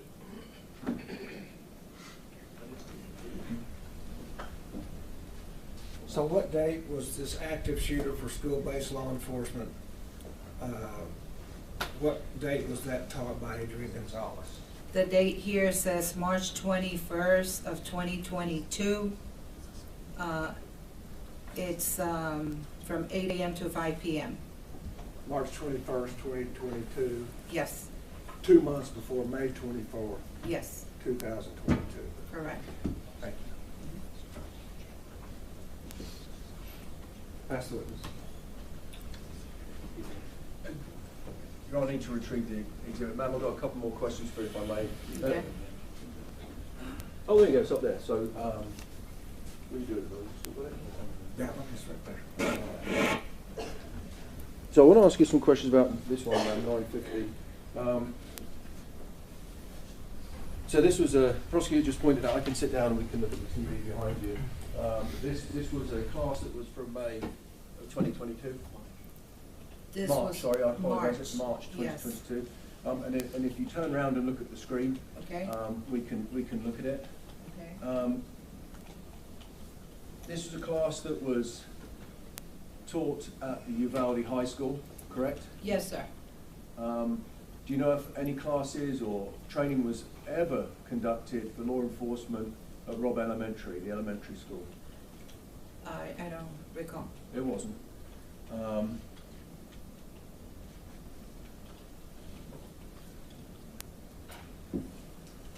Thank you, ma'am. We've got no further questions. Okay, is she excused? Yes. Yes, Your Honor. All right, ma'am, you are excused, not subject to recall. Please don't discuss the case until you're aware the trial is over. Okay, You're sir. done today. Thank you very much. Thank you. Next witness. Rick Gerardo.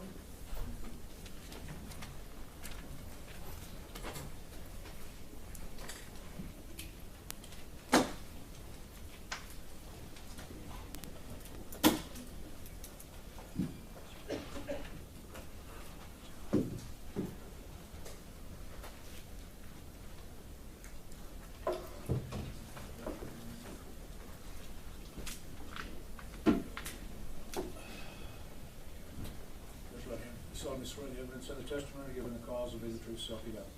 Yes, I do. Have a seat over here, please.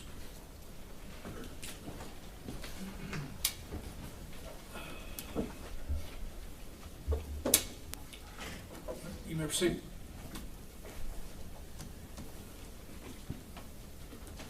Thank you. Would you introduce yourself to the jury, please? Ricardo Guajardo, Texas Department of Public Safety, Texas Rangers Division. And how long have you been a Texas Ranger? 5 years. What did you do before you were a Texas Ranger? I was a special agent with Criminal Investigations Division for 6 years with DPS. Before that, I was uniformed highway patrol officer for 6 years. When did you start in law enforcement? January 2004. 2004? Yes, sir. So now you're sitting on over 20 years, is that correct? 22 years, yes, sir. And so has that time been with DPS, or have you been with other agencies also? For 5 years, I was Eagle Pass police officer. I was assigned to patrol a motorcycle and SWAT team until September 2008 when I was hired by Texas Department of Public Safety. And where are you currently assigned? Crystal City, Uvalde County. And back on 2022, May 24th, where were you assigned? I was assigned to the Cotulla office, which is in LaSalle County, but my secondary county was Uvalde County. So you had 2 counties? Yes, sir. Okay. And why is it that are all rangers assigned to a county, or how does that work?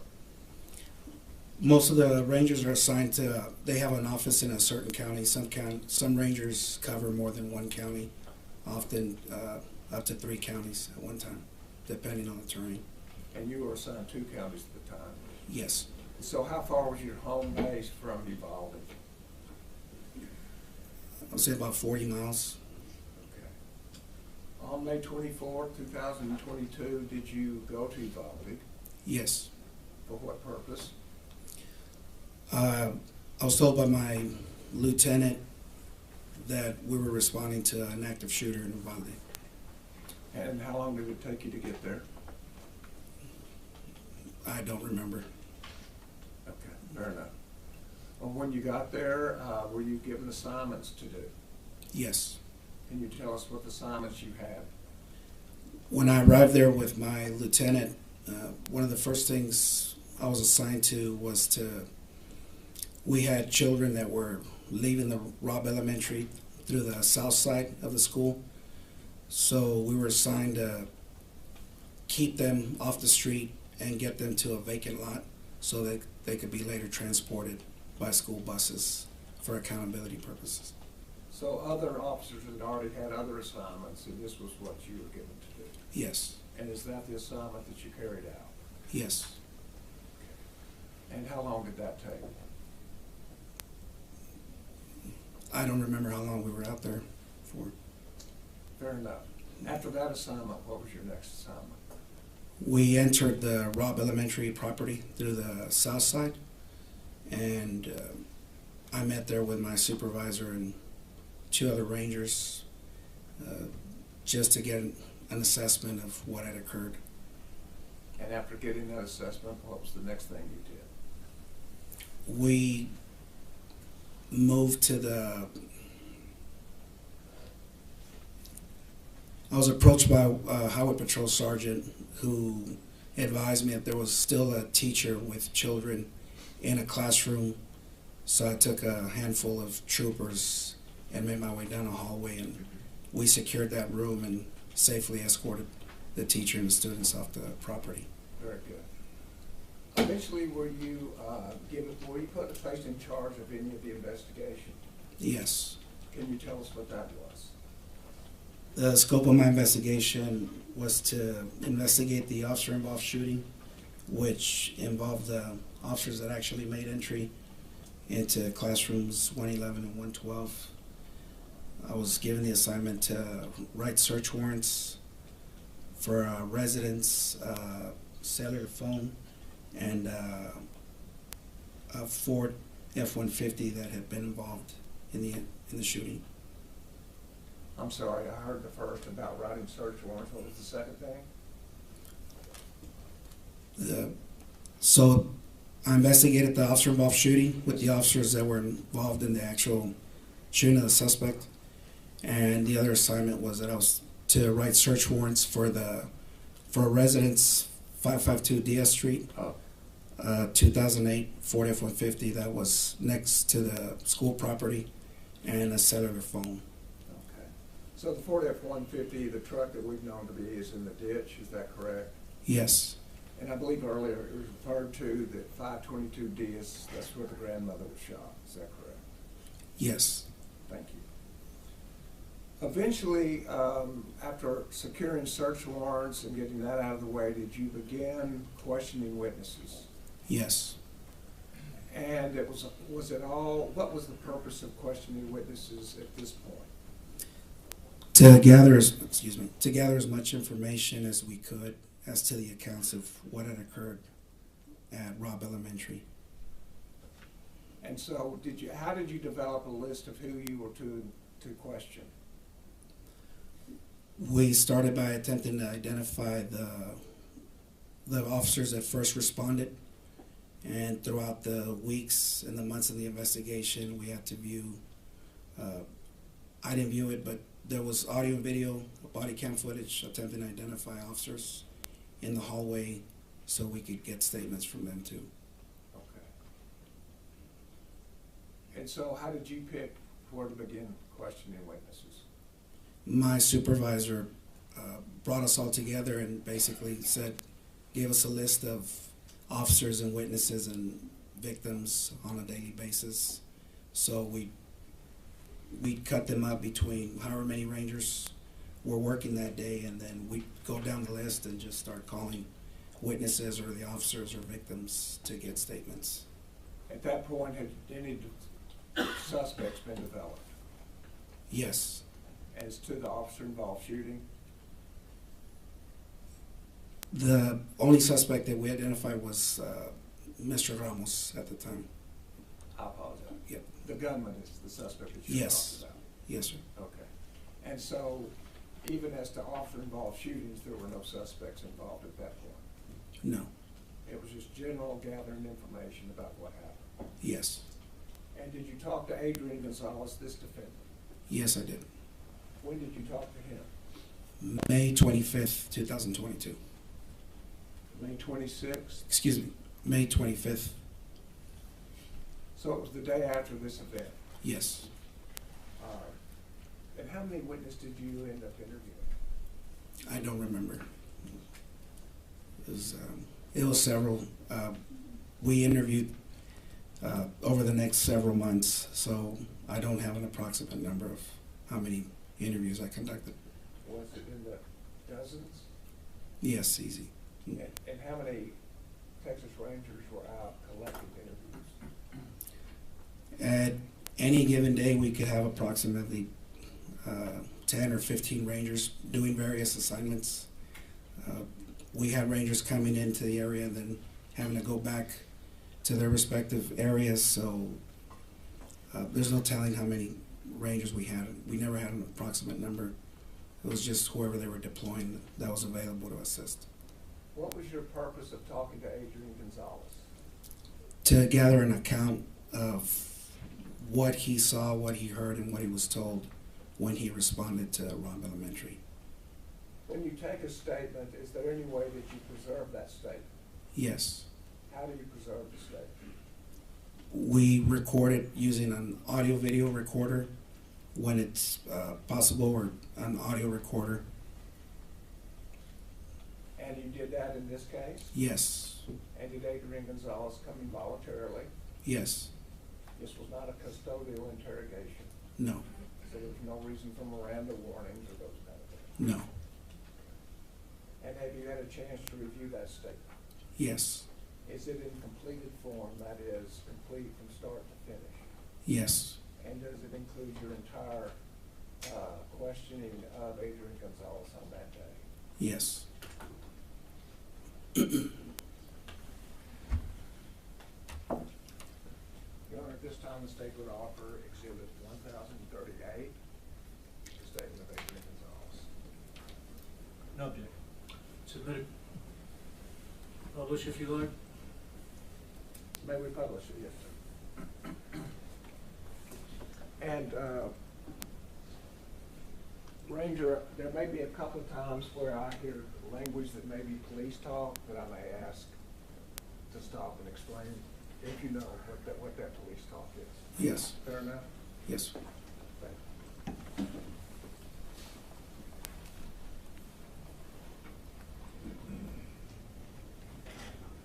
And if you'll stop it right there. Is this the interview that you had with Adrián Gonzales? Yes. On the day after the event? Yes. Thank you. May 25th, 2022, approximately 4:41 p.m. We're at the Uvalde DPS office in Uvalde, Texas 78801. In the interview room is Rick Wahada with the Texas Rangers. Full Crucia, Texas Rangers. And Officer Adrián Gonzales with the Uvalde CISD Police Department. Okay. What's your date of birth, sir? 5/15/73. And it's Gonzales with an SFD. What's a good contact number for you?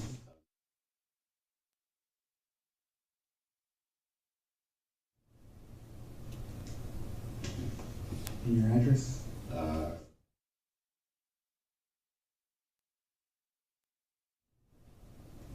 And that's your name. Studer S.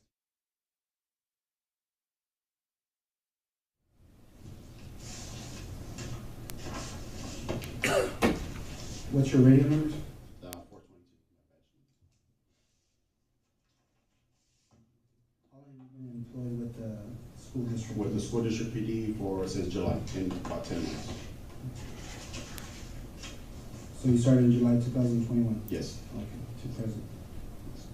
And before that, sir? I worked for the Uvalde Police Department from 2009 to July 2021. I resigned from them, went to work for the school district. I was about 10 years, 10 months with them. 10 years, 10 months? Yes.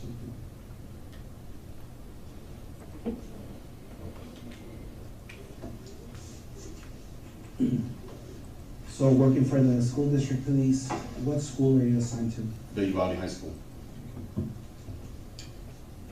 How long have you been there? I've been there since school started.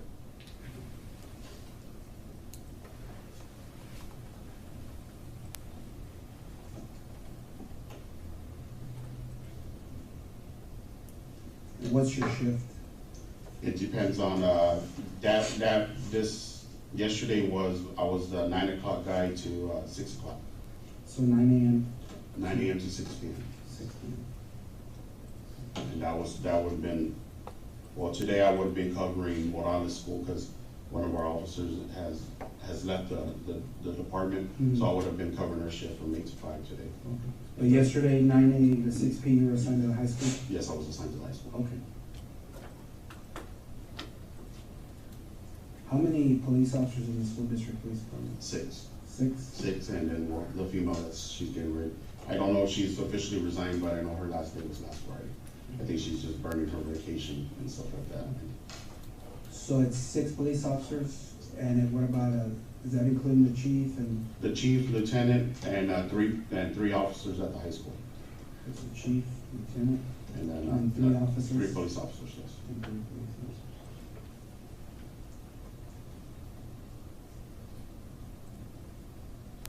So the 6th one would have been the female that just? The 6th one's actually housed, she covers, her campus is Morales Junior High, which is the junior high. Which you said she's leaving? She wasn't on scene, actually. Officer Ruby Gonzales was covering the school over there. Okay, Officer Ruby Gonzales? Ruby, Okay, and that one's Gonzales with the Z. okay. She was covering Morales Junior High, Monday and Tuesday.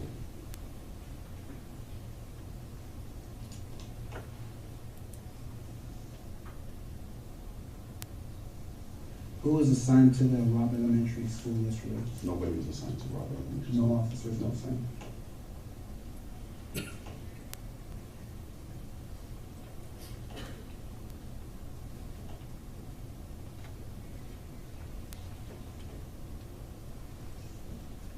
How many schools do you have in Uvalde that you guys cover?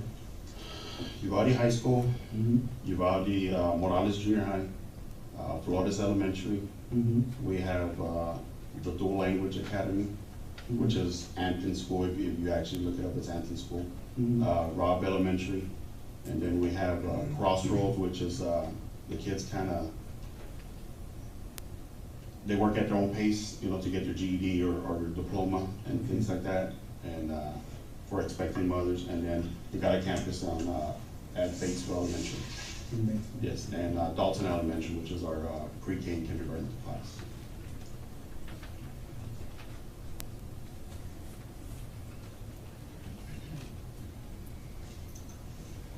So during the day, are you guys assigned marked units? Yes, we have a marked unit. Okay.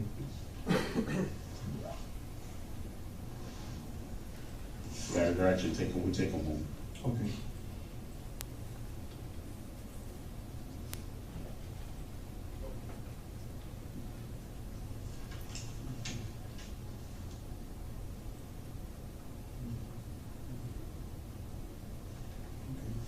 So, going back to yesterday, can you walk me through just basically your entire workday from the time you checked on and what you did and then how? Okay, I checked in at the high school right before 9 o'clock, and I actually met one of the sergeants from the police department. We're out there talking for a little bit. He asked me if I was going to go to the park, which is we call it the Western Park, the Mexican Park. It's actually named Parque de Jardín de los Héroes, Park of the Heroes. The senior class was having activities out there for them, which is a senior class because they're getting ready to graduate. He goes, "Are you going out there?" Because they told us to actually patrol the park. I go, "No, nobody's told me." Then my Lieutenant Mike Hernandez texted me and said if I can go out there from 9:30 to 11:30 with the seniors. Okay. So I got on location to the Western Park, drove around because there's some of our local, I guess, drunks hang out there just, waiting, just, doing whatever, utilizing the restroom, taking baths and everything like that. So patrolled it. There was a couple of people there, just drove around because the kids, like I said, towards I want to say the back end of the park, there's a little basketball court and a volleyball court. Some of the kids were playing basketball, and the two people that I observed were actually sitting on the park bench. So I just drove around, just let them know that I was there. Okay. Parked a couple of spaces, stopped, to make sure everybody was, nobody was getting approached. Drove around, finally got off and, interacted with the kids and the principal and some of the staff. I want to say maybe about 11, 15, they started debriefing the kids, telling them, we're going to get ready because they bus them out there. So they have about 4 to 5 buses out there in the park. So they were telling them, hey, we're going to give you some packets. The packets were for the pictures for graduation. And you need this, and you need to turn in before the day of the graduation and stuff like that. So they were telling the kids before they get on the bus to make sure they're, stuff like that. So some of the kids started walking towards the bus, and then I heard on the police radio of 1050, which was an accident at Geraldine and Grove Street. So I told the assistant principal, Joel, what's ahead? I'm taking off. I go, there's an accident by the school. So at the Western Parks, I want to say maybe about the 800 block. Rob is like 400 block of Geraldine. So I came up, I left, and then when I was actually getting in my car, I heard the radio traffic that the guy has a gun. So I turn on my red and blue lights. I'm not running sirens, so just red and blue lights. I come out of the park, which is Farrar Street, take a left on South Farrar, because the park's actually on Farrar Street. So I go up Farrar Street, cut on West Garden, the 300 block, 400 block, and then I go up South Evans Street. From South Evans, I hit Geraldine. So Geraldine actually is where the school's at, sits on Geraldine and Old Carrizo. When I approach, I don't know if you're familiar with it, Geraldine has a little twist on it. Okay, towards the back of the school where the vehicle was at, like a half a block up, there's a little twist. So when I came up, I heard the traffic. I don't know if it was when I was on Geraldine on Evans that he was running towards the school. So there was no clothing description provided. So when I came up, I saw people at that curb, like standing, looking towards the school. So when I came up to school, I observed the truck inside I could say a bar ditch, but it has like a concrete where I guess the water sits, so it doesn't sit, so it flows. It was sitting in there, and the rails were all broken up and stuff like that. So when I came up, the actual back gate, the teacher, I guess it's a teacher parking lot. There's a teacher parking lot towards the Old Carrizo, and there's a teacher, I guess the teachers that have classrooms in that where the shooting happened, parked there. But there's a gate, it should have been closed, it was wide open. So when I approached, I actually saw a lady in a peach, maybe orange t-shirt running. I didn't know it was a lady or not. I knew it was a lady after I made contact with her, but I saw her, went to her because they said they were running towards the school. I was going over there towards her. No sirens, just light, red and blue lights. I see her fall in a dust of cloud. So I get to her and I realize she's one of the coaches. I don't know her name, dark complected coach, short hair, boyish, tomboyish coach. And she tells me, he's over there, he's over there. I go, who's over there? He goes, he's over there, the shooter. He's wearing black. And I go, where? So when I turn, actually, my vehicle's still there. At the school, it's the Crown Vic that says UCISD. It's close over there. So when I get out and I approach her, she's like, he's over there. I go, where? She goes, he's over there, he's in black, by the teacher parking. So when I look, I start hearing rounds going off. I don't know where they're coming from, but I just know they're getting muffled. They're behind the building. So then I hear like banging.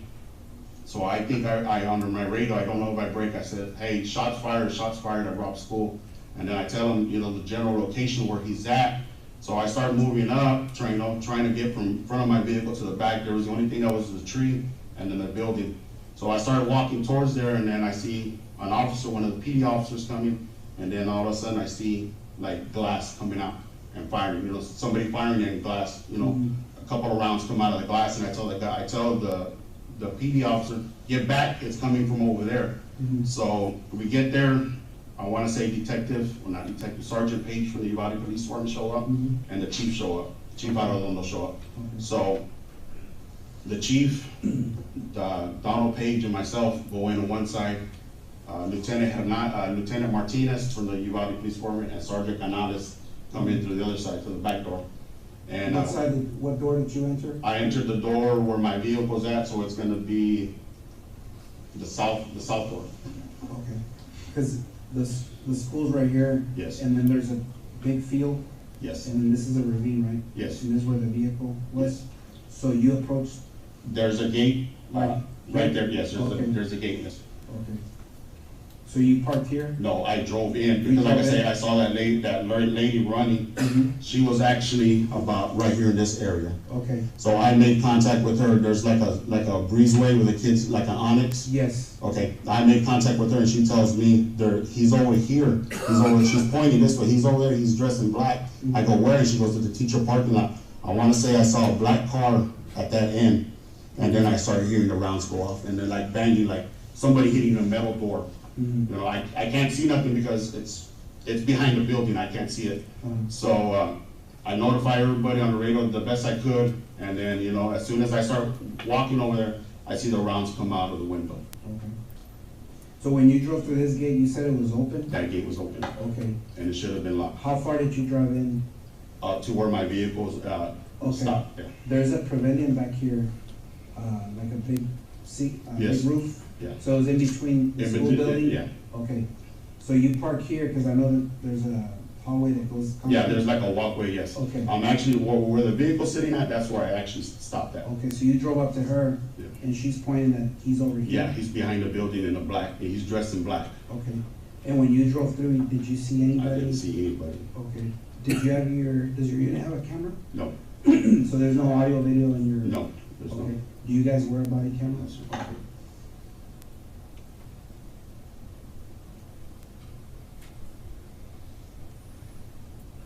What unit number is that? Unit 44. Unit 44. What kind of vehicle is it? It's 2019, maybe Ford Fusion. Ford Fusion. Yeah, white in color.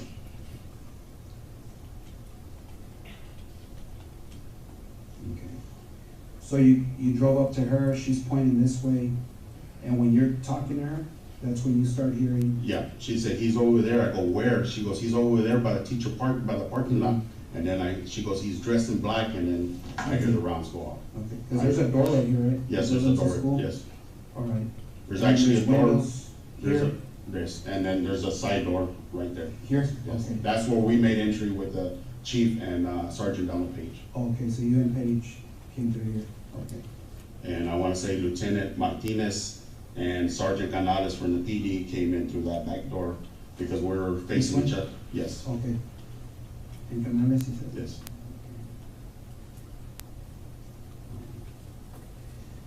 Chief Arredondo was with us on our end. When you said you heard the You heard gunshots, would you believe to be gunshots, and you Yeah. saw a window?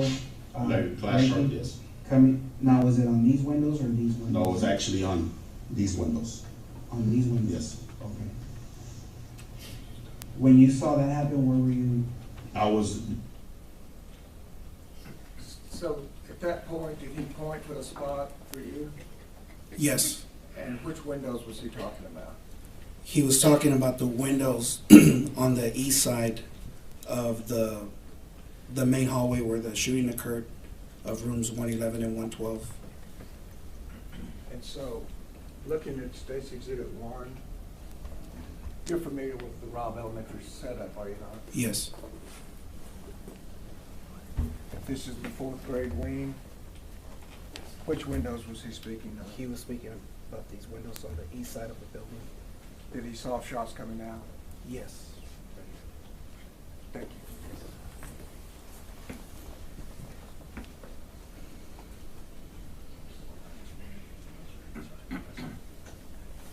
there was actually a tree right there in that area. Yes. In that area, I was walking towards the building. Okay. So when you made entry with Adrian and Chief Arredondo, what did you see inside the school? Just, when we opened the doors, it looked like, have you ever seen somebody set off a fire extinguisher? Mhm. The smoke, that's what it looked like, Okay. smoke burn, something burning. So, we went in there, we kinda knew he was in that area, cause I kinda told him, I don't remember if I told him, hey, it's like 3 or 4 windows down, Mhm. he's in there, so we kinda all, came in together, and, I didn't see, Lieutenant Martinez get hit, but I don't know what he did, Mhm. that he started firing, and then you see him go like that, and everybody scooped back, so I think he got hit, so we kinda moved back, as we're departing, cause he was laying fire, when Donald Page stepped back, you see a piece of the sheetrock come through, a round come through, so we back up, and, Page is yelling at Javi, hey, are you hit? Are you hit? And I see Javi holding his inner thigh, and he goes, yeah, I'm hit, but I'm good. So they walk out, and we walk out. Okay. When that's Well, going you know what? on, Sergeant Coronado was with us too. Coronado? Yes. He's with the UPD. UPD.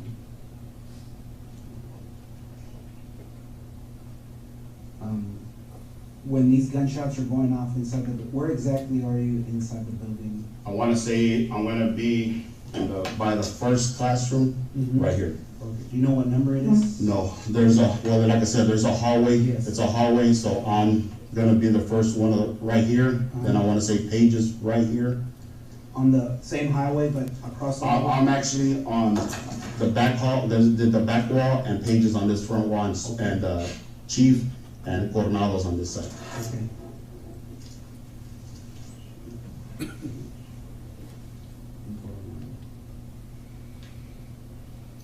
And while you 4 gentlemen are here, where do you think the shooter's at? I know there's a hallway that goes this way, right? Yeah, that's gonna be further more to the end over Okay. here, yeah. All right. Is there another hallway that comes down this way? I know it runs from that back door to the front, there's a door over here. Okay, that long hallway. Yeah. All right. So I wanna say there's a hallway here, Mhm. and like I said, Lieutenant Martinez was here and Sergeant Canales was there. Okay. So they were in front of you? down They were in there? front of us, yeah. Okay. We were like, angled in it that way. Okay. You didn't see Martinez get hit, No. but when did you notice that he might be? Because he's brought it down, and then I heard Paige tell him, are you hit? Are you hit? And he said, yeah, and he like moved backwards, and everybody kind of went back because he started laying around. So I don't know, like I said, I talked to him, he said he kind of peeked in, and that's when the rounds went in. But he said he never saw him. Mhm. So the classrooms were dark. From my point of view, the classrooms were all dark, so. Okay. Were the teachers that turned off? Yeah, the teachers are instructed to turn off. That's part of the lockdown procedure. Okay. What else is part of the lockdown procedure? Whenever something like that happens, there's a threat on school, they go on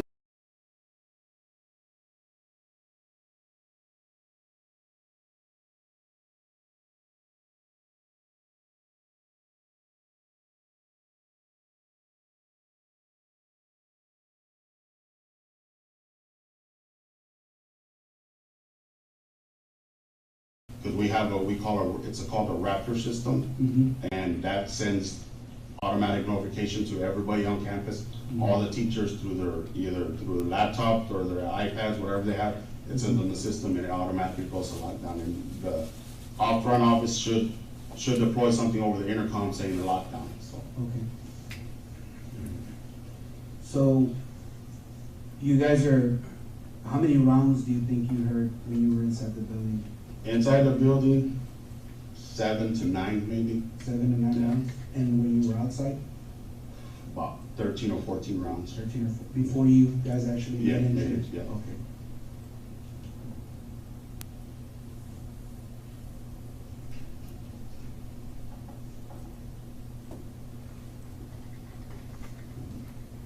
So after Martinez gets injured, what happens right after that? We scoot back, and I think we call for the SWAT team to come in.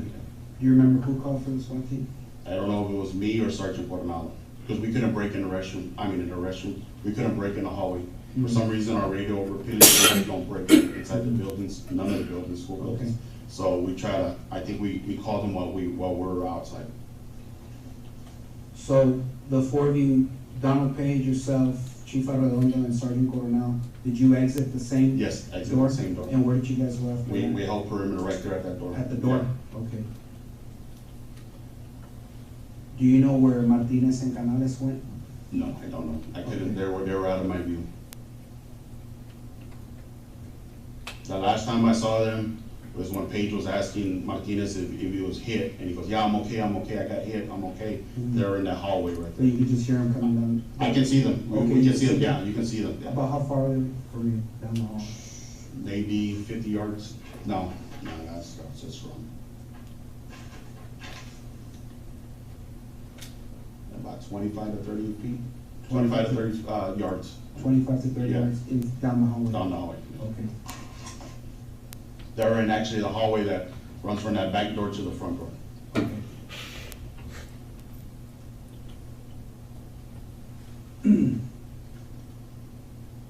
So you guys exit, and then who started calling for the SWAT team? I want to say either I broke or Coronado broke. One of us broke because, like I said, we weren't getting service.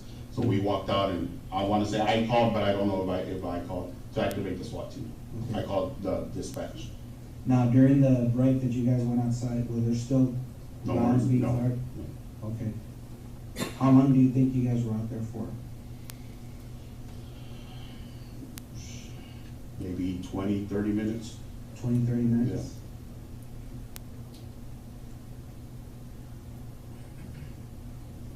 Was there radio traffic going back and forth? Yeah, there was a lot of radio traffic. Okay. I know one of the traffics I heard somebody said, call as many agencies as you can. Okay. But you don't recall who it was? Okay.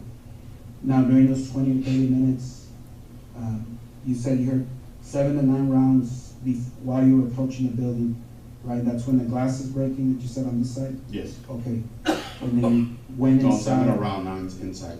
Inside? Yes, outside was You more. heard 13 to 14 outside? Yeah. Okay, all right. And then this was inside? Because I know Chief Arredondo stayed close in the hallway, and we were trying to, I remember talking to, I want to say Officer Salcedo, and there was a female trooper that was with them, and I told them to stay where they're at because glass, they were shooting out the window. And if you look from that window that's broken, there's a hallway, classroom hallway, and then there's another one. And I want to say Lieutenant Hernandez came up there, and I told him to keep the other hallway clear because that had a straight shot, line of fire, so nobody, nobody else, none of the blue guys can get hit there. So I told him, keep that area open. So. Okay. When you come back outside and you guys radio for the SWAT team and you're requesting assistance, you guys were out there for 20 to 30 minutes. Was there any more, did you hear any more gunshots? No more. So everything just got quiet? Quiet. Was there teachers running out, or could you see any students in the hallway? No. Okay. So initially when you guys made entry, the doors were closed? The doors were lights were off? Yes, lights were off, yes. No kids were running around. The thing is, on the lockdown, it's everything quiet. They hide, take cover, and completely silenced. You know, we teach them, you know, if they have cell phones, you know, turn them off or silence them. Mostly the older kids, because they'll start texting family, so that's kind of one of the things that we preach in the in-service, because we teach this program in the in-service, you know, that, hey, the secure, the hold, and the lockdown, you know.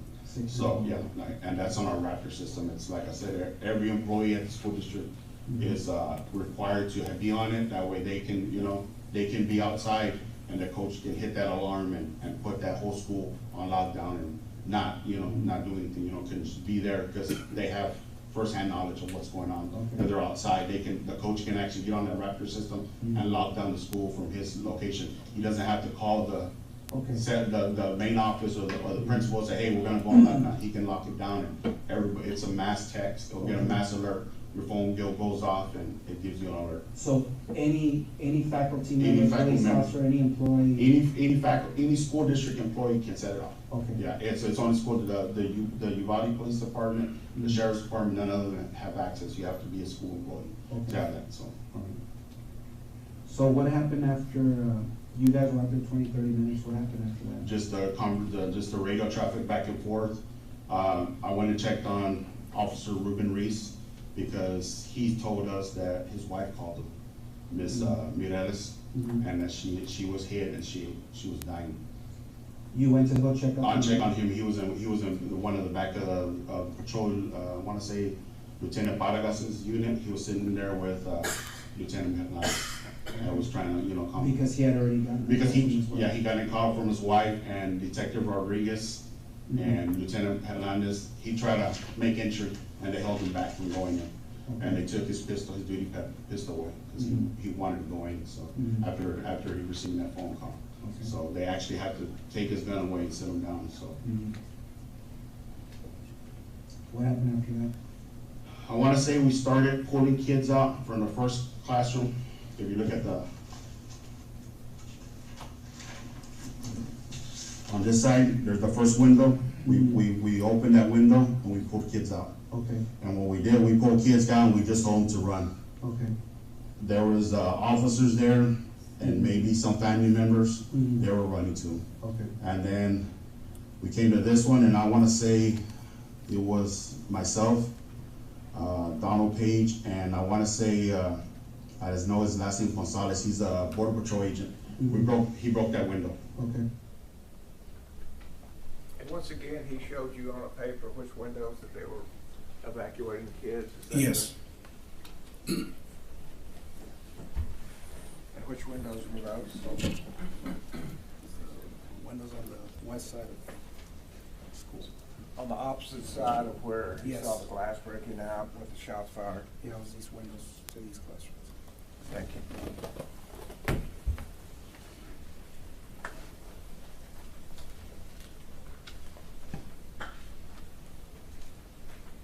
Broke that window, and then we pulled kids out of there, and we just went strategically all the way down, pulling kids out of the windows, breaking windows. When you guys were pulling kids out of the classrooms through the windows, did you notice that any of the kids were injured? No, none of the kids were injured, yes. So all of the kids that were on these windows, they were removed safely? They were removed safely, yes. Okay, and they were taken to the front of the... They were taken towards that gate where Okay. that I came into. Okay.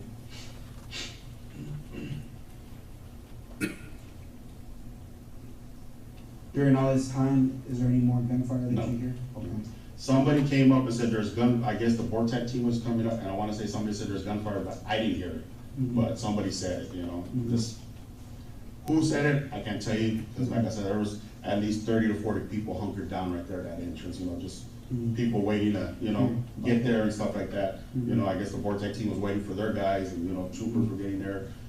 Everybody, it was just a big old cluster, you know. What happened after that? After that, I guess the Vortex team got there, and I want to say I ran from this location. There's another part of the school here that runs a fence line. Yes. I ran there, and I went and got some master keys, Canadian master keys to the classroom. Who did you grab them from? Cubish, I know he's one of the mains guys, one of the second guy in command with the mains. I know his last name is Kubish. Kubish. Yeah. I actually met him by the cafeteria. Okay. Met him there, and he gave me the key, and he said, "You're our master or our something." He said, "One of those will open all the doors." Okay. Now, you were by the door for 20 to 30 minutes, and then you said you went to go check up on Ruben Reese. Ruben Reese? Yes. And you said he was with Lieutenant Vargas? Lieutenant Hernandez. He was in Lieutenant Vargas' car. Okay. In Lieutenant Vargas' car. Mariano Vargas? Yes, sir. Okay. And where were they stationed at? There were, I want to say their vehicle, there was teachers parking right here, they were somewhere in that area. Right? So there was teachers already coming into the No, gate? the teachers were already parked there. Oh, okay, they were already parked right there? there, yeah. Okay, so he parked behind the vehicles? I want to say he's parked somewhere in there, his vehicle is actually still there. Okay. It's a black Tahoe. How long were you there with Ruben Reese and Lieutenant Vargas? 10 minutes maybe. Mm-hmm. Yeah. Just assessing Ruben Reese? Just, yeah, making sure he was okay, because he was like, she's in there, she's bleeding, April, she called me, I could, Ruben, calm down, you know, trying to calm him down. Mm-hmm. But, you know, he was like, I guess in a daze, he was just. Okay. Is that where you ran to go meet Kubish for the? Yes, because we have our school radios, and Lieutenant Hernandez called me and said, "Hey, can you go get keys from the office?" So I tried to call Officer Gonzales on our school radio. She wasn't breaking in the location she was at, and we ended up meeting there at the actual office. And she was looking for keys, and I went and got them from Kubish in the front. So. Okay. So after you grabbed the keys, where did you go from there? I went back to the front, to actually back right here, and I met Ranger Kendall, and I gave him the keys. Okay, so you gave the keys to Ranger Kendall? Yeah.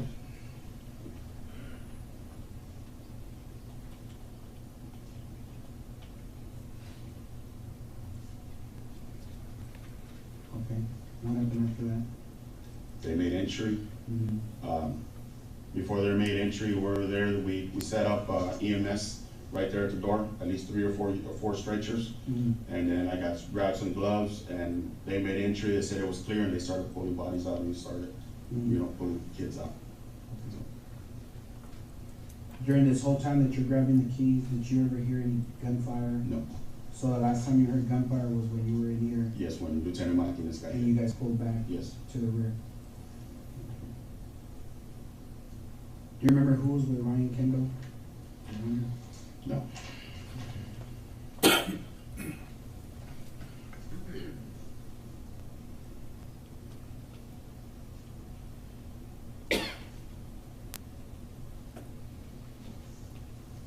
And they made entry through the side door, right? On this one? Yes, they made entry to the door.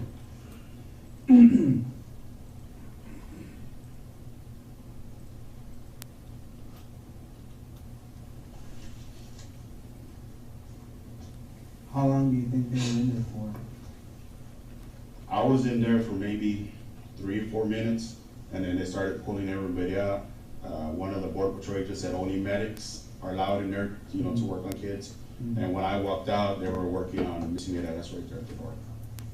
And right That here? door, yes. Okay. So when Kendall made entry with the team, did you go in there with him? No. You didn't? No. You stayed on the outside? I stayed outside with the EMTs. Okay. Myself and Detective Luis. Did you hear any more gunfire after that? I heard maybe 2 to 3. That was it. Okay.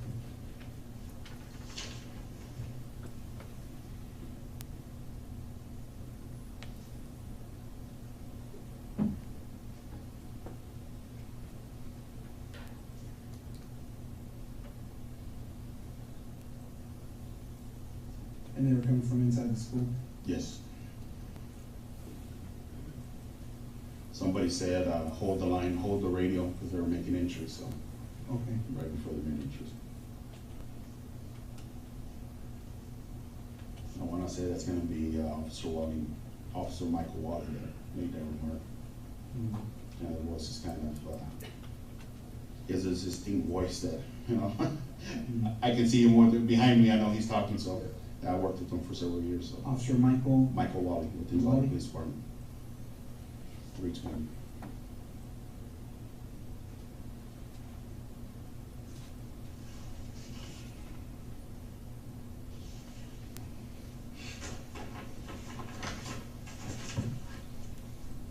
When they made entry, you stayed by the door, and you said, did they return to the door and start handing you kids, or did you go back in? No, we actually went in and, I actually went in and tried to see if I could help, but they were just dragging bodies out, you know, taking kids out and stuff. Who did you go in there with?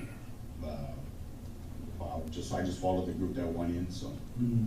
that nobody in particular, so. I can tell you right now, I was probably the only CISD in there, besides Chief and, I think just Chief, the Chief was I saw Chief in there, so. Okay. But I was nowhere near him, so. So you two, Chief Arada and yourself, were the only ones from? I wanna say from from school Uvalde district that School was in Committee? there, yes. But you didn't go in with the initial? No, I didn't go entry with team? entry team, no. You just waited? Waited, yes. Okay. Did anybody come back to open the door, or say it was clear, or anything like that? They cleared the building and then, I remember giving somebody the keys because they wanted a secondary search to clear the rest of the classrooms. Okay. So, I know the guys that cleared, the hallway there where they made it, the hallway that they came in through, Mhm. I gave the keys to the guys and they cleared those. Or I gave mine to Chief Arredondo. I gave them the keys, I go, here's the master keys, and there's 2 master keys out, Mhm. so they were checking them, so. Okay. Ranger Kendall had one of the sets of Yes. keys? Okay. How long do you think you waited when they made entry? How long do you think they were in there for? Maybe a couple of minutes, 2 or 3 minutes, yeah.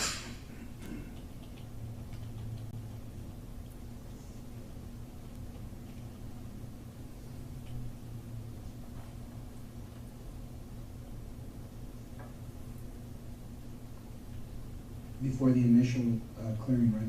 Yes.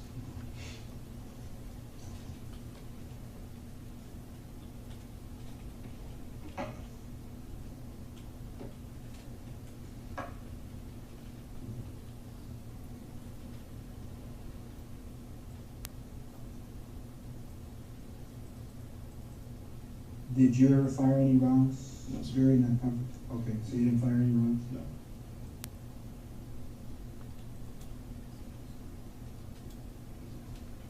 What were you, is that the uniform you were wearing? Yes. Okay, the exact same thing? Same thing.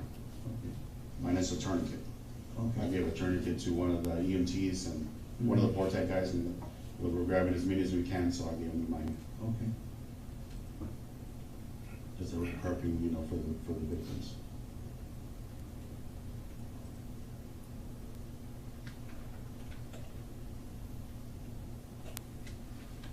When you were posted to school, are you guys issued a rifle? No, sir. We don't have rifles. Just your sidearm? Just your sidearm. And is that issued, or is that? That's an issue. Okay, what kind It's a Glock 40, of, a Gen 5, model 22? Model 22. 40 cal. And how many magazines do you carry? 3 magazines of 15, and then I got 1 in the chamber. Okay. So 46 rounds total? Yes, sir.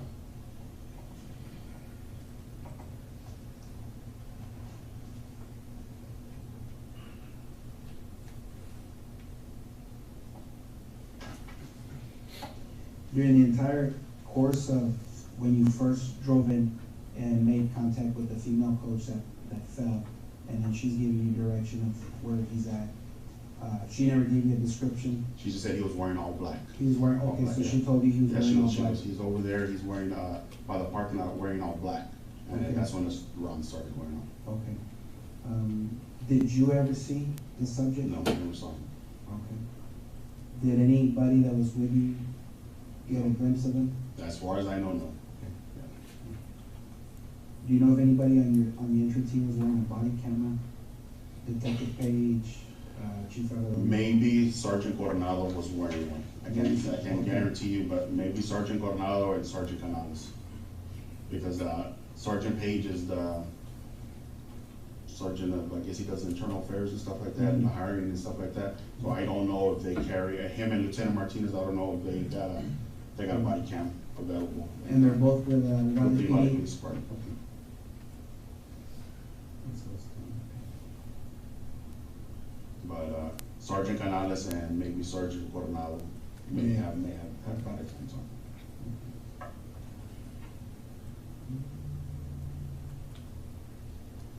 Do you have any questions? No, I'd like to just clarify something, that way we're all on the same sheet. So, when you come up here, right, sir? Yes. You never see that individual anywhere? Never see You him. never see him No. drop in? No. Okay.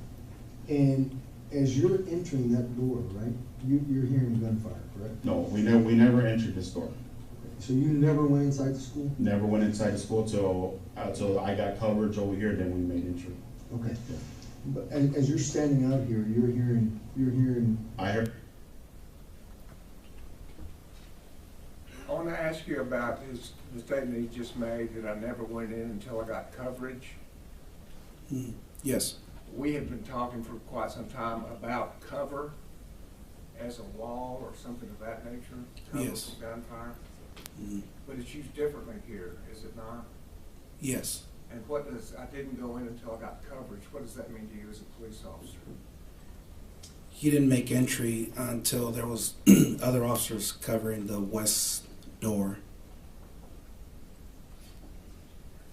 So coverage means other officers Yes. covering for you. Yes. And he didn't say west door, is that correct? He just said coverage. Yes, that's correct.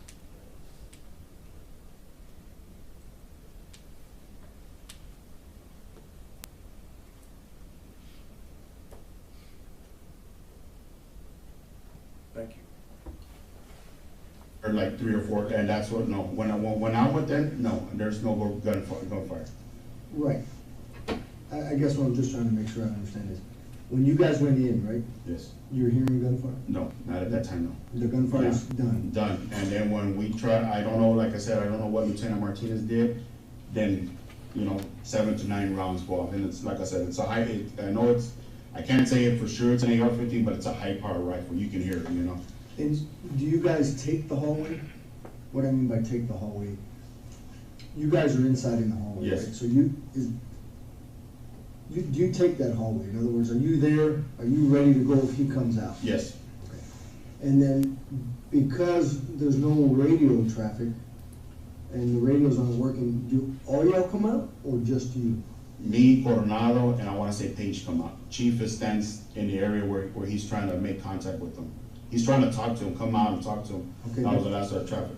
Okay, is he inside the building? He's inside the building. So just inside the door, would you Yeah, say? right there, yeah. Okay, so then, the only one left in there at that time is the chief, and then it's, you Yeah. three are outside? Yeah, we have the door open, and we're holding it. Okay. And then you're telling us that as you're standing there, you're hearing more gunfire? No. The gunfire is over? Gunfire's over, yes. All right. I just wanted to clarify that.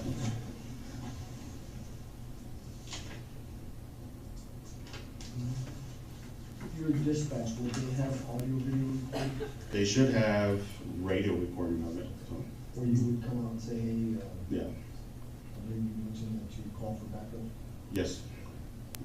And I wanna say I think Lieutenant Vargas was the first unit I saw, and I told him to come to me, but he, went the other way, and then Sergeant Page came up to my location.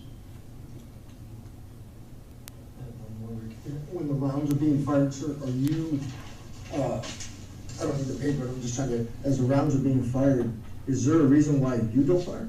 Because I don't see where the rounds are coming from. That way we can Yeah, explain. I know they're coming from the back over here, I just don't know where they're coming from. Okay.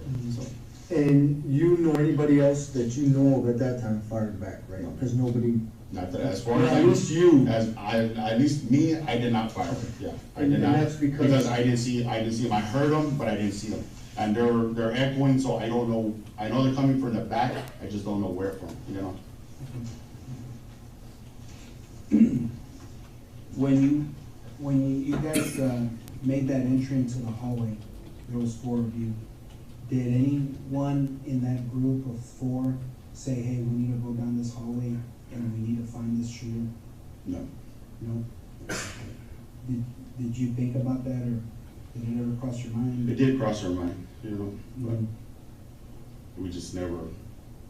Nobody ever made. We were just covering each other. That's what basically what we're doing. Mhm. Holding. Covering Chief and covering Page, and then Coronado covering us. So. Mhm. I want to say there was only one AR, and that was Sergeant Canales had the AR. So Everybody else had pistols? pistols. Okay. Did anybody ever suggest that when Lieutenant Martinez was hit, hey, we need to go grab Lieutenant Martinez, or we need to? No, because he was actually mobile. So, Okay, he was. so moving. yeah, so it was moving, and I want to say Lieutenant Vargas Mhm. called for EMS. Okay. Was Lieutenant Vargas with them? He was in the back. I don't know. I didn't see him, so I Okay. can't tell you for sure. You could just hear. I know he was there because he was the first one that I saw from my location where I was parked, Mhm. and I told him to come to me Mhm. for cover because he had the bigger unit, and but he did. We have that word cover and unit there, correct? Correct. That he saw Vargas, I told him to come to me for cover because he has a bigger unit. Would you tell us what that means? From what I observed in the interview, I understood that at some point he may have wanted to use the Lieutenant Vargas's vehicle because it was a bigger unit, bigger vehicle as coverage if he needed it. And so he called Vargas over so he could have more cover. That's correct. But then Lieutenant Vargas went to the west side door, and that's when Sergeant Donald Page went over to Mr. Gonzales and met him at the south door. The next car that came was Page. I believe so. He deterred and went to that area, and then Sergeant Page is the one that came to me.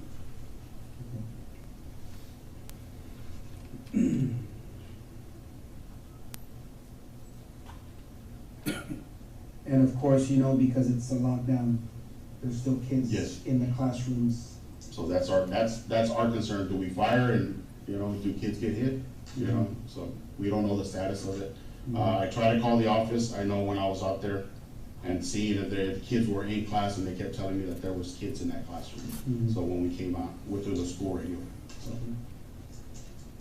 Now, when you hear the gunshots inside, do you hear any screaming? no, Do you hear any teachers calling for help? no, nothing. By the time we went in, it was quiet. Mhm. So I don't know, like I said, if they were injured or they were doing what the lockdown is, keeping quiet, so. Mhm.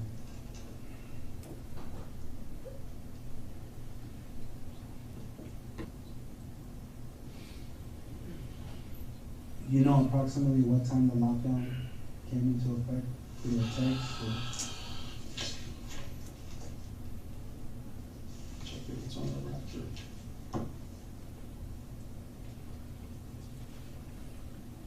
Sometimes when the alerts go off, they kind of, Is that an app? that's an app, it's a Raptor. How do you spell it, sir? It's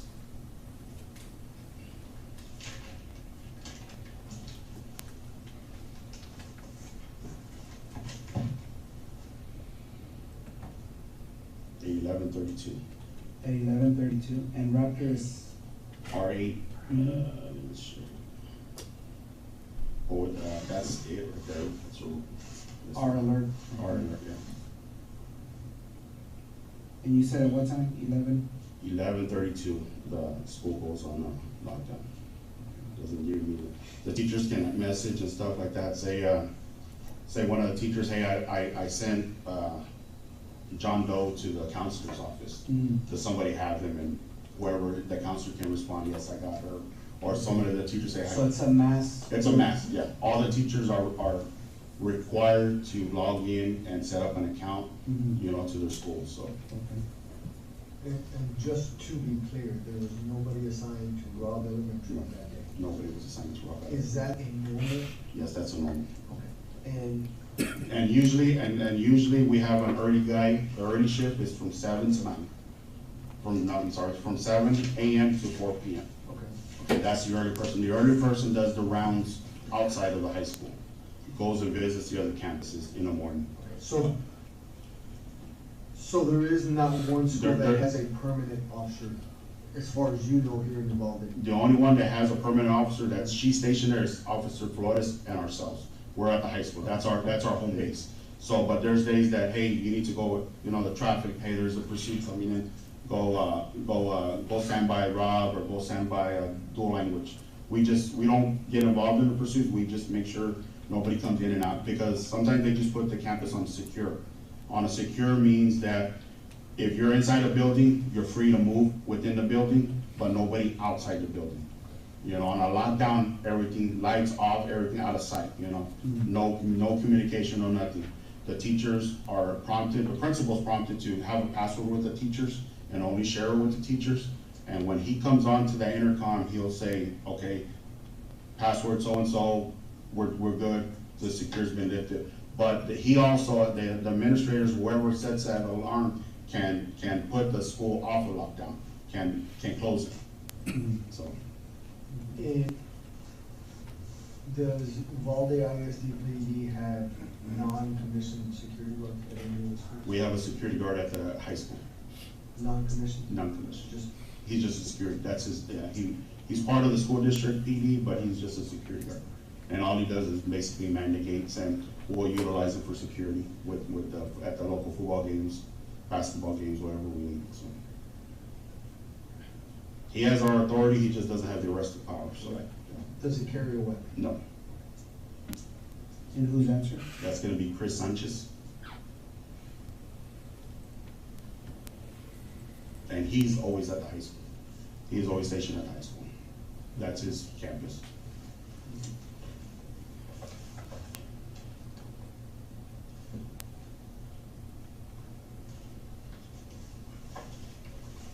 Just going back on someone's,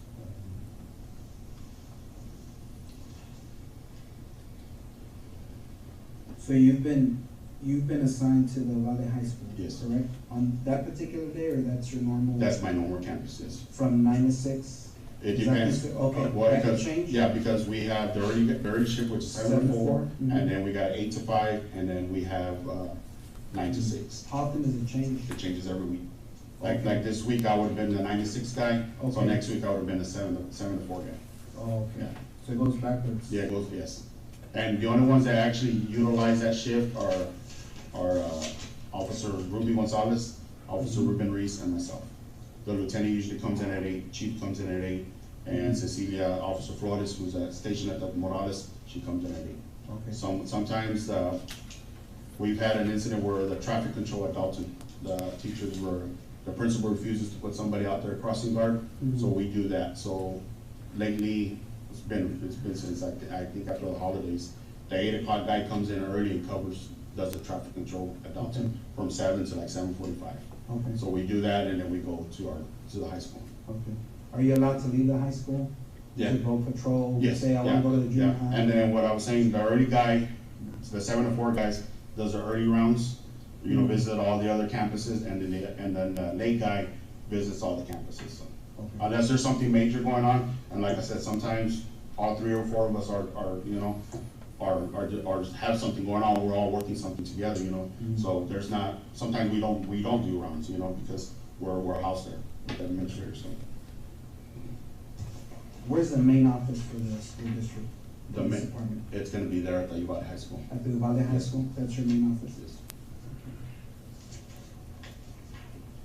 And it's gonna be number 1 Kyle Trail. Number 1, Kyle Trail? Yes, sir.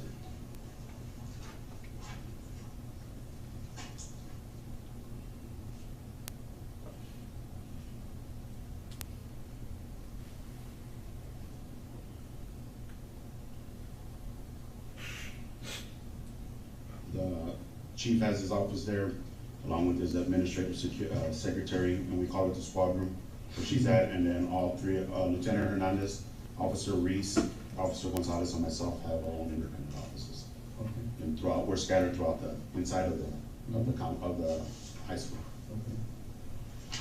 So the school district police department, you said, is the chief Arredondo, lieutenant, 3 police officers, plus the female that recently just left? Yes, 4 officers. Okay, so it would have been a total of 6, like you said? Yes. But right now it's 5? Yes. Okay. And how many marked units do you have? 6 units. 6 units? So every officer? Well, actually, has there's only, the 3 Ford Fusions are marked, and Officer Reese is marked, but he has a ghost decals. Okay. And chief and the lieutenants are just explorers, great explorers. They have red and blue lights and sirens, but no decals on them. Because they don't do traffic stops? We don't do it, we don't. Okay. So just to be clear, every independent school district police officer has a way to be mobile. Yes, Okay, and they're all take-home units. they're all taking Okay, notes. so at any given time, you can respond from your house if Yes. there's an emergency. And you get, that's within your policy, I guess your police department allows you, hey, you hear something major. Yes. You can yes, respond. Yes, yeah. As your- And most of the time, we'll get the traffic, the radar traffic, and we have like a group text and, hey, there's a pursuit coming in. Mhm. They're coming in and they're gonna be, by either the dual language, which is on 90 West. It's Mhm. closer, it's a block away from the 90 West, Mhm. about the 1,000 block, so it's there. So if we know it's coming that way, we'll start going to that area. If it's coming off of 83 South, we'll generate towards the Rob area. The early guy that's just driving around patrolling, well, that's their job. You know, if we need to come out more, we'll pull the one that's doing the traffic at Dalton, will go assist, you know. Okay.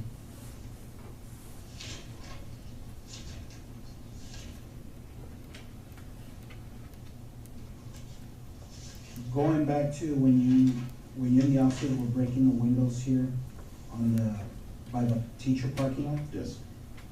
did you notice that there was anything on the ground? Anything that, No. someone may have dropped? No, not until after the fact, somebody says that, hey, there's a bag there that, and it's full of AR magazines, but which officer said that, I couldn't tell you right now. Possibly wearing green, maybe the camouflage, I don't know, to tell you the truth. Okay, So, all right. But it was after everything, kids were getting yeah, evacuated? yeah, kids were getting evacuated and running.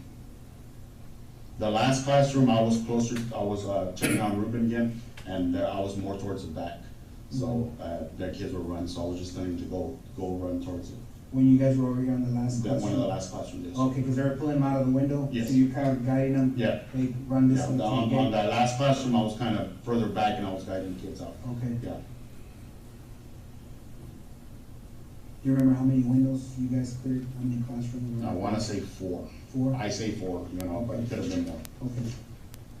And I'm not looking for a precise number. Yeah, no, I wanna say 4. Okay, We opened one and I wanna say I observed them break 3 windows. okay.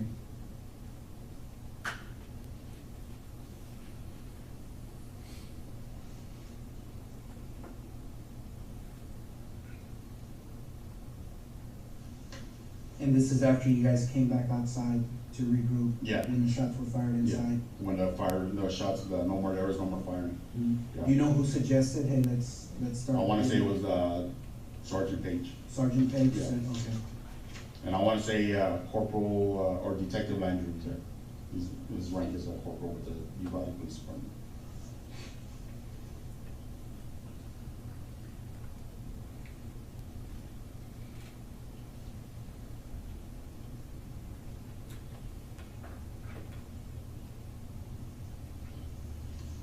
When you guys were doing this, did you ever see Lieutenant Martinez or Canales outside?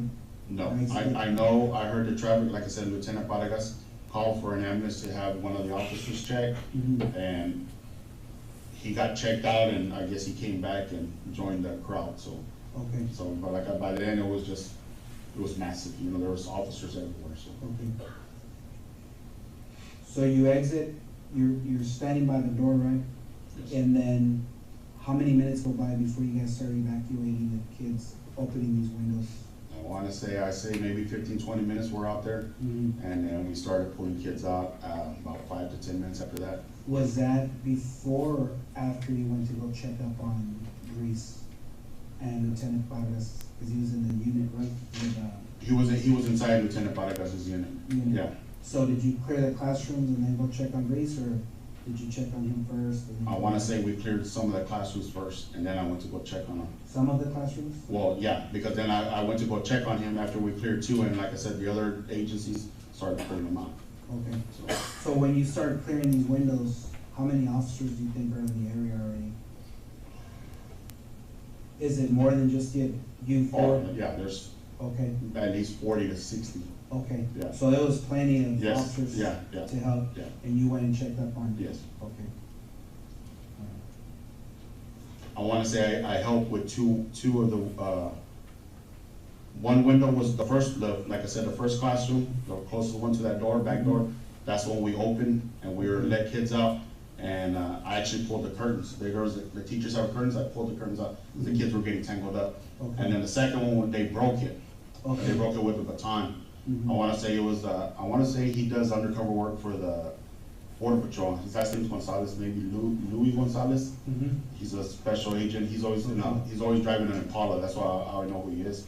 Okay. And then Coronado started breaking with the baton, and I remember pulling kids out because the glass was broken. And then that's when I kind of went towards Ruben to make sure he was okay. And then, like I said, I was further back with Lieutenant, and Lieutenant, he was inside the vehicle. And then that's when the kids, they started pulling more kids out, and I just started guiding them. Okay. And the vehicle's right behind the teacher parking lot? I want to say the teachers are parked there, and I want to say maybe 1 or 2 rows of teachers, and Lieutenant Vargas' vehicle's there. It's a black Tahoe, all blacked out. All right. I don't even think it has decals on it. Okay. And it's an older model Tahoe. All right. Commissioner Young? No? Is there anything you want to add or something you think you might want to know? No, now that I can sit back, I went tunnel vision, like I said, with the lady that was running. But like I said, they said they were running to the school, and that's where I saw, and you know, I knocked in on her. You know, that was my mistake, but it was just the adrenaline rush going, and you know, shots fired and stuff like that. So it was just, you know, because on the radio it said there was a lady shot in the head on Diaz Street, which is 2 blocks down, but I didn't know that the relationship on that. So, Okay. So that call came in? That call came in when the accident came in. Okay. Yeah. Was it a few minutes apart? I want to say it was within minutes of each other. You know? Okay. I want to say the first call came in of 10:50. A guy wrecked into the bar ditch. Okay. And then a call come out that he had a gun and he was running towards the school. So, and then they say, hey, there's also a lady shot in the head on Diaz Street. She's been shot in the head, so. Okay. Okay. So at the beginning of the interview, that 1050 that you're talking about, was that the pickup truck? That's a pickup truck. That There they're was calling a in? brown in color, almost Okay. like a. So that's why you're responding to Yes. Bob Elementary Yes. School? Okay. Well, I'm responding because they say the guy's running to the school. I didn't respond to the accident. That's a PD traffic. I'm going over because they say the guy's going to the school and has a gun. Okay. Yeah, that's what I'm going. That's what I'm responding to the school. Okay. So from that bar ditch, he would have went into this gate, correct? Yes. And if he's walking and you're coming in, you saw the lady, so you really never saw him. No. I mean, No, I tunnel vision on her. I shot at her. I went at her. You said she's a female coach, right? Female coach. Short black hair? Short black hair. Okay. Maybe named Natalie. I'm not sure. Okay.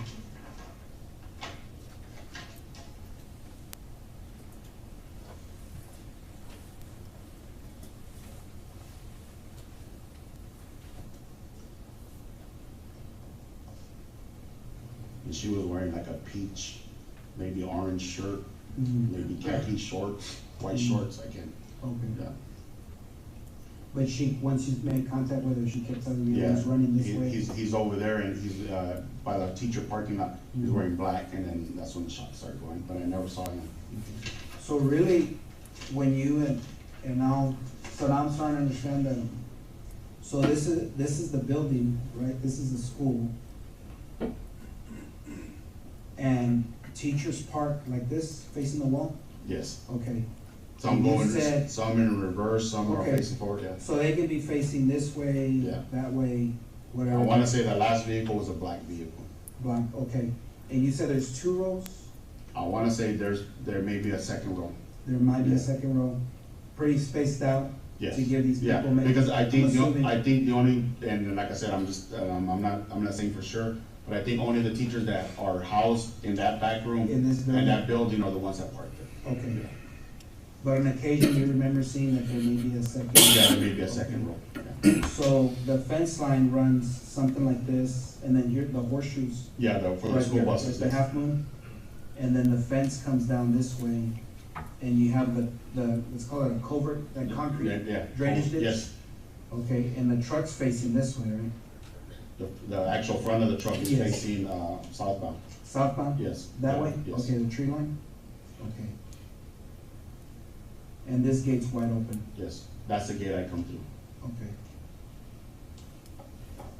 So what I'm saying is, if the female's about right here, the door, and then there's a walkway, because there's a pavilion, I know that. I There's saw a the tree big there. Yeah, there's a tree A there. pretty big tree, right, it gives a lot of shade.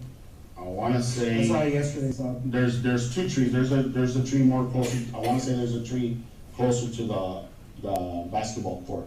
But that one, the one I'm talking about, maybe about 12 inches wide, 13 inches wide. Because there's a sidewalk right here, right, in front of the classrooms, that goes into this door. A sidewalk? Or is there trees here? There's trees there. Okay, and then you got vehicles. Vehicles. So you come in, you hear there's a subject running Yes. into the school. Did they give a description? No. Just. She gave me the description. She gave you the She- description, yeah. over the radio? No, nothing came no out? description. So when you're coming in, you notice this vehicle I see the crashed vehicle, out? yes. And then she's wearing orange or? And she's peach. right, yeah, So you drive in all the way up here, right? yes. Do you think it's possible that maybe when you were driving up, the subject could have been behind cars and He trees? could have been, like I said, But you never saw I it? never saw him. Okay.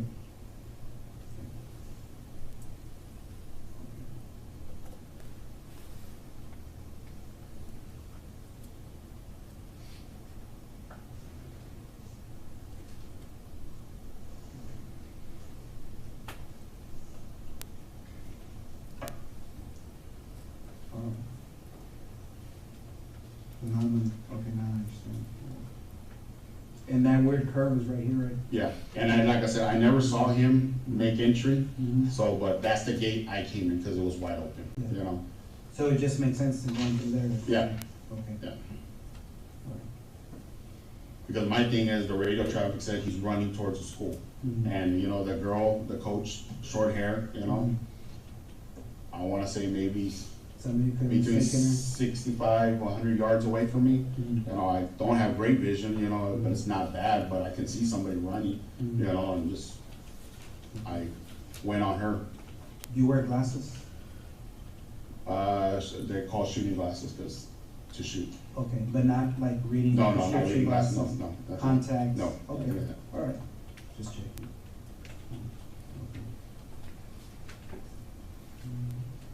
This road right here, Geraldine. Geraldine? Yes. Okay.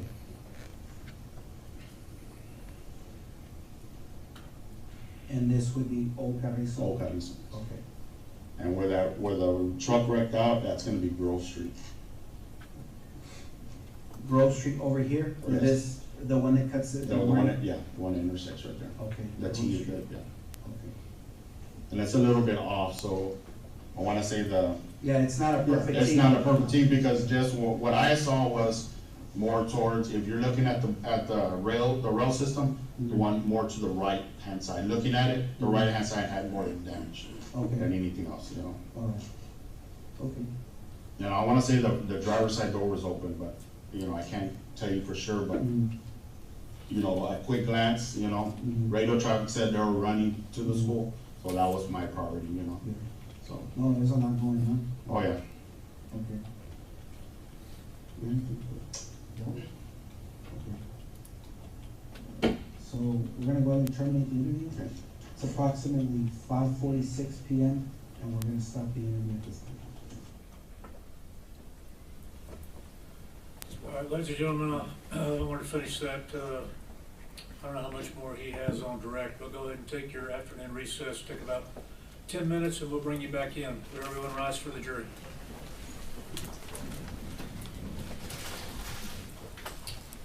Good.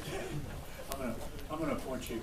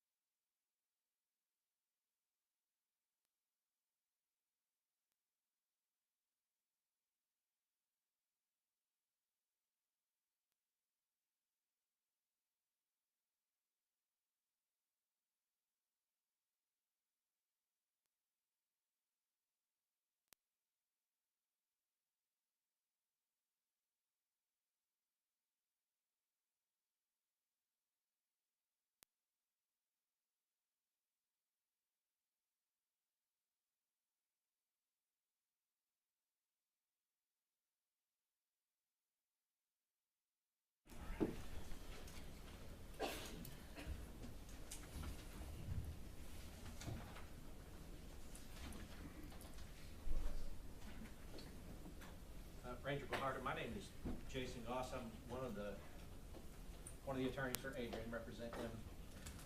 You and I don't know each other, but I do have a few questions for you about the statement that you took. I guess the first question, if I could, and maybe you have it up there with you, maybe you don't, but do you remember how many different people's statements you took?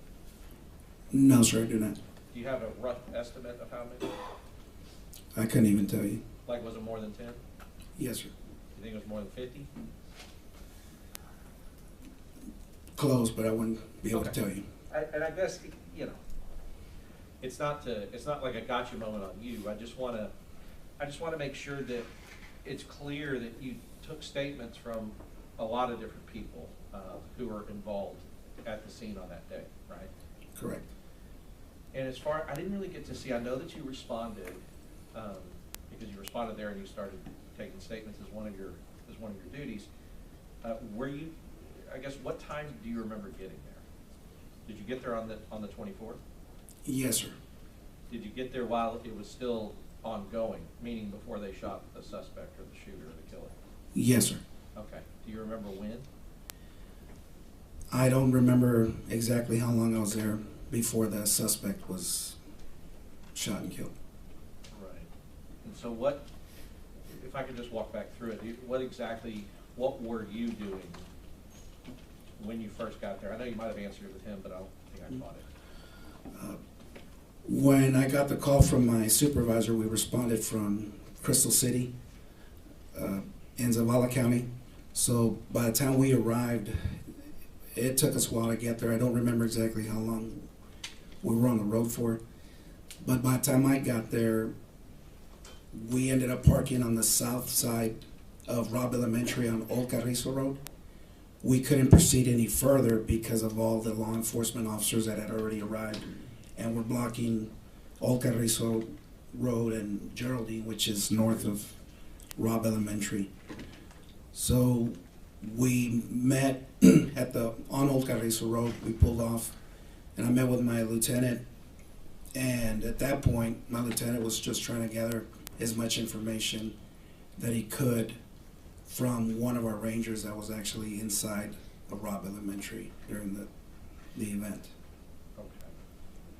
So do you know which ranger was inside Robb Elementary? Yes, sir. The Texas Ranger Ryan Kendall. Okay. And I think that we get a reference on that from Adrian's statement. Ryan Kendall was the ranger that Adrian went and, I guess, gave the master key to. Correct. All right. And so one of the rangers, was that the only ranger that was inside the school? I believe so. Yeah, and I mean, if it wasn't, I'm not going to come back later and go, oh, there was another guy there. But just to your knowledge, he was, to your knowledge, the only one that was there. Yes, sir, that's correct. Right, and then as far as rangers outside of the school, do you know how many of you guys were outside of the school or kind of in that mass of law enforcement? Upon arrival, it was myself and my lieutenant, and then there was multiple rangers arriving at different times, but I couldn't give you an exact number. Okay, that's fair. The reason I say that is because you know, in some of these parts where, you know, Adrian said, well, you know, we were waiting here, went to get kids out here, and then we were waiting here, or right before the breach, I was waiting over here or standing over here. That would also apply to all the rangers that were out there. They were waiting. They didn't breach and go in, the ones that you're talking about that were outside of the school, including yourself. Correct. Right. So you were also like kind of out there waiting right before the breach happened, wherever you were. You agree with that? When I arrived, I was immediately given an assignment because we couldn't approach the school anymore because of the traffic on Old Carrizo and Geraldine Street. But immediately after arriving, there was students from those classrooms running south across the field on Robb Elementary towards Old Carrizo Road.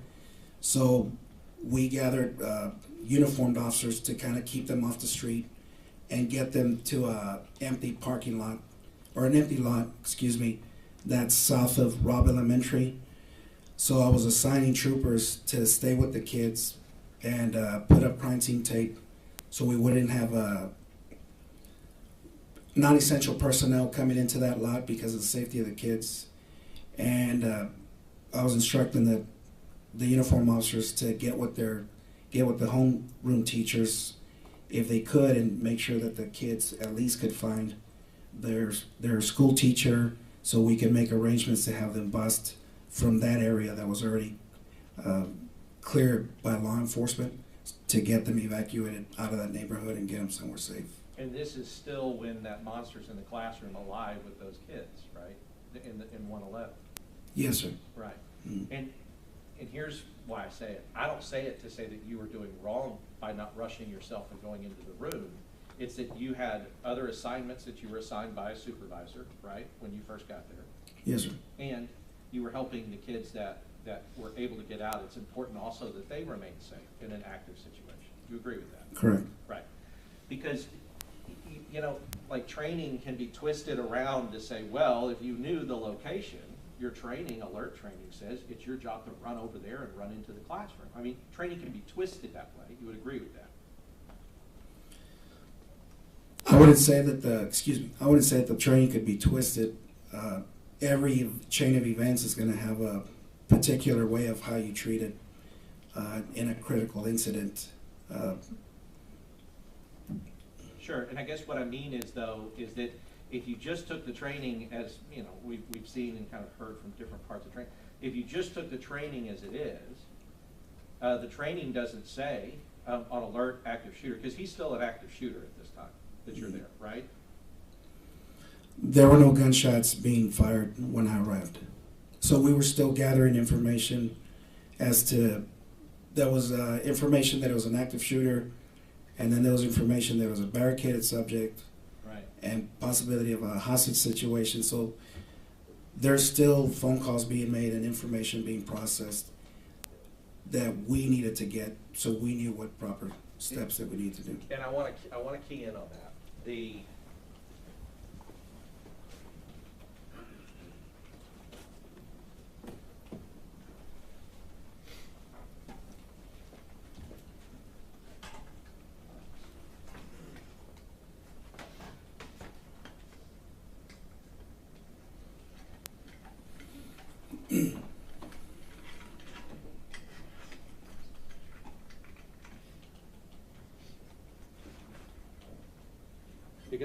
Because I think it was I think you made a good. I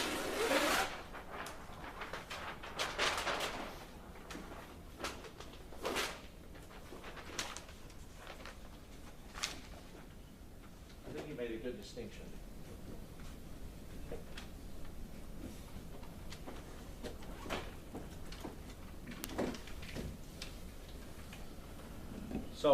So what I said is, I said, well, when you got there, there was still an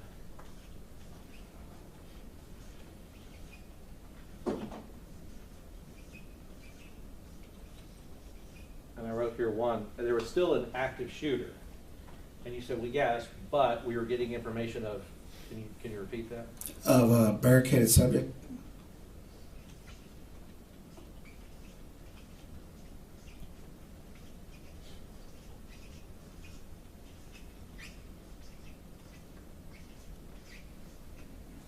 And then what was the other one you said?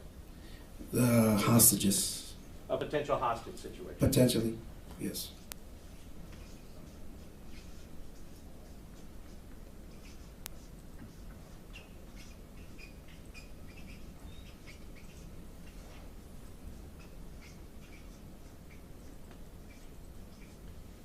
Now,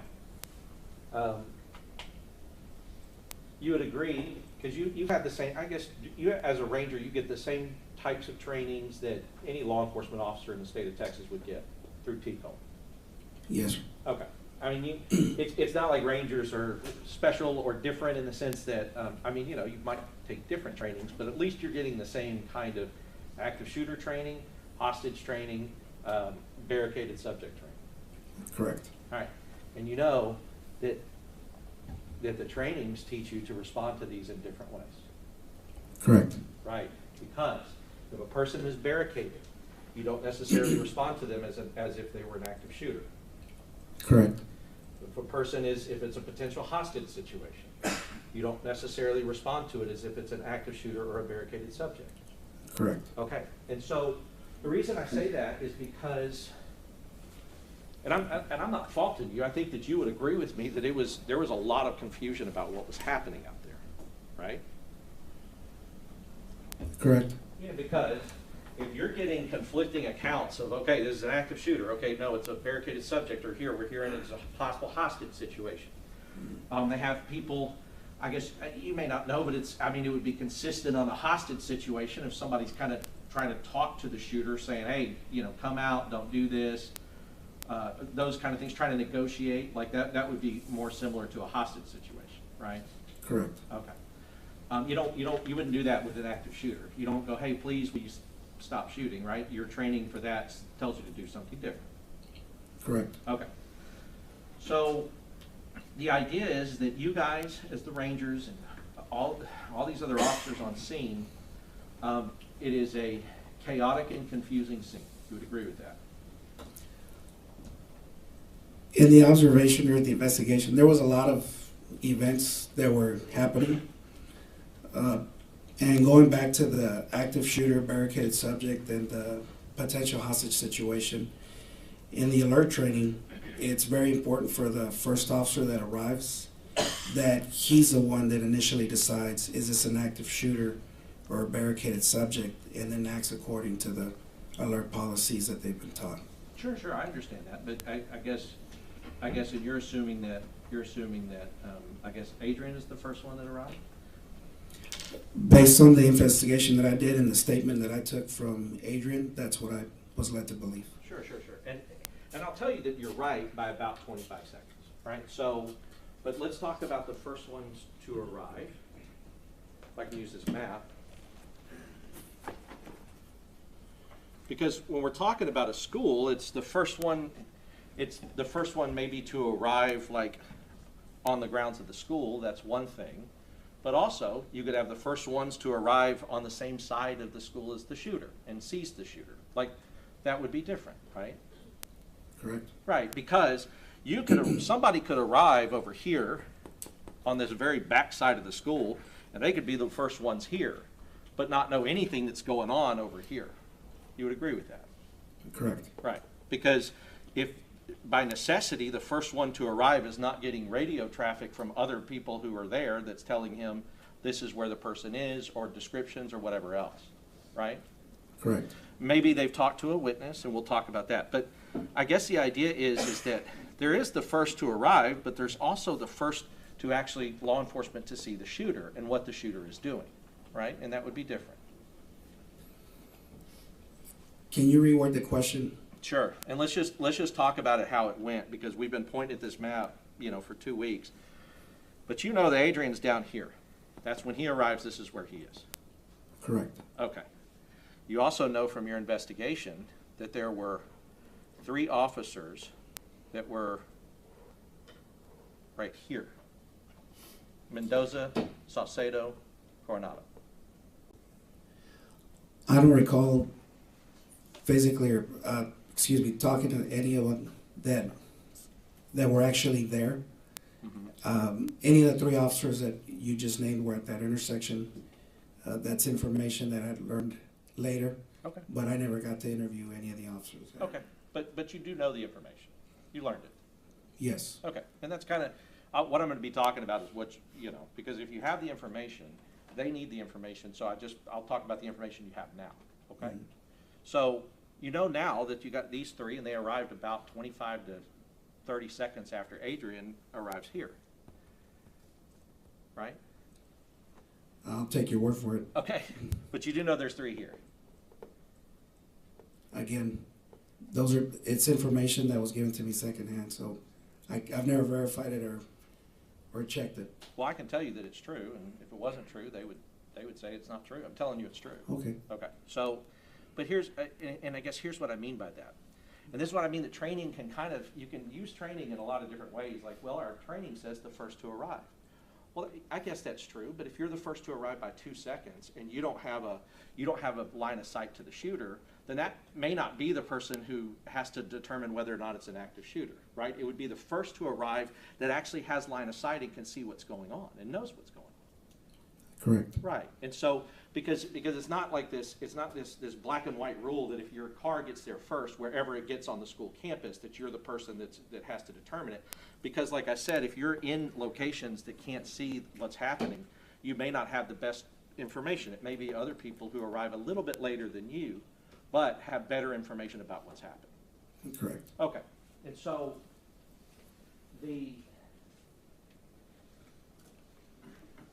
because I want to talk a little bit about, you know, the nature of interviews. As part of, and let's just talk about set the scene of when you did that interview. You did that interview on May 25th, 2022. Correct. Which is, I mean, was it less than 24 hours or a little more than 24 hours after this thing occurred? A little more than 24 hours. Okay. And you know, and you've heard, I'm sure, that interviewing anybody who's gone through something like this, that soon after, it's not the most advisable thing as far as getting the most accurate information. You've heard that. That would depend on the officer that's been involved in that critical incident. Sure. I mean, there's some that may be fine and, you know, that can accurately recall all the details. But you have heard, I'm sure, now that there's like advice that says, look, you need to wait 72, sometimes 4 or 5 days until after that before interviewing somebody.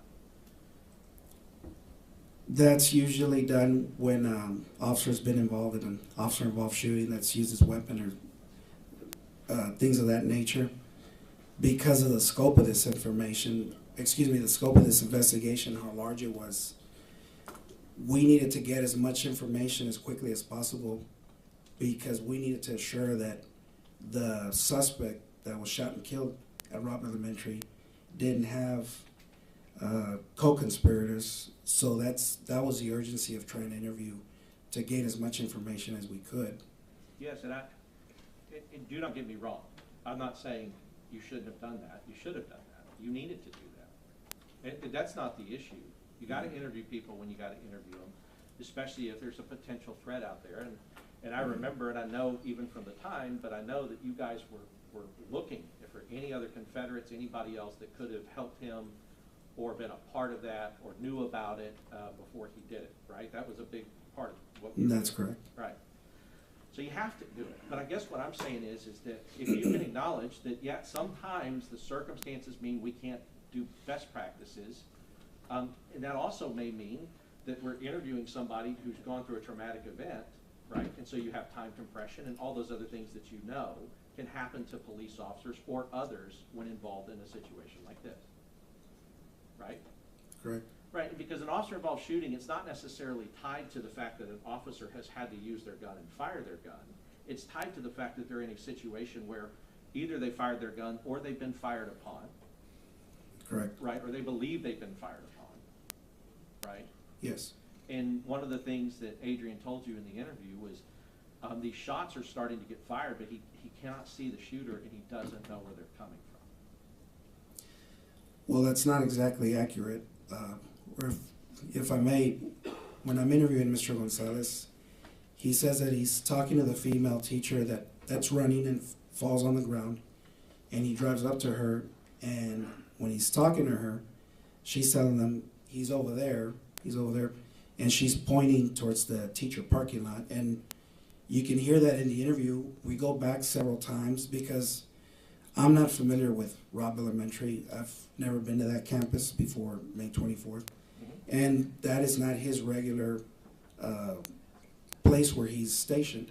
We got that out of the way right at the beginning of the interview. So we're going back and forth where I need to draw a map and I need to get my bearings too, so I know exactly what Mr. Gonzales is talking about and what door he's talking about and which door he walked into and where other details, right? But sure. That was the whole point of having the map and just going back and forth. But he does recall that he's talking to the female teacher. He turns around, immediately starts hearing rounds go off that he later describes as he believed were gunshots in the interview. Right, just to clear it. And he says, But my question, if you would go back, because you kind of answered a long way around. Okay. My question was, is he was clear that he did not see the shooter and didn't know where the shots were coming from, specifically. Because you can't know where the Okay. shots are coming from if you can't see the shooter shooting.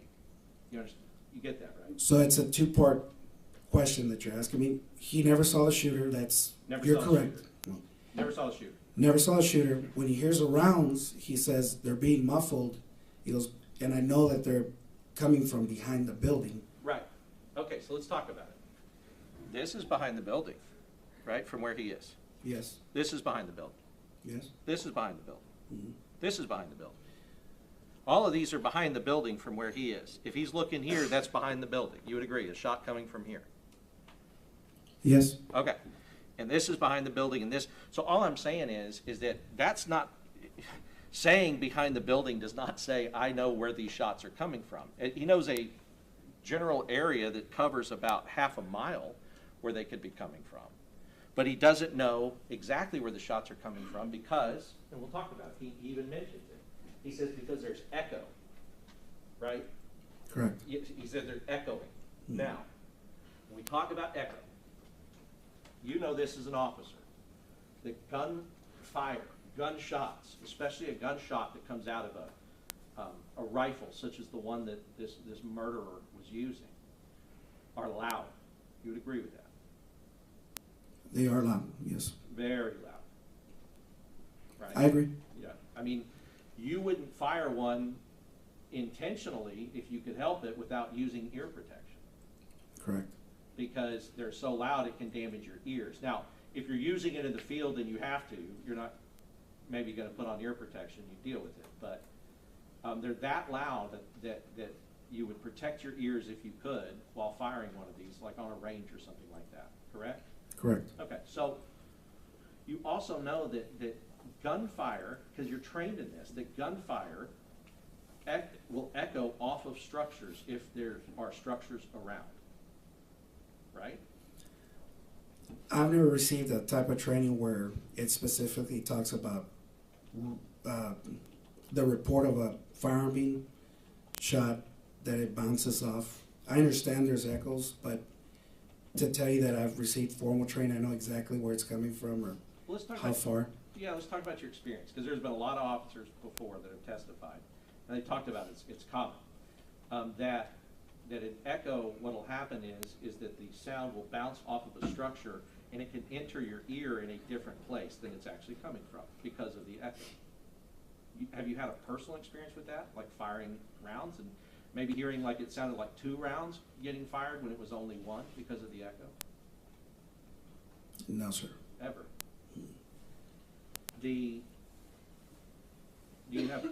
Have you ever been in a place that had an echo and even when you're a kid and said, hello, hello, hello, hello? Have you done that?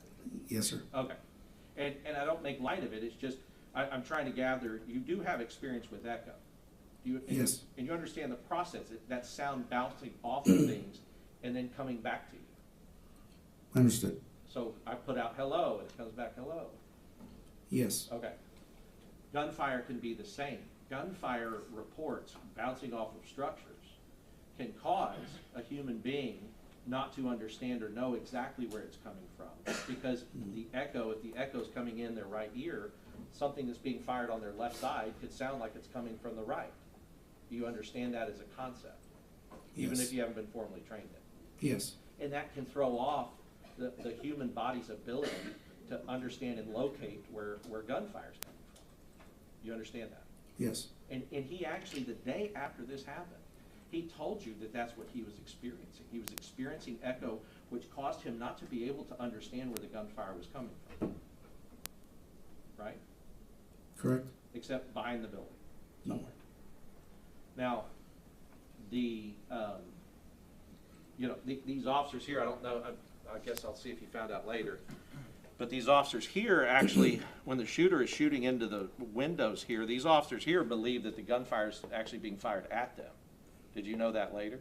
No. Okay, that they were like ducking and diving under their cars because they thought that the gunfire was coming at them when it was going the opposite way, right? Correct. Okay, so if that's the case, you would understand that because of the concept of echo, he's firing at a building, it's bouncing off the building, and they believe that the gunfire is coming in their direction, and that would make sense to you, Yes. right? The only thing that you could really figure out, like, oh no, he's not firing at us, is if you see him, and you see the shooter, and they are firing in this location, and you realize, okay, the gunfire is going that way, not coming at us, right? Correct. Okay, but if you cannot see him, you're still in that problem of trying to echolocate, you know, where these shots are being fired. And I would point that out to say, to go with what you were talking about, one of the things you said to Adrian, there was a lot going on out there, right? That can add anything that can affect your sensory perceptions of what's happening is just added into the mix of a lot going on out there. You would agree? Correct. Right, like, and you know, and you've been trained, and I know you've been trained on this because all police officers have to know that if you're in this situation, you will start to have an adrenaline dump, right? And you've heard that term or something like that. Increased levels of adrenaline going through your body. Yes. And then with an adrenaline dump, it can affect the way that you are hearing things and the way that you are seeing things and the way that you perceive time. You have heard that. Yes.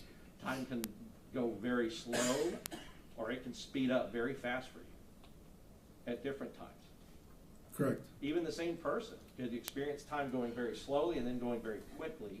And the reason they tell you guys that is because they say, look, you need to understand and know this so that you can expect it and then control it to the best of your ability.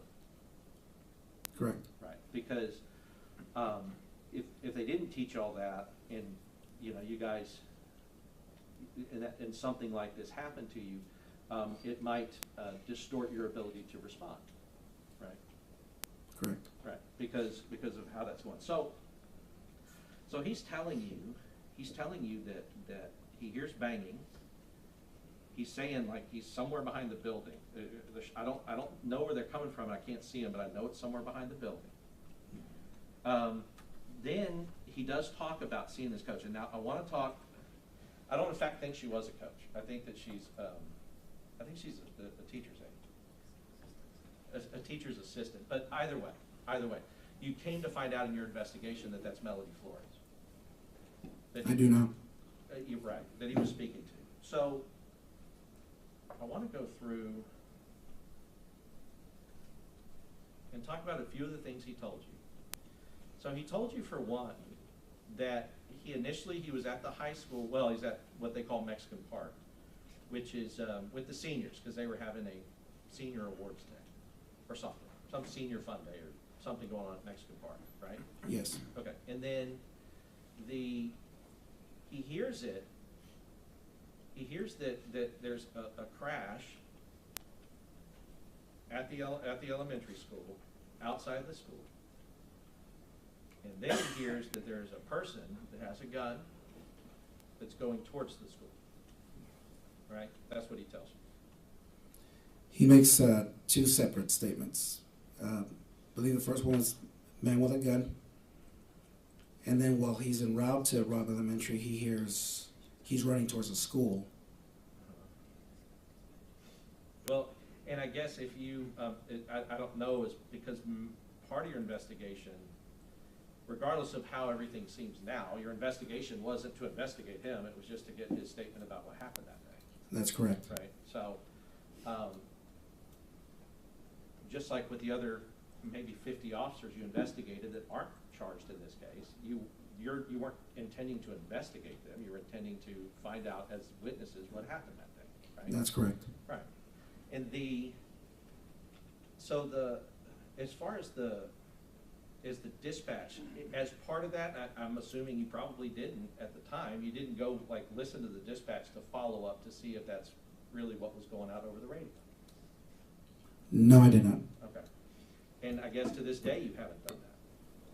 No, sir, I haven't. Okay, but do you know from your knowledge now, because I know that the Rangers spent a lot of time investigating this and eventually have some shared knowledge about what happened, either through the reports, the committee reports, the Uvalde ISD report, all the reports that don't have him guilty of anything at all. But in reviewing all of those things,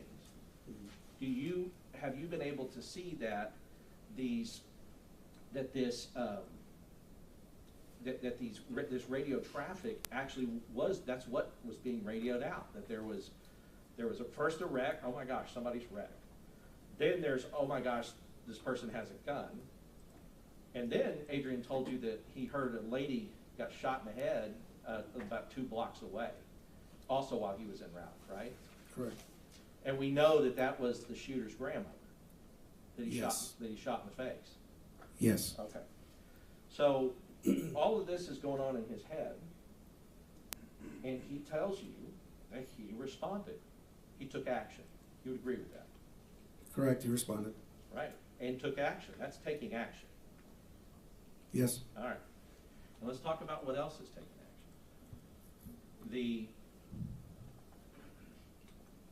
Put this up here for you, please. Let's go to this one first. I'll just need you to go back on the thing. Okay, so I'm gonna come up here with you. So what Adrian is explaining to you in this interview is that he's receiving this information, and he did not say, I'm gonna stay here, not do anything about it. He got in his car and he responded as you would expect him to do, right? Correct. Okay. And then what he tells you, because the phrase and the language that he says is, he said, well, I made a mistake, but I want to talk about whether or not he really made a mistake in this situation with what he knew. So he says he's coming down this street and he tells you that this gate has been left open, right? This is the teacher gate. That's correct. And this would be a teacher gate that goes into the teacher parking lot on the west side, which is what he explained, that the teachers in this building would park here, access that parking lot through this gate, and it's supposed to be closed, but when he pulled up, he noticed 2 things. There's a truck in the culvert, and this gate is open. That's correct. Right.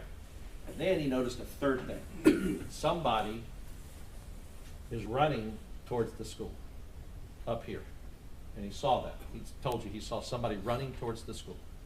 Said he saw a person running. Whether or not it was towards the school or away from the school, that was never said in the interview. But I agree that he saw a person running. Saw a person running. Now, you're a police officer. It's been dispatched. Now remember, on the dispatch, it doesn't say that they have a long rifle. I'm sorry if I blocked.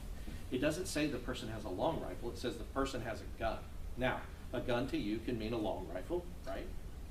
Correct. Could also mean, yeah, thank you. Correct. I'm sorry. No, it's fine. I think we can move it a little bit because I know it's been awkward for every witness to have to do that. Maybe that'll help. So a long rifle is a gun, but a handgun's also a gun. Correct. Now, and we can just talk about the difference, if it had been described that a person's running with a long rifle, maybe if you see a person running that doesn't have a long rifle, maybe you can exclude that person as a person who is the threat or is the danger, right? You would agree with that? Yes. Because it's hard to hide a long rifle, from view.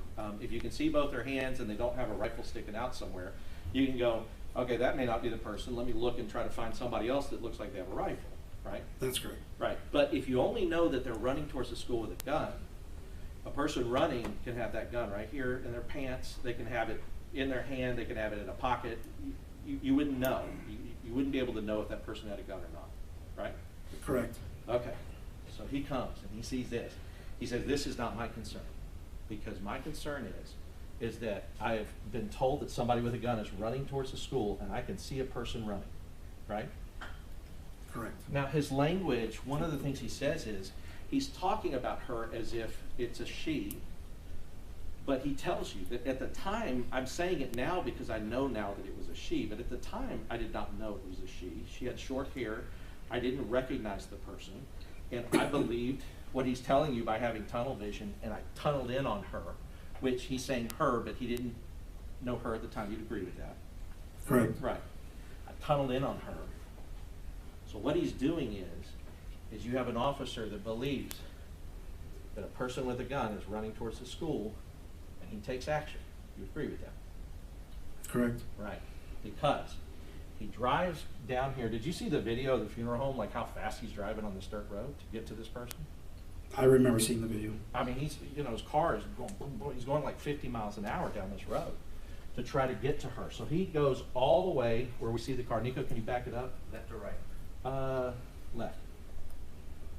Goes all the way to here. And he tells you that this is where he stopped, that he stopped his vehicle where he finally met the person who was running. Right? He said, where you see my vehicle here is where I stopped my vehicle at the time. And meaning that it wasn't like he stopped like here and then somebody moved it up here. He stopped it here, and you can agree with that. Correct, yes. Okay. So now we know that that has put him on the far south and east side of the building, right? Yes. All right, now what he described is he said, I made a mistake, I got tunnel vision. So first of all, tunnel vision means you have identified, and it can happen, not always, but when you identify a threat and you have tunnel vision, you start focusing specifically on the threat. That can happen with tunnel vision. Are you asking me? Yes. Yes. Yeah, all these questions, you know, it's weird. It's cross-examination, so the rules say I could just ask you and kind of put a little question mark on the end of it. But if you don't agree with me, please say no. But what I'm asking is that with tunnel vision, and you're zeroing in on a threat, what that means is that you're excluding things like in the periphery, right? Correct. So if I perceived you as a threat, all of a sudden, like right now, I can see the jury out of the corner of my eye and out of the side of my eye. I can see them. I can't see them well, and I can't see their faces. But I can at least see that there's people over here. If you pulled out a gun, I wouldn't see those people anymore. I wouldn't see this anymore. I'd be zeroed in tunnel vision on them. That's a possibility. Right. Yes. And that's a common possibility, common enough that law enforcement is trained on. Right? Yes. I have enough. Thank you. So, yeah, and so let's talk about it. He said I made a mistake, but really he was mistaken about who the person was and what their intents were, or what their intent was as they were running. You agree with that? Can you reword the question? Yeah, he said, because he told you, well, you know, I made a mistake and I got tunnel vision. Well, it's not a mistake to have tunnel vision, because that happens to us without us wanting to have it happen to us, right? Correct. Right, it's like it's an involuntary thing that happens when you're responding to a threat. And so that's not him making a mistake, it's just what happened, right? Right. That's what Mr. Gonzales said happened. Right, Yes. right, but but as a law enforcement officer, I'm gonna ask you, you know that if you think you see a guy running towards a school that has a gun, you're gonna get zeroed in on that person too, if that's what's been dispatched to you. Zeroing in on a person and getting tunnel vision are two different things. I'm not disagreeing with you. I'm just, maybe I don't agree with the way you explain it. Yeah, maybe. But that's okay. But I guess what I'm saying is that any reasonable law enforcement officer who's been dispatched and the person says they are running towards the school with a gun, if they see it, and I'll tell you, this is where she was running, she fell down. But they see somebody running towards the school with a gun, well, with what they think is a gun, you're gonna go to that person. I agree. Right. You're not gonna dilly-dally around here and this person's now running into that building and shooting kids. Correct. Right. You're gonna go right to that person until you figure out they're not a threat. Correct. Right. And say it is the person with the gun. You will have choices, like I'm about to run this person over, or I'm about to stop this car and, you know, have to get out and engage with this person. Right? Those are the options. If he is correct, and this is the shooter, this is the person going towards the school, he's going towards there to get into a conflict with this person. Right? Correct. Right. He's going there to engage, to distract, to delay, to use whatever he can use at his disposal to stop this person from going into the school. That's the assumption you can make. Yes. Right. Well, it's not an assumption. It's what you're supposed to do. That's the foundation of alerts training. That's right. Is you isolate, you distract, and you neutralize. Right. Isolate, distract, neutralize. Had this person been the gunman, Adrian's going to isolate, distract, and neutralize. Correct. I mean, you believe that, right? And I mean, I believe it, and I think everybody else here knows that that's the reason he's down here. And he's consistently said that to you and and we've gotten it out through other witnesses. Correct. Yeah, and so when I said he's mistaken, what that means is that factually it wasn't the gunman. But with all the information that he had at the time, that is a smart maneuver. That is a smart thing to do, is to go to the person you believe is the threat. That's law enforcement. Correct. Right. You know, the day after, somebody may be beating themselves up about it, because what we know now through the witness is the guy's in here in the parking lot. Mm-hmm. And he drove right past it. Mm-hmm. Right? But did you review the testimony, or not necessarily the testimony, but as part of your investigation from the funeral home director who was calling it in and got shot at by the gunman, and he's across the street?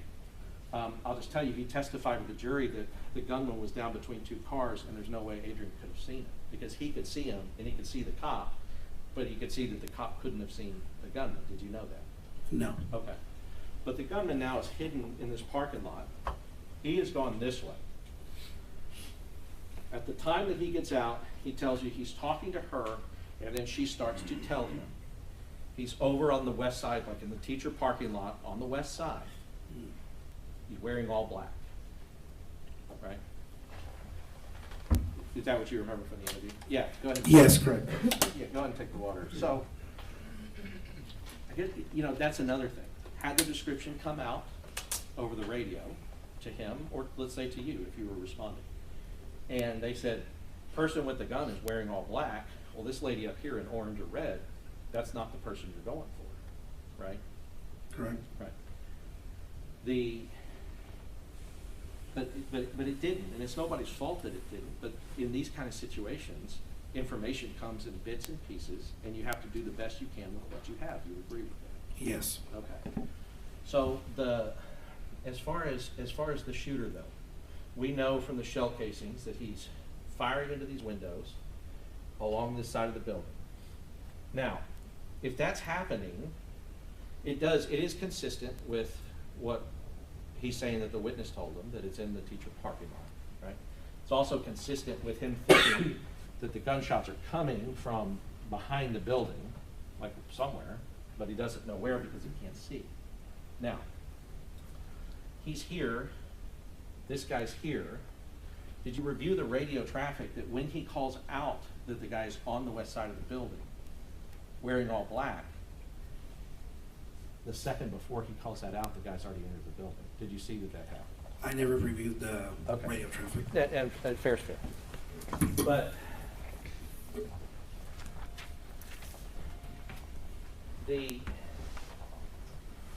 because there was another part of the interview is that he's saying, and I know you were pointing to a diagram, you made a map. I don't even have it. Did you ever give that over to the DA's office? Yes, sir. Oh, was that the one you sent over? Okay. Yeah, I'll take that back. I hadn't remembered that we got it, but it was one of those that you sent over. I apologize. So that, talking about the map, because one of the things you said was, or one of the things he said is, he said, I never went in until I got coverage over here. And I think he was pointing to the south side of the building. You heard him say that in the interview? He was. My understanding is that he went in through the south door, and he meant coverage on the west door, because he's calling over Lieutenant Mariano Pargas in that large SUV, but for some reason Lieutenant Pargas keeps driving. Donald Page comes over to him on the south door with Mr. Gonzales, and Lieutenant Mariano Pargas ends up on the west side. Well, you know that as a law enforcement maneuver, sometimes, so for instance, let's go back up here and look real quick. For instance, let's just imagine, let's imagine this, you see this little person right here? Yes. It's hard to see, but small. Well, imagine, shooter, we're in this location. There is a law enforcement maneuver where you have one person in a car, a big car, like he was saying, where you would have the car kind of roll up this side to try to provide coverage with somebody behind the engine block, that if they take fire, they're taking fire into the vehicle. That is a maneuver that you've heard of before. or have you not? Using a vehicle as cover, yes. That particular scenario, no. Right, like rolling the car real slow, and then as you're rolling the car real slow, he can pump, pump, pump, pump. He can I pump understand it. what you're trying to say. You see what I mean? You can pump Yes. into the car, but you can kind of pop it over. Well, the reason you would want a bigger car for that is you want a bigger engine block, because the engine block, as we know, is the only thing that can block or stop a round like the one that he was firing. If even that does, but it's the only thing on a car that really will, because everything else is going to go through it like Swiss cheese. No, not necessarily. I think that's more of an opinion. Okay. And I've been in trains where we've used the pillars to the cars, which is the pillars that holds the windshield, the front door, the passenger door, and we've shot multiple rounds, including practice ammo and duty ammo, and it'll stop it. But Yeah. I think that's just a, I guess I'm thinking a pillar, though, is probably what you're talking about. Is probably about that wide. yes, but you can double them up and use them as cover, because it's, if you stand at an angle, the pillars are wide. My point is that the engine block is not the only thing Okay. that'll stop a bullet, But let's talk about especially this, though. 223. Yeah, let's talk about this though. Doors, probably not good. If you can shoot through a door with a firearm like that. I don't agree with that. Okay. Window, you got to agree with the window. That you shoot through a window with a firearm like that. You A don't agree? regular vehicle, non-ballistic window, I agree with you. Right. So I don't know, like ballistic window. You're talking about like what we would A call bulletproof glass. Well, yeah, bulletproof glass. Right? Okay, Sure. just to be clear. Yeah, not bulletproof glass. Okay. I don't think that most police cars though have bulletproof glass in them. Do you? I mean, is that your experience? I don't know. I don't either. Like, what about yours that you drive with your Rangers? Is that bulletproof? No, sir, not at Right. I didn't figure. So really, what I'm talking about is like, I mean, let's just talk about a regular car, right? Like, bullets go through glass. Yes. Yes. They do teach you like, hey, if you're kind of standing next to you're just like standing next to your door. Rounds can go through a door. I mean, you don't even have to have a rifle for that. I've seen 9mm rounds go through a door in a car. You agree with that? That they can? I'll take your word for it. It's possible. Okay. I mean, yeah, because as a prosecutor, a long time ago, prosecuted murder cases where, I mean, I see them. The guy got shot in the car through the door, right? And have you never seen a case like that? Yes. Okay. So you know, too, that bullets can go through doors. But the engine block, the reason why is because the engine block is big, it's steel, it's got a lot of, I guess, mass to it. And the more mass and the more steel and the more things you have like that, the more likely to block a round. With that. I agree with you. Okay. So all I'm saying is a maneuver like that, if they think that they're challenging somebody here in the parking lot who has a rifle, and he has, they have pistols. Because you asked him, are y'all giving rifles? He said, nope, we don't. We don't have any rifles, right? Correct. Okay, and Nico's asked the question, and I'll ask you. I mean, if you are in a situation where there's a gunman and you have your firearm, would you rather be the one with the rifle or the pistol? I'd rather be the one with the rifle. Right, especially outside. Maybe not in like very close quarters, but outside, any of that, a rifle, longer range and more accuracy. You would agree with that? Correct. Okay. So, however, if the belief is that the person is here, that's one thing that can happen with a bigger vehicle. But I wanted to point out, as part of that is that I didn't go in until I got cover. That doesn't necessarily mean I was waiting for cover until I went in. Do you see what I mean by that? Can you explain that again? Yeah. Excuse me. So in one scenario, I didn't get in until I got cover means I wasn't going to go in. I didn't go in until I got cover means I wasn't going in until I had cover officers there. One scenario. The other scenario is I didn't go in until I got cover, which is just placing it in time when he went in. Do you see? Is there a difference or a distinction? I don't think I can tell you what his intent was when he said he didn't go in, because then I'd be assuming this is what he meant. Yes.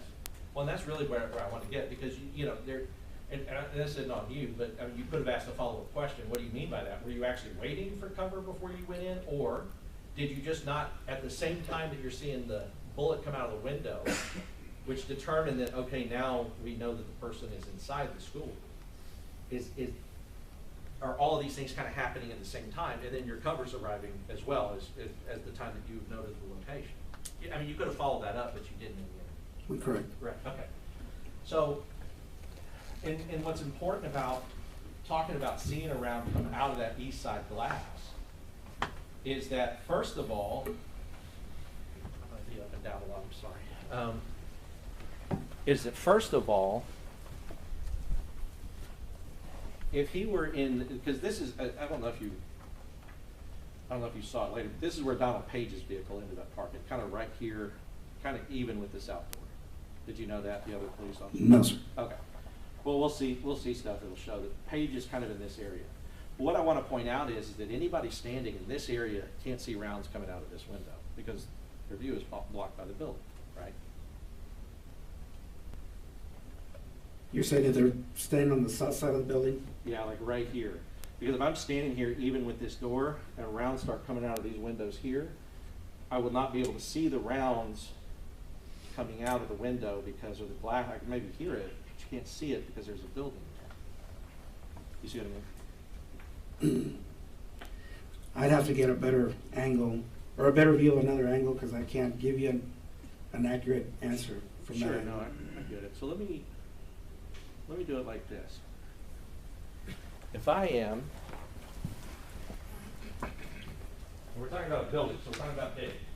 So if I am a person in a building, and I'm standing on this side of the building, right? This is the side of the south side, let's say. Mm-hmm. South side. And these windows are here, rounds are coming out there. If I'm standing here on the south side, blocked by the building, I'm not going to be able to have that line of sight across the windows to see rounds coming out of that. You would agree with Correct. that? Okay. And that's kind of, because we've been out there, we kind of looked at all this, and that's how that school is. And I know you've been out there too. But, and my only point to make with that is to say, when he told you, he said, look, I'm seeing rounds come, I see something flying out of the glass on the east side. He's still up here, because up here, you do have line of sight to what's coming out of that building. That's correct. Right. And he tells you he goes down because Page has come up, and he goes down to Page. They meet here, and they go in the south door, along with, I think, two other people, the chief and somebody else, is what he said. Right? Coronado. Correct. Right. So Coronado, they do that, and you've seen that hallway. You saw the hallway at the time that they're moving through the hallway, that they're going down the hallway, both south and in from the north. Like video, or you haven't? I don't know. I haven't seen that video. Okay. Have you heard, or did you interview anybody? Did you interview like Donald Page or anybody else who were the first people to go in the building when they knew the gunshots were in the building? I don't remember interviewing Donald Page. I remember I interviewed Eduardo Canales, Uvalde Police Department. Okay, so Canales. What about anybody that, like, what about the two that were shot in the exchange of gunfire with the gun, with the shooter? I don't remember if I did. Was that Canales in the leg? So one got it in the leg and one got it in the head. It kind of grazed him. Did you know that? Yes. Okay. And that occurred, and Adrian told you that as part of the interview, that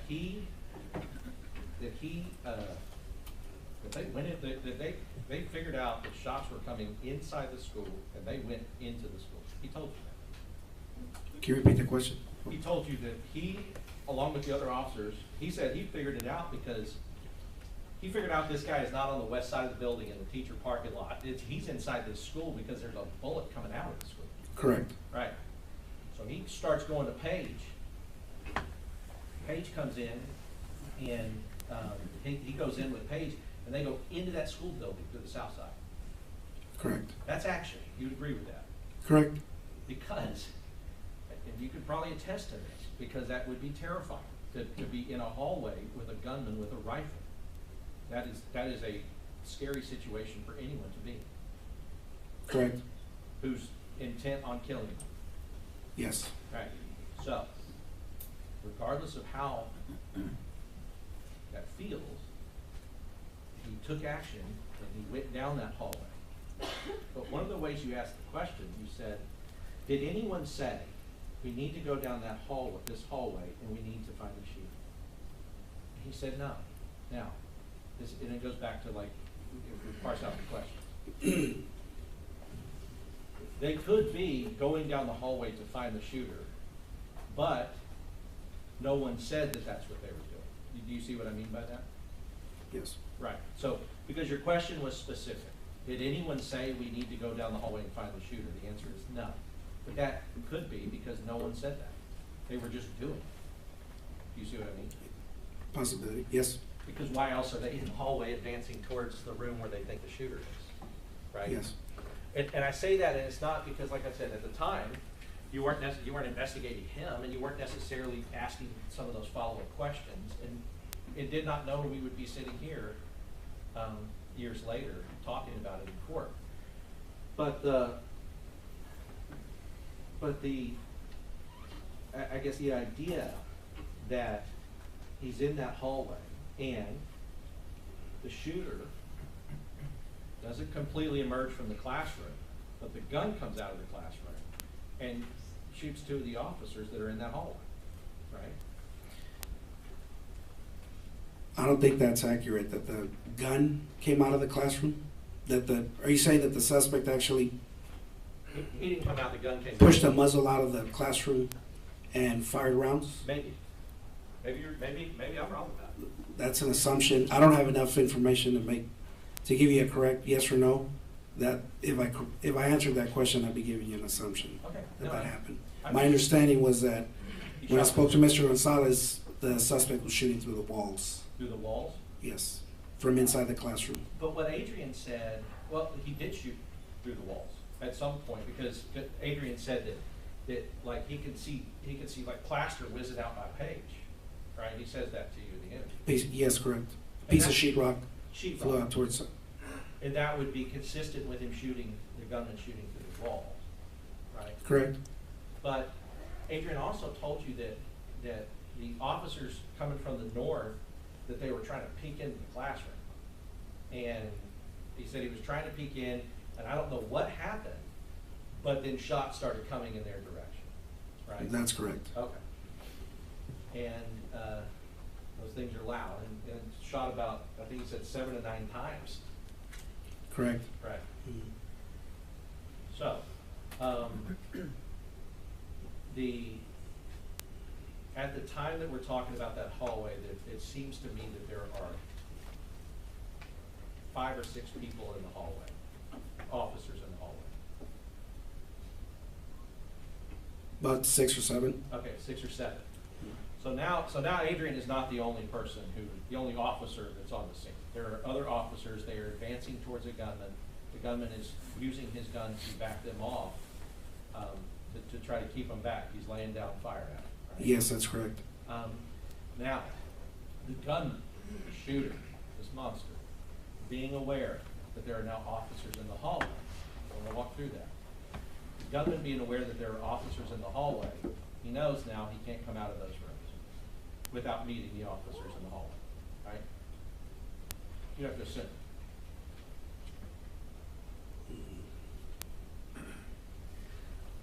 I can't answer that question because I never spoke to the suspect. I don't know what his train of thought was or what his mental status was. Yeah, I'm not saying necessarily him. I don't think you or anybody should even try to get into a mind that's sick and diseased. Mm-hmm. But what I'm saying is that anybody, just a human being who sees, oh, there's police officers now in the hallway, would know there ain't any other way out except out through those windows, or I got to come through the door, or they're going to come through it. That's a reasonable expectation. The officers are going to come in. Yes, I agree with that. And you know from your investigation, you know that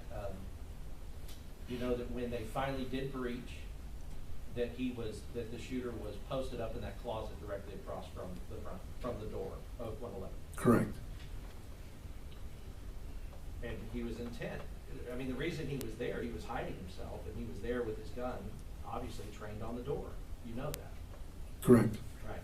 waiting to be a cop killer, wanting to be a cop killer, right? Correct. Okay. So now, Adrian's mere presence alone with these other officers have shown the suspect that there are officers in the hallway and that he is now contained. These two rooms are the only rooms he can go to. Correct. Okay. Then, so that's, at some point, that's containment. As well as, he doesn't, you would agree that no shooter, nobody in that position would know when the breach is gonna happen outside. There's no way for them to know inside when the breach is gonna happen. Correct. Right. So, there is a possibility that he crawled in there and stayed in there waiting for the officers for as long as it took to breach, because he wanted to be ready to be a cop killer. There's possibility. It's a possibility, yes. Right. And if that is a possibility, he didn't go to the other room and shoot any more of those children in 112. If he's posted up wanting to, waiting and wanting to kill a police officer coming in, because he doesn't know when. Mm-hmm. And he doesn't want to be caught out, not getting his chance to be a cop killer as well. That's a possibility. It's a possibility. Right. And so, there's a lot of things that people have said, but the actions, at least getting down the hallway and at least taking the shooter's fire and letting them know that they were there, could have been beneficial to help some of the kids that were in 112. Could have been. Yes. By distracting him, because now he's distracted by, now I want to go and get these guys instead of going over to 112 again and looking to see if there's anybody that's playing dead, which we know that they were. It's Right? possible, yes. Okay. So, and regardless of who you are, somebody's firing a rifle in a hallway where you're at. It's a scary situation for whoever you are. Correct. Police officer, regular person. It's hard. It's scary, right? Correct. Okay. At the time, he told you that at some point, because their radios don't break inside the school. Now, that is a situation that a police officer does not create. They do not create having crappy radios that don't work inside of a building that they're supposed to be in there protecting people, right? He didn't create that. Not correct. Right. And radioing for backup, you would agree is necessary. He said, I tried to alert every agency that I could find, and we know that almost every agency there responded. Correct. Right. So he has to leave the school in order to make the radio work, though. He has to back out of the hallway and make the radio work. Yes. Okay. And that's not normal. Like you would want your police officers to have their radio working wherever they are inside of the school. We want to, yes. Right. Because that's your lifeline. That's how you communicate to each other what a threat is. It's how you communicate for backups and reinforcement and things like that, right? Yes. I mean, in a situation like that, an officer who doesn't have access to a radio is at a disadvantage. Yes.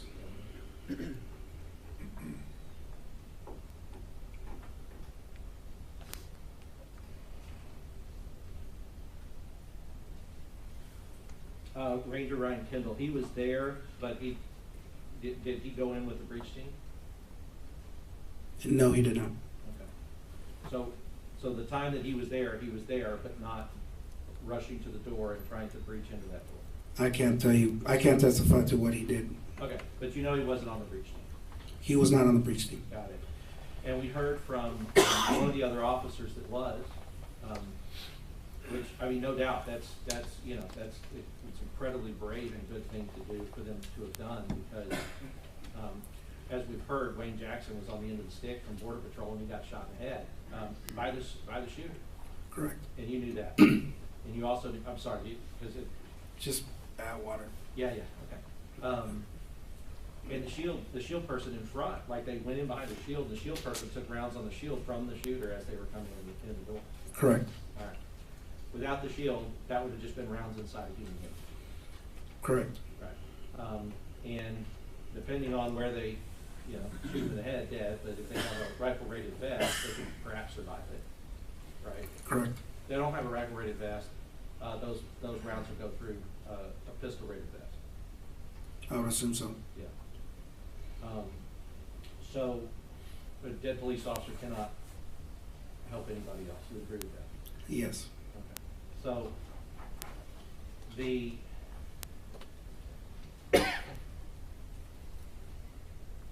So there were, you know, because we talked to the guy who actually went in, he thought his daughter might have been in the classroom. Arrived at the school, figured out what was happening, and he said he arrived at 11:56 and the breach team went in at 12:50. So even him, even a person who went in and thought this is the last moment I'm spending on planet Earth because this guy's about to shoot me, even that person, there was almost an hour before he went in, and that's what he testified to. And is that consistent with what was going on with the other officers that you interviewed on the scene or that your other Rangers interviewed? I can't speak on the behalf of the other Rangers, what their interviews. Can you reword the question? Yeah, so his experience of even perhaps having his daughter inside of that classroom, not knowing if she were in that classroom or not, and being, I'll tell you what, no doubt being a brave police officer, because he did put his life on the line to go in that room.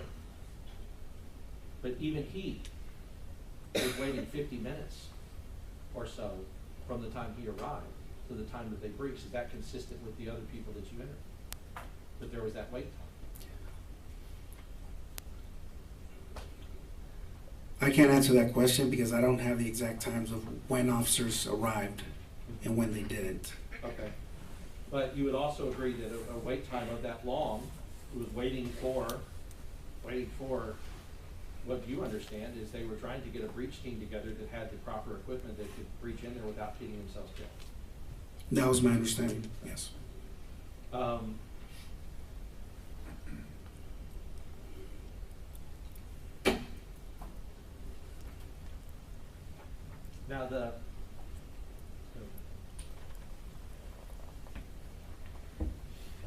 so now looking at defense 10, I don't know. Remind me, you said you did not know that the 3 officers were there, but you do know now? Is that a fact? Yes. Okay. So 3 officers here. Shooter goes into the west entrance here, and then they drive all the way around the building to this. I'll show you over here. They drive all the way. Shooter goes in the building, and they drive all the way around here and come up through here. Did you know that they had done that? So Can you repeat that? Yeah. So they're here. They're basically at the. Let me make sure I got orient myself. Okay. Funeral home. This intersection right here. At this intersection, they're in a, like their cars are in a formation, I guess, and they're ducking because they think people are shooting at them, or somebody is. So the shooter goes in this door, this entrance, and they drive around here, and then they run up through here and go into the south door. Did you know that as part of? No. Okay. It'd be weird, right, to see somebody with a gun go into a school and then drive around the school and then come up through there, right? I don't know what their intention was in doing so. Well, you yeah, have to make an assumption that that's what happened. Sure, but you would expect it's like, you'd be driving right up to that door and then rushing through the door after the shooter. That's what your alert training says. Correct. Right. It would say you get from here to here and you run in there and you do whatever you can do with the shooter. Correct. With whatever you have. All right. And that's because you've seen it with your eyes and you've seen what's happening and you have to follow up on it. Now, in this particular situation, there was a wreck that happened first, right? Yes. Now, in your interviews with your officers, did you interview Uvalde specific officers or teachers or anybody there that talked about the bailouts that happened basically all the time in Uvalde at that time? Yes, I did. And did they talk to you about that it was with such frequency? It was happening so often that people were getting desensitized to it. Like, it's another bailout. Oh, look, it's another person. Oh, we got to shut down the school or do lockdown. Did you get that idea or that sense from the people that you interviewed? I don't specifically remember if it happened, how often it happened, but there was an interview that I conducted where they mentioned that it was an area where there was a lot of bailouts related to human smuggling. And then once in a while, the school would go on lockdown because of it. Right, and so, so just talking about that, if there's a separate, like, and nobody's saying it's right in hindsight. Obviously, in hindsight, there's all kinds of stuff that everybody, probably including you, would have done different. But if there's that experience of these bailouts, and then there's a wreck, and then somebody's jumped out, right? Then, if you have that many, it can seem, or people can believe, law enforcement can believe that I'm dealing with one of those again, right? Well, that goes back to educators and law enforcement with complacency. Yeah. And it's a responsibility of every officer not to be complacent, treat every individual incident like it might be an example, an active shooter or a person just trespassing on a school premises. No. So they shouldn't be taken lightly. That I agree with that, and you know, like and it's true, but you know, complacency, like if somebody's experienced something over and over again, I'm not saying, you know, Adrian's one of the ones that is responding to that thing like there's a school shooter. He's the one that's running to where he thinks the danger is. He's driving directly towards what he thinks is a threat. You agree with that? I Based agree. on what you've heard.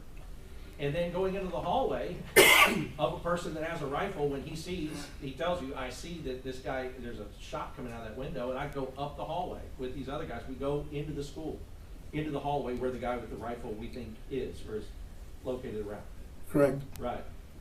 Both times trying to go towards the thing that could kill him. And he's doing that in those two situations that we talked about, right? Correct. Okay. So I guess what I mean is with complacency, I'm not talking about Adrian, but I'm talking about if you have all these bailouts and things are going on all the time, if your first thought is not that they're going into the school to hurt children, but going through this school to get away from us, it's not a great thought. That's our face. I agree with you. But that can explain why they think that they're meeting them on the other side of the building, and then they come back through like, oh, he didn't come out. You see what I mean? It's not a correct thing to think. It's not a correct thing to think, perhaps, and especially in hindsight. But there is no other reason than that an officer would go around this way, except they think that the guy's going to be around that way. As an officer, you would agree with that? If you're going to drive around here, it's only because the guy you saw you think is going to be around here and not inside the school shooting kids. It's a possibility, yes. Right. Yeah, right, because we're not defending it, right? Like we're not defending that action or anything else, but also they're not sitting in that chair either, right? Even if, people make mistakes. Nobody charged them with any crime. And nobody charged you, and nobody charged any of the other officers that were out there. That were clearly out there for a long time while shooting was going on inside a classroom. I'm not saying you said you didn't hear any shots. But you agree that there were shots, even later on into the incident, there were shots in that classroom. Yes, I agree with you. Right, and officers were there and present and didn't go inside. Correct. All right. So you treated all of them, including Adrian, as witnesses? Yes. Not suspect? Yes. Right. It was only years later it came around and they picked one and put in his chair.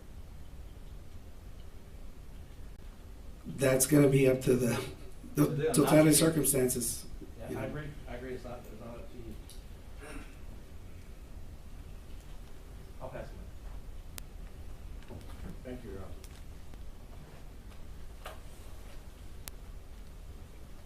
Just want to start tying down a few details, okay? There's considerable discussion about whether or not, when Melody Flores was talking to Adrián Gonzales, whether or not that was discussion about the shots were coming over there on the other side of the building or in the private teacher's parking lot. Correct. How many times did Adrián Gonzales say that Melody Flores told him by the teacher's parking lot? About 3 times. So it's not just on the other side of the building, it's a very specific place by the teacher's parking lot. Correct. And now, as to active shooter, we talked about line of sight, and we talked about sound. In an active shooter situation, what does the sound of gunfire tell you? Where the general area where it's coming from. Okay. And if it's at Rob's school during a school day and you hear gunfire coming from the teacher's parking lot, is that an active shooter situation? Yes. Whether you see it or hear it, it's an active shooter situation. Yes. And if you hear it 30 seconds before somebody else, you're in a better position to know it's an active shooter situation. Yes.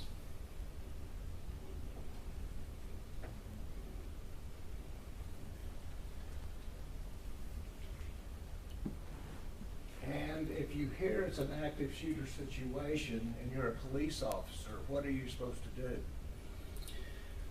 You're supposed to, the proper thing to do is isolate the suspect and then distract and then try and neutralize. So you move to the sound of gunfire as...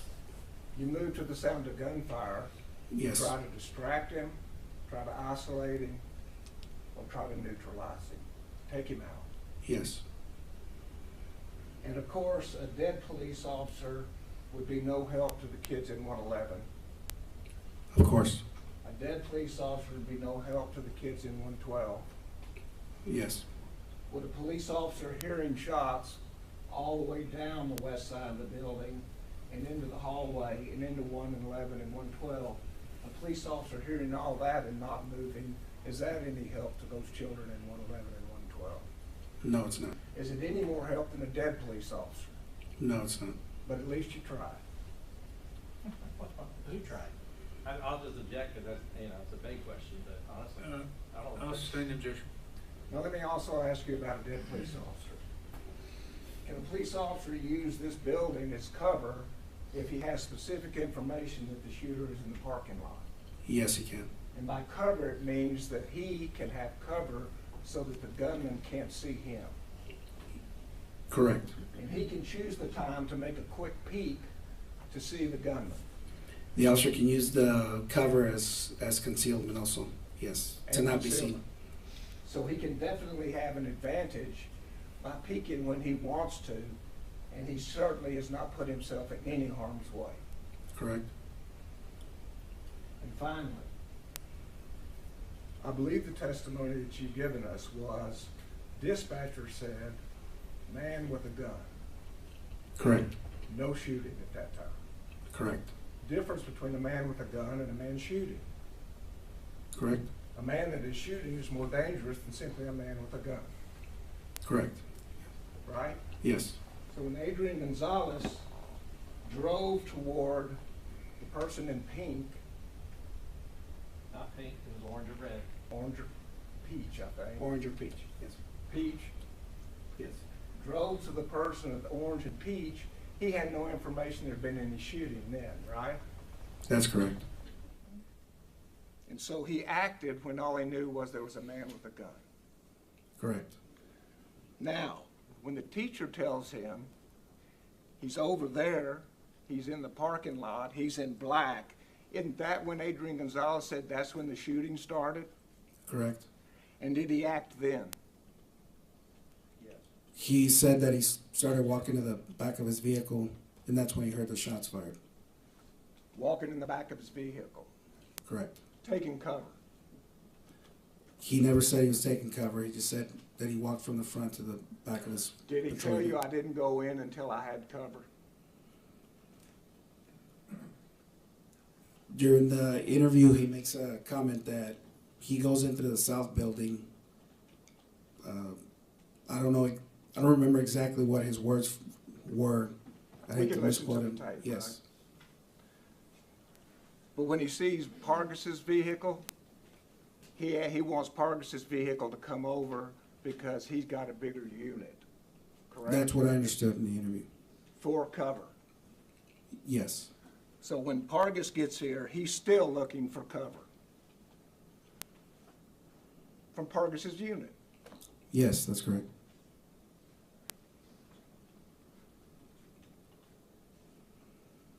And so when his supervisor, his boss arrives, and 3 other people arrive, and they're told to go in, at that time he goes in, correct? Correct. And at that time, he knows, and has known for some time, that there are already shots in the classroom, correct? He saw glass breaking out of the east side. Mr. Gonzalez says that I've got an objection to leading. Your Honor, he's qualified him as an expert. Well, you can't lead an expert in saying correct after every sentence. Okay, I'll sustain the objection. Rephrase it, please. Hey, y'all cut that other one loose. We're not doing it tonight. Okay? This is the last Yeah, area. either way. I can't keep staff here that long. So- Very good. Not apologize. And so, did Adrián Gonzales tell you anything about seeing glass come out the window? yes, he did. And would that indicate that there's a shooter in the room where that glass is coming out? That's what he believed. Yes, sir. Not the hallway? Can you reword that question? The room would not be the same as the hallway. Correct. And he was not the first one in, correct? No, he wasn't. Donald Page was the first one in, correct? What, can we back up to that other question? I'm sorry. When you said that the rounds went through the window, Mr. Gonzalez says that he knew the shooter wasn't outside the building. He knew that he was inside the building now. Not necessarily that he was in the hallway or in one of the classrooms, but that's how he was able to tell from outside to inside the building. But he didn't go in until there were 3 people for cover. Correct. And he was not the first one in. Correct. And do you know how long it was between the time he heard the first shots and when he finally went in? I do not. Do you know how many children died in that period of time? I do not know. In an active shooter situation, most of the killing happens in the first 2 minutes, doesn't it? I'm not aware of the information that it does or doesn't. Okay, you took alert classes, right? Yes. And they studied the histories of how quickly those killings happen. Correct. And present and time is of the essence. Correct. Every second could cost a life. Yes. Ask the witness. Just real quick, if you're not the first one in, but he said Donald Page hit one side of the hallway and he went down the other side. Correct. Right. So they're both going down the hallway, but he's on this side of the hallway and Donald Page is on the other side. Yes. Okay. The prosecutor is trying to mash it all into something that fits the reason this guy's Objection sitting to his here. comments. That's what I'm trying to do, Your Honor. Well, that's what he's trying to do. I'm gonna I'll object. sustain the objection. Yes, Your Honor. Rephrase it. Yes, Your Honor. But ultimately, a person who is going towards somebody who they believe is armed, that is a dangerous, potentially dangerous situation. You would agree with that? Yes. Right. I mean, but the prosecutor said, well, he didn't hear that there were shots fired, so therefore it's not dangerous. You wouldn't agree with that statement. I didn't say that it wasn't dangerous, Your Honor. Once again, ladies and gentlemen, questions are not evidence. If your recollection is different, rely on your own. Proceed. Yeah, it's dangerous. That's what he's doing. He's going towards danger, potential danger, right? Yes. Right.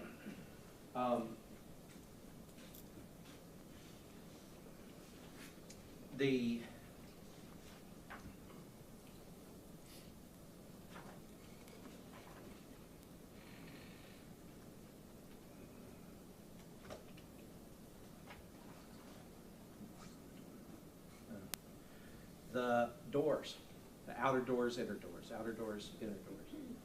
Those doors are locked, and the shooter has a harder time getting inside. You would agree with that? Which doors are you talking about? The Outer. inside doors or the outside doors? Both. Start with the outside. The outside doors? If they're locked, he can't get into the school, or he has a harder time doing it. You would agree?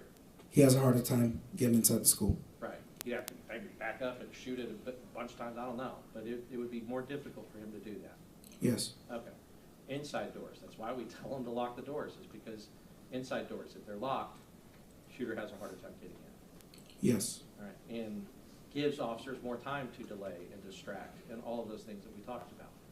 Yes, of course. All right, now, the prosecution's own evidence shows the video, the second, when he's able to call out that the person is on the west side of the teacher parking lot, the shooter has 1 second before that already entered the building.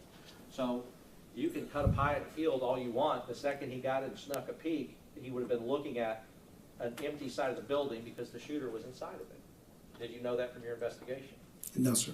All right. But he did tell you the second, once he saw a bullet come out of the building and realized he was in the building, he started moving towards the building, from his car to where Donald Page was. Yes. All right.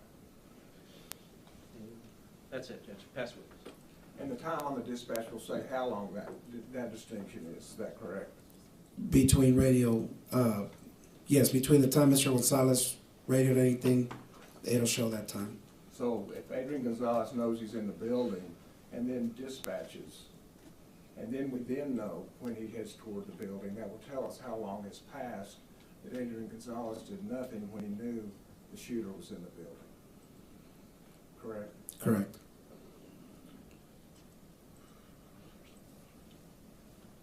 And if a police officer does his job in an active shooting situation, he can prevent somebody to get into the first door. Is that correct?